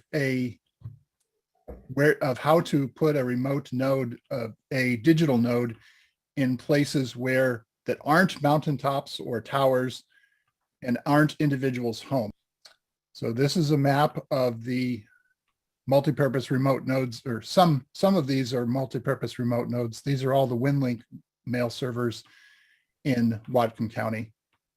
And these are two multipurpose remote nodes that are configured as APRS digipeaters, hence the multipurpose. These are basically the same hardware, they're just configured in software and remote access differently. Okay, Andy, why don't you talk about the process of building a Nexus DRX and talk about what a Nexus DRX is? Yeah, absolutely. Thanks, Steve.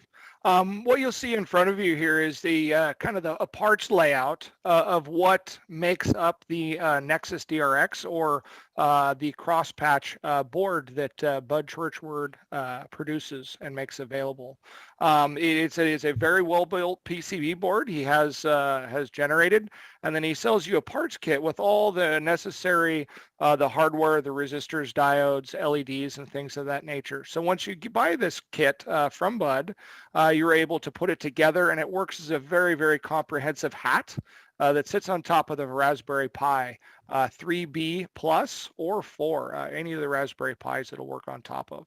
And when you use this this component with the Raspberry Pi, it gives you a lot of the features and abilities that are needed to build these multi-purpose remote nodes. If you were looking for any information further about these, those access to these boards and all of Bud's other products can be found on wb7fhc.com. But they're a great tool and very instrumental in the project. Okay, and this is the completed version.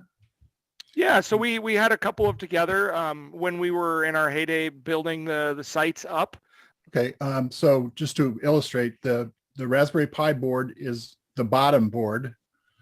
The middle board is a sound interface for the Raspberry Pi. And then the third board is the Nexus DRX board that Andy was assembling.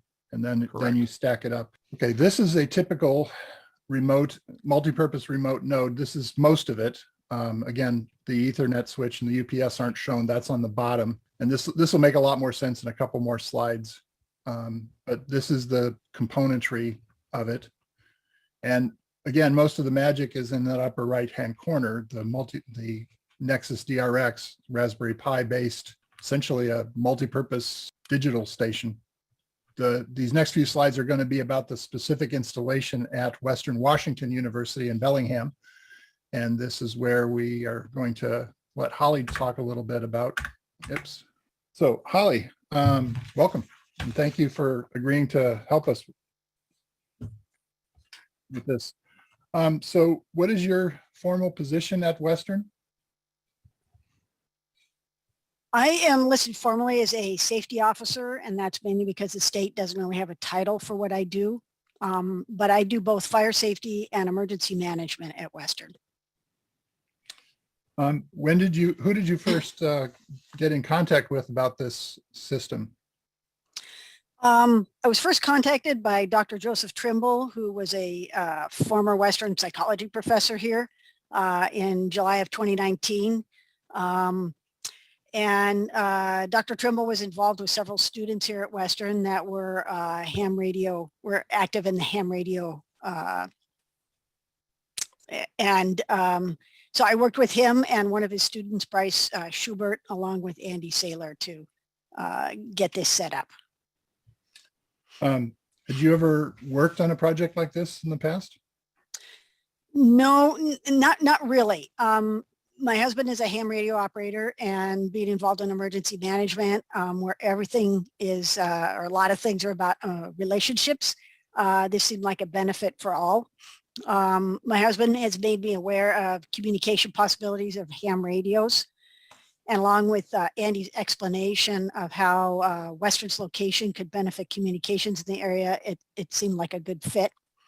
One thing, nice thing about this project was that an earlier employee at Western had already, he was into ham radios and had already placed 2 antennas on top of a building here, and had brought the wire down into an office. This meant that I didn't need to actually seek too many permissions to do anything to the building or get it placed. We only needed permission from the new occupant in the office to place it there, and he was fine with that. And he had a very nice spot to put it. Did you have any concerns about this installation, this system? The only concern was more at Western's end in sort of the permissions. I did receive permission from my supervisor to move ahead with this. And since we weren't doing anything to the building, I didn't need to go through that whole process.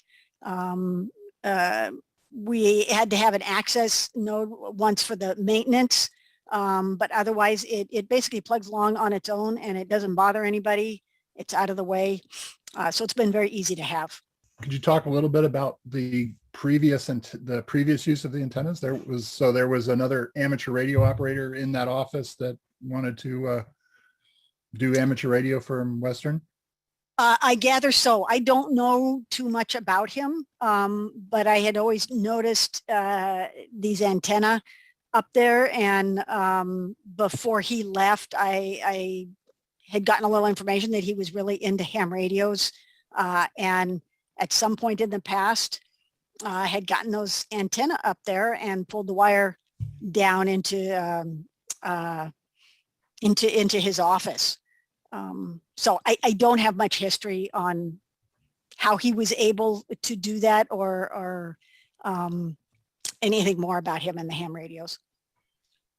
So Andy, anything to add about the Western installation? Yeah, so like Holly said, it was a very kind of, it seemed like a natural progression through this partnership because of the already existing infrastructure. But in this scenario with Western, when you talk about kind of some of the apprehensions or concerns, I think what we always run into, and we've ran into this with all of our sites, is building a solid plan and partnership with regards to internet access for these nodes. So in some installations, it requires the public internet access through the site. And in this instance for the Western, we don't have access to our amateur radio internet Wi-Fi network, like our microwave network, like we use in some of the others.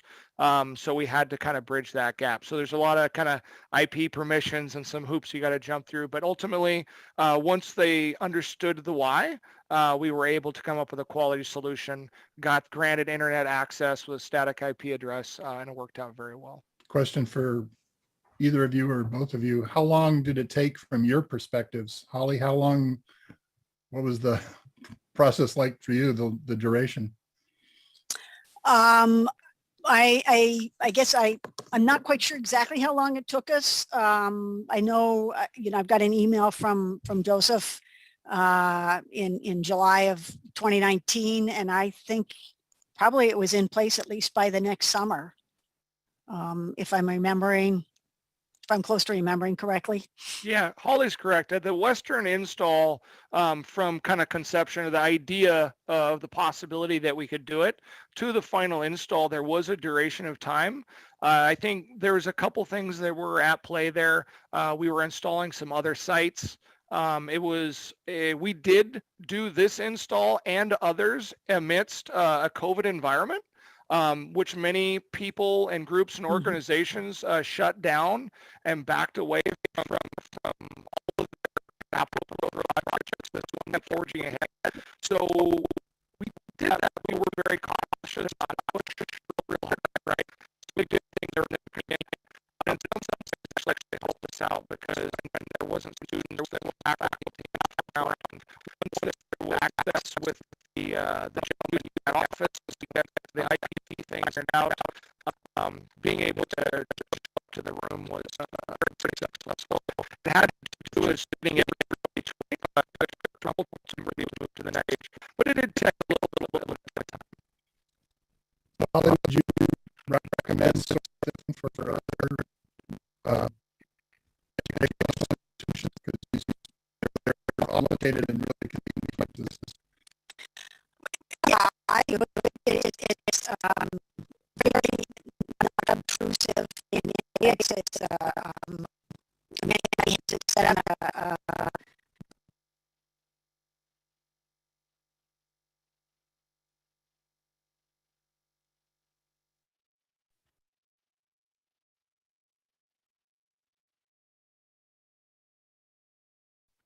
Okay, George. So the question is, Steve, can you guys narrate the slide deck, or and do you want to show it while presenting your screen, or do you want me to show the slide deck, tell me when to flip, or how does this need to play?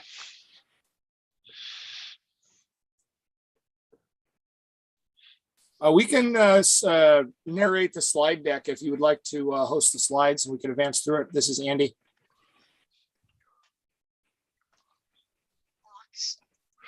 QSL, give me a sec here.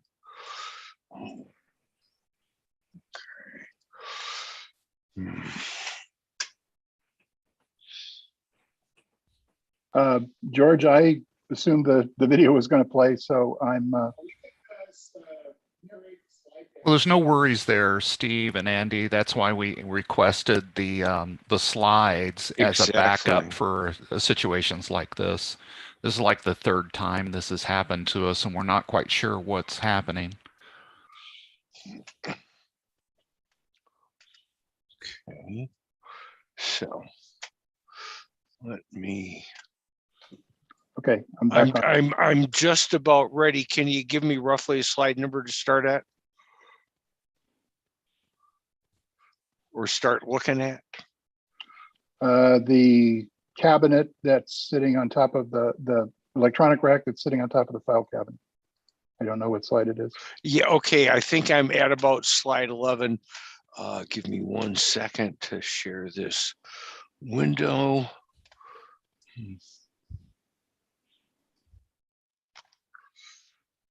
Would it look like that, sir? Yeah, that would work. Okay, I'm going to mute my audio so you two can carry on, and I'll try to keep pace with the next slide calls. Absolutely, thank you. So just to kind of pick up where we left off, and this is what's great about ham radio, right? Always figuring out how to conquer new problems. This is a visual of the remote node rack sitting top of a couple file cabinets at inside of Western. It's humble kind of existence, if you will. We've got it on top of a couple file cabinets. We always try to come up with a very professional presentation as times there's sometimes a lot of eyes on, but you can see we've got it all packaged in there quite well. And we try to do a quality job getting everything labeled in case there's any type of issues that people in that site or facility can get back to us right away. Go to the next slide. Once you open up the door, you'll see the front panel. We already looked down at the top of the remote node. So this is what you'll see on the front panel. What we do is typically use a Kenwood TMV71. They seem to work very, very well for this project because they give us remote capability with frequency control. So that is very necessary for these nodes because we have them perform a lot of different duties.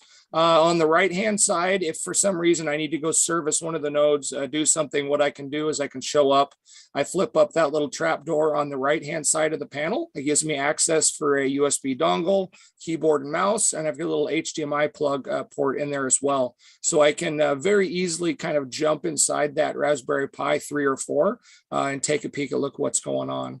You got the radio there in the middle, of course. On the just left of the radio is the RJ45. That's just an extension port for the mic. In most of our installations, we do leave mics there available in the case that there is an emergency. It can become a voice machine as well. And then just to the left of that is the power switch, which in fact kills the whole rack. Because these are all remotely controlled, we have the switch there down at the bottom, and we always try to put them on a UPS for the backup. That we've seen the antennas there on top of the building, and oh, it's cruising through. I want to cruise back to the antenna. There you go, perfect, right there. Yeah, so those are the antennas. Stand by here. Yep, the antennas that we use for the install on these sites. Like Holly mentioned in the previous slide, these were already existing, so it worked out very, very well. And it proved to be a quality solution. There's a lot of performance with them. There is a lot of history with these antennas. I guess they did originate in Northwest Washington, the original design, based on what I was told, and they work well. We like them. Next slide. What we're going to do now is we're going to talk about one of our other nodes that we have out in the system. And this one we've got out in an area that was kind of it was a blackout area. There was nothing along this particular corridor. And this is the Acme Fire Station in Acme, Washington. And this one is primarily used as an RMS node. Next slide.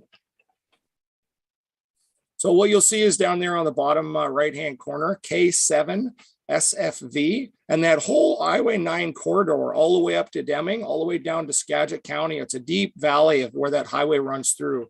I work and operate with our local search and rescue unit, and we have a comms unit. And whenever we work that whole hillside or up into the hills, if we've got any type of event that's going on, we need to have RMS packet RMS node kind of access, if you will. This node became a very key role for that, being able to get out.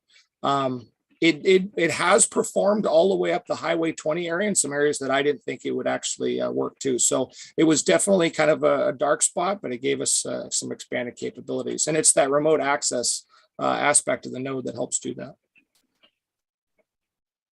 Next slide. When I log into the node, this is what you'll end up running into and seeing. It's just a pretty humble presence, if you will, but all the nodes have different capabilities. This one does not use a Kenwood TMV71. When we were installing on the project, I did not have an extra one. They became a little hard to come by. So we used an Elenco DR135. So we cannot change the frequency on this particular node, but in most cases, its primary role is RMS anyway, and he's kind of stand up that way, and it does that very well. And this is just a view of the packet data as it's kind of rolling by. These nodes are set up to send a report every night at midnight, so we can always kind of get an idea of their functionality, their performance, who's been needing them, and so on and so forth. So next slide. Just a look at the fire station up front. This is the front of the old fire station. They changed it around a little bit, and they got the new fire station out back. It's kind of hard to tell, but in the front right-hand corner is the administration office. And in the very, very back corner, and we'll see a quick little picture of it, is the utility room where at times these nodes find themselves. The fire chief in this particular instance was tremendously accommodating and allowed us to run a bunch of Cat5 and coax all over his building. So he really was a supporter of the project. Next slide. Yep, Station 86 out in Acme. Next slide.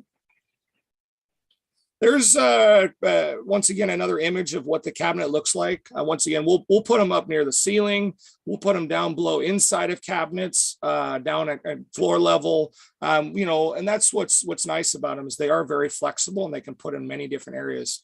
What was even kind of neater about this is that we didn't have any power, so the fire chief actually helped us out, and he ran us a conduit and put a receptacle right under the box. So just having that teamwork and ability to kind of work together with the community in these projects is great. But from the front panel there, you can see that it's a little bit different install because of that Elenco DR135. Next slide.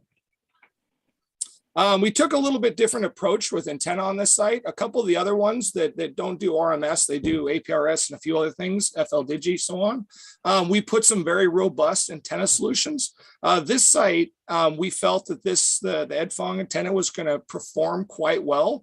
And we were on the tail end of a bunch of installs and budgeting on a non-funded project, as this was at the time, was started to kind of run out, if you will. So nevertheless, this ended up being a phenomenal install. We got it in there in that roof conduit, put it all together. The chief wasn't quite sure what to expect, but when it was all said and done, he really liked how it turned out. The other thing is we wanted to make sure to not achieve too much gain or height due to the fact that you could it's a commercial antenna in close proximity right there. So we want to make sure that we did not infringe on the fire department in any way. And so far we've done really great in that, not having any issues. Next slide. Just another picture of kind of the install. We always try to keep it nice and clean. Just another way to look at it. Next slide. So what this project, one of the things we're always trying to figure out is where's this go next? We've had some really good success stories. A couple of our RMS nodes are getting very repeated and continued use every day. Others that are out in some of our remote sites that are just closing the gaps only get used kind of semi semi-weekly. But either way, they're there in times of need. And without the ability of the DRX, that Nexus board and paired together with the Raspberry Pi for us to be able to access these, in most cases with what we hope is ham radio internet modes, really allows these nodes to stand strong and tall in times of need. We did just partner up with our first tower site. So we've got a node built. It's quite a bit more robust than the others, and we are in the middle of the install for that now. So we're pretty excited, and that's should be coming together in the weeks to come. Next slide. So what we'll do is go ahead and open it up to questions for myself and or Steve, and see what people have to say. Excellent. And are there any questions? Let's take a look in the chat and the QA box. We have about 8 minutes for questions, so feel free to ask questions from Andy and Steve. I saw one question in there that says, what does a multi-purpose remote node do? And at the moment, they are set up to do 3 different things: a WinLink radio mail server gateway, a APRS digipeater, and I am blanking on the third, Andy. Anything in the FL Digi suite, so Oh, right, FSU, right. and just the whole suite of projects. That's something that's very kind of prevalent here in Whatcom County, and we use quite a bit of, so it helps quite a lot. Are you able to connect the APRS to the internet for the APRS FL? Yeah, absolutely. So in all of the site locations, right? So the ones that we set up as RMS gateways, we have an obligation to kind of leave it as that gateway. But in short times of need, yeah, we could roll it over to an APRS digipeater or iGate or both, and do those different things. So we always, to make these nodes remotely accessible, yes, we always have to have internet, which gives us all the other elements that come with that, right? And all the features that come with being on the internet. Okay, correct. Great. Comes with it. All right. Any questions from the attendees, either in the chat window or preferably the question and answer window? And I'm taking a look over on YouTube. Well, there seems to be a lot of interest. There was a great deal of chat while the presentation was going on. So you might want to, I know Steve was following along there and answering questions there too. So lots of interest for your project. Thank you, gentlemen. We really appreciate your contribution to the DCC. Thank you for the opportunity. Absolutely. Okay. So let's go ahead and queue up Jeanette's talk. Now, I believe Jeanette was not able to be present to be able to answer questions. She had a conflict in her schedule there. So we've got, I'm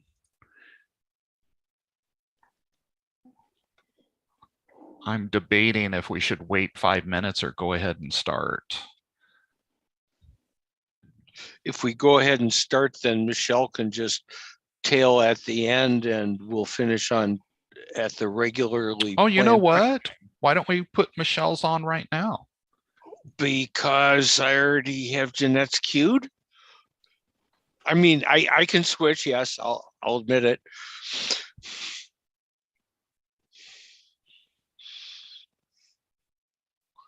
I mean, that if we just play Jeanette's, then we can just go into break from the questions from Michelle's. Okay, so then let's go ahead and then queue up and play Jeanette's presentation. Hi, everyone. Today, I'm going to present an update of my analysis of putative sporadic E propagation spot records in the WhisperNet database.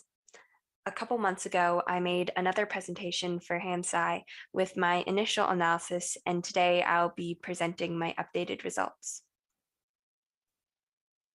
For those who are not familiar with WSPR, WSPR stands for Weak Signal Propagation Reporter. It's a protocol that was designed and initially coded by Professor Joseph Taylor. It is an open source protocol initially designed for probing potential propagation using lower power transmission, and the protocol can decode very low signal noise ratio receptions, so a very weak signal can be decoded.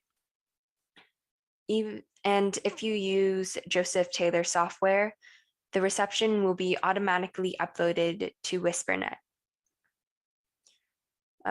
Even though it was designed to test propagations, it has been used for many other applications, including studying sporadic E. Because it became a very large network of sensors, it has a lot of information and could be a great big data source for understanding many phenomena. One of the reasons that these records are very useful is because even though the messages sent and received are very simple, they contain very critical information, such as the sender's call sign, the location where it came from, the power, frequency, drift, and time of the transmission. With this data, you can create these records that contain the receiver's call sign, its position, and the sender's call sign, position, and the power of the transmission. Of course, you can also calculate the distance between the transmitter and the receiver and look at the direction of the transmission as well. So with this data, one can plot out the transmitting and reporting station, like this chart that shows where the reporting stations are. So the reporting stations are the people who were listening in on their radios. As you can see, the stations are highly concentrated in the United States and Europe in the Northern Hemisphere. Fortunately, in the Southern Hemisphere, we have some stations as well, mostly in Australia with some in South America. So it's basically a reflection of ham radio activities in different geographic regions. And of course, because we know both the reception and transmission, we can plot the trends or the propagation paths on a map. So you can see that there are a lot of these networks. This is a plot I made using GeoPandas, and there are many things you can do with this huge amount of data. For example, you can probably estimate where a sporadic E cloud is because it has to be on a transmission pathway. And there are many other applications that we can imagine for this. So I decided to analyze these data to see whether we can use it to analyze sporadic E propagation. So I chose 3 bands, 28, 50, and 140 megahertz, which sporadic E propagation usually occurs on.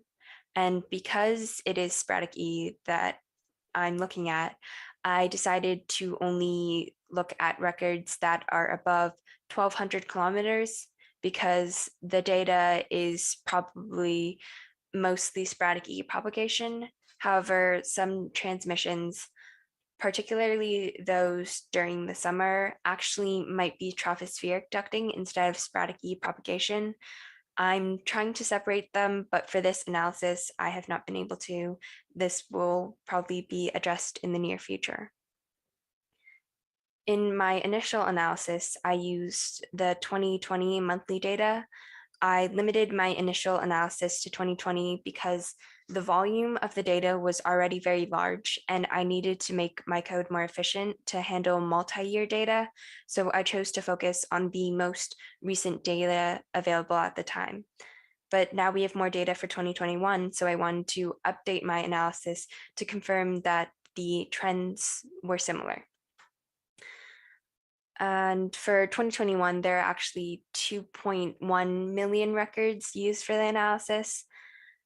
And the first thing that I wanted to look at were the seasonal patterns, because one thing that we know about sporadic E transmission is that it has very strong seasonal patterns. and they're different for the northern and southern hemisphere. So in the 2020 data, you can see the transmission peaks are mostly during the summer, and for the northern hemisphere, the pattern generally holds for the 2021 data. I have to mention that for 2021, I use the data sets up to August. So from September to December, I actually use the 2020 data for the graph. But at least with the data that we have now, it seems like the seasonal pattern is there. And similarly for the Southern Hemisphere, 2020 and 2021 have similar seasonal patterns with some difference. This gives us a sort of confirmation that the WSPR data set actually does reflect sporadic E propagation. And for the 2020 data, we saw some trends in terms of the KP index. We saw that it was actually negatively associated with the transmission records. So the higher the KP index, the lower the number of putative sporadic E propagations. There are also some earlier reports about a similar phenomenon. However, when we look at the 2021 data, one caveat with this is that it's not complete yet because we still have a couple months to go, but the trend itself seems to be a lot more complex, particularly if you look at this, the downward trend is interrupted by a couple data points to the top right, and it seems like these points are outliers. So if you were to take out some of it, it still may be a downward trend there.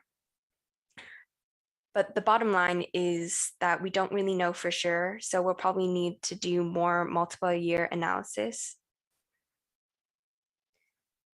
And so in conclusion, for the 2020 and 2021 WSPR dataset, it seems to show classical seasonal patterns of sporadic E propagation.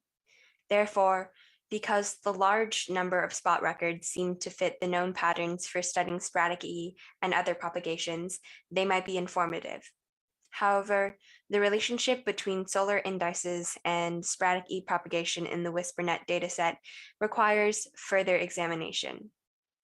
Overall, these initial analyses are to establish that the large number of spot records can be cleaned and used for big data analysis, such as machine learning predictions.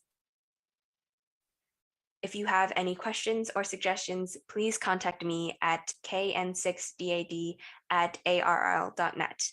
Thank you.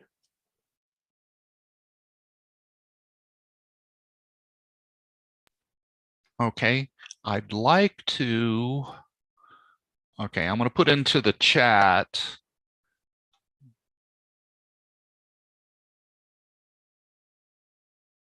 question. All right, questions to Jeanette, to her email address, which was the kn6dad@arl.net. So there you go. We do appreciate her presentation as well. So that, let me go here. Yes, so Jeanette's presentation, she also had submitted a paper, so her paper is available in the proceedings. And of course, we put the link to be able to download the proceedings on the chat window, so you can go there as well. And any questions, please email those to Jeanette. Okay, so we're up to the end here. Okay, and George, if you'll queue up Michelle's talk. Yes, struggling. I'm sorry. I seem to have temporarily misplaced that. Let me just. And Michelle, you there? I am here. All right. And after Michelle's talk, we'll go into a break. And then right after the break, we'll start the TAPR annual meeting. We really do hope that you'll stick around for the meeting. It's your opportunity to get the State of the Union from TAPR, and also your ability to converse with the TAPR leadership. Ready? Not seeing it on the screen. Ready in that I have it queued. So. Okay, there we go. All right, go ahead and let's play.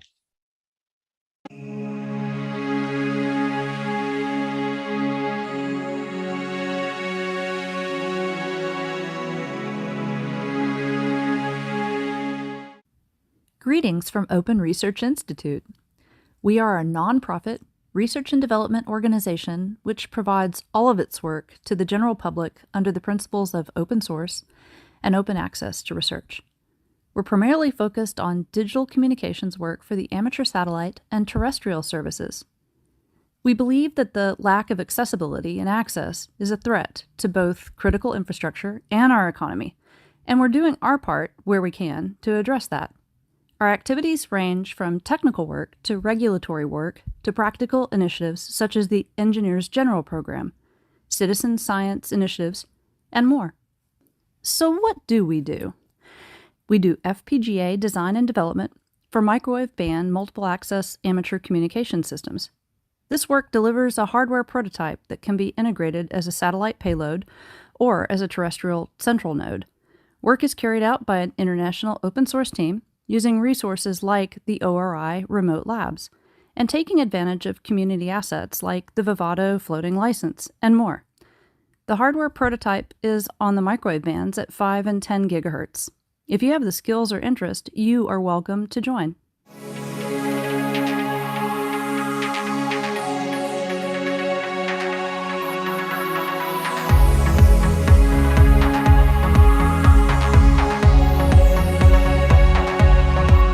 Open Research Institute is the fiscal sponsor of the M17 project.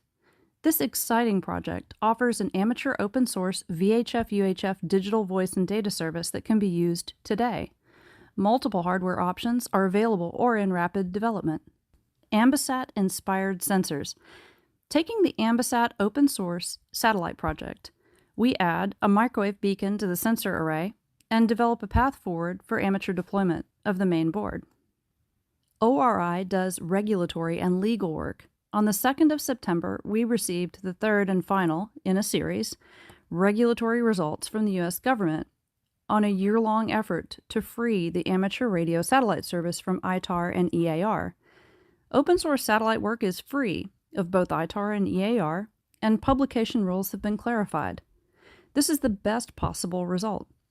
The entire body of work, from the CJ request to the advisory opinion, is donated to the amateur community at no charge, and all documents are available from the ORI repository. The link is in the notes.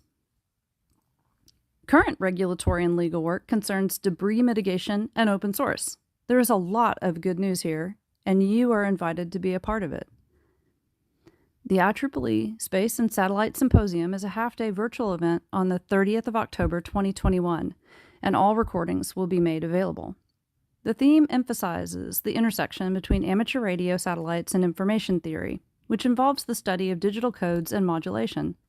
IEEE Computer Society and Information Theory San Diego chapters are co-sponsoring the event.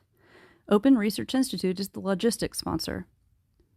Speakers so far will present work on the QO100 narrowband modulator, link budgets for a new approach to AMBISAT, information theory with respect to music, and open source LDPC work targeting FPGAs. 2 pieces of space and satellite themed music will premiere as part of the event, and there will be an information theory analysis of the work. If you have ever wondered what the connection between math and music looks like, then this is your chance. Talks in development address the connection between amateur radio and the Mars helicopter team, the role of amateur activity in commercial work, and more. Open Research Institute is funded by your donations, conference badge sales, YASME Foundation, ARRL Foundation, and ARDC. ORI works with TAPR in several areas, most visibly in support of DCC and at HamSCI. TAPR is a wonderful organization to work with. We are looking forward to another joint forum in Florida at HamSCI as soon as it happens again. If it's in person, then there might be a special event or contest. If it's online, then you will find us there. Want to get involved? Visit openresearch.institute/getting-started. Thank you so much to the TAPR DCC organizers for another great year of talks and open source amateur radio work.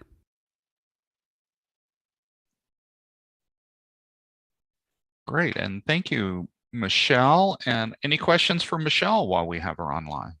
Yeah, certainly hope so. Happy to answer any questions anyone has.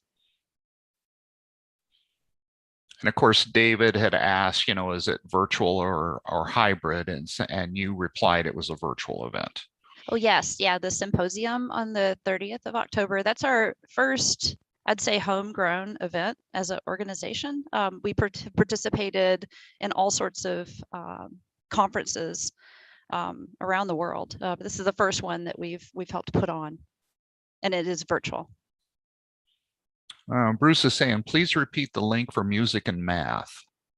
Oh, okay. Yeah. Oh, sure. Yeah, I can get you the link to register for it from IEEE, where the registration is handled through vTools. So that's what I'm going to put here.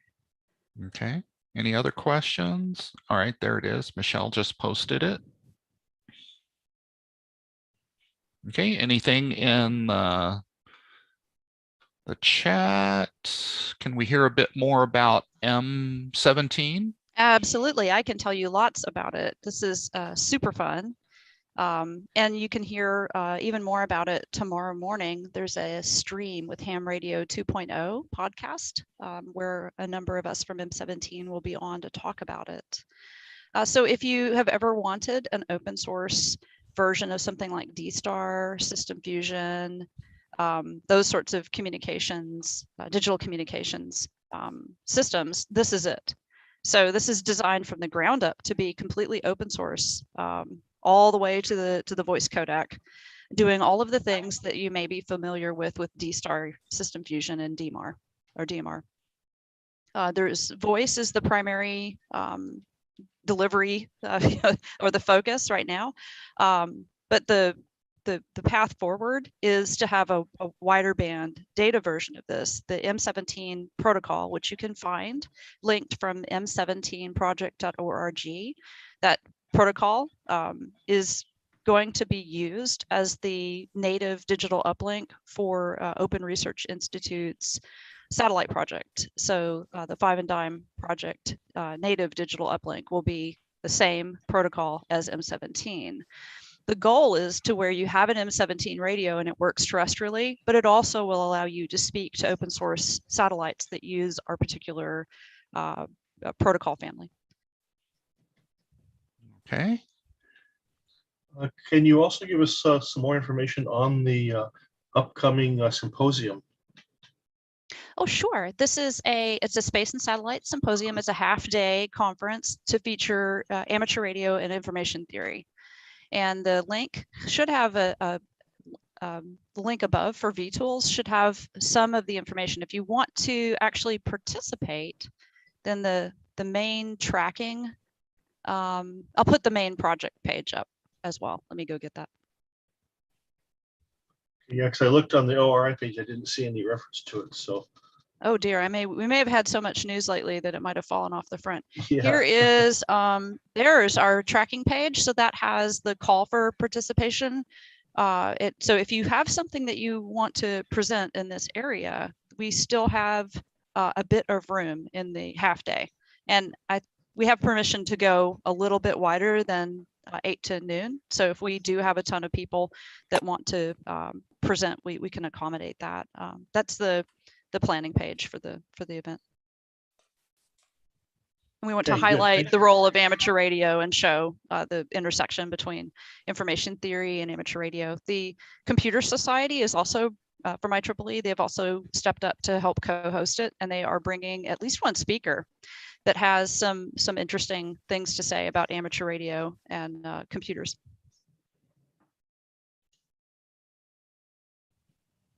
Okay, taking a look. Any other questions for Michelle?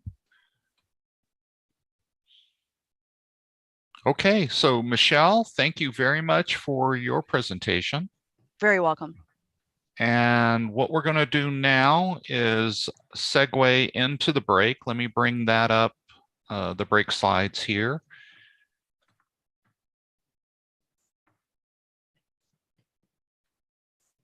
And there we go. That's a wrap. That is all of the submitted presentations and papers for the 40th Annual ARRL and TAPR Digital Communications Conference. We're really appreciative of everyone and their support in their projects and their documentation and their papers that they submitted, and the ability to put together another bundle of proceedings. And to all of the presenters, thank you for taking the time to record your presentations and submit them.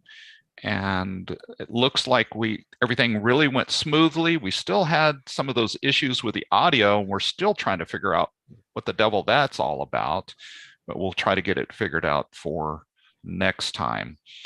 Of course, we'll talk a little bit more about the next DCC at the annual meeting. We certainly hope that you'll stay with us.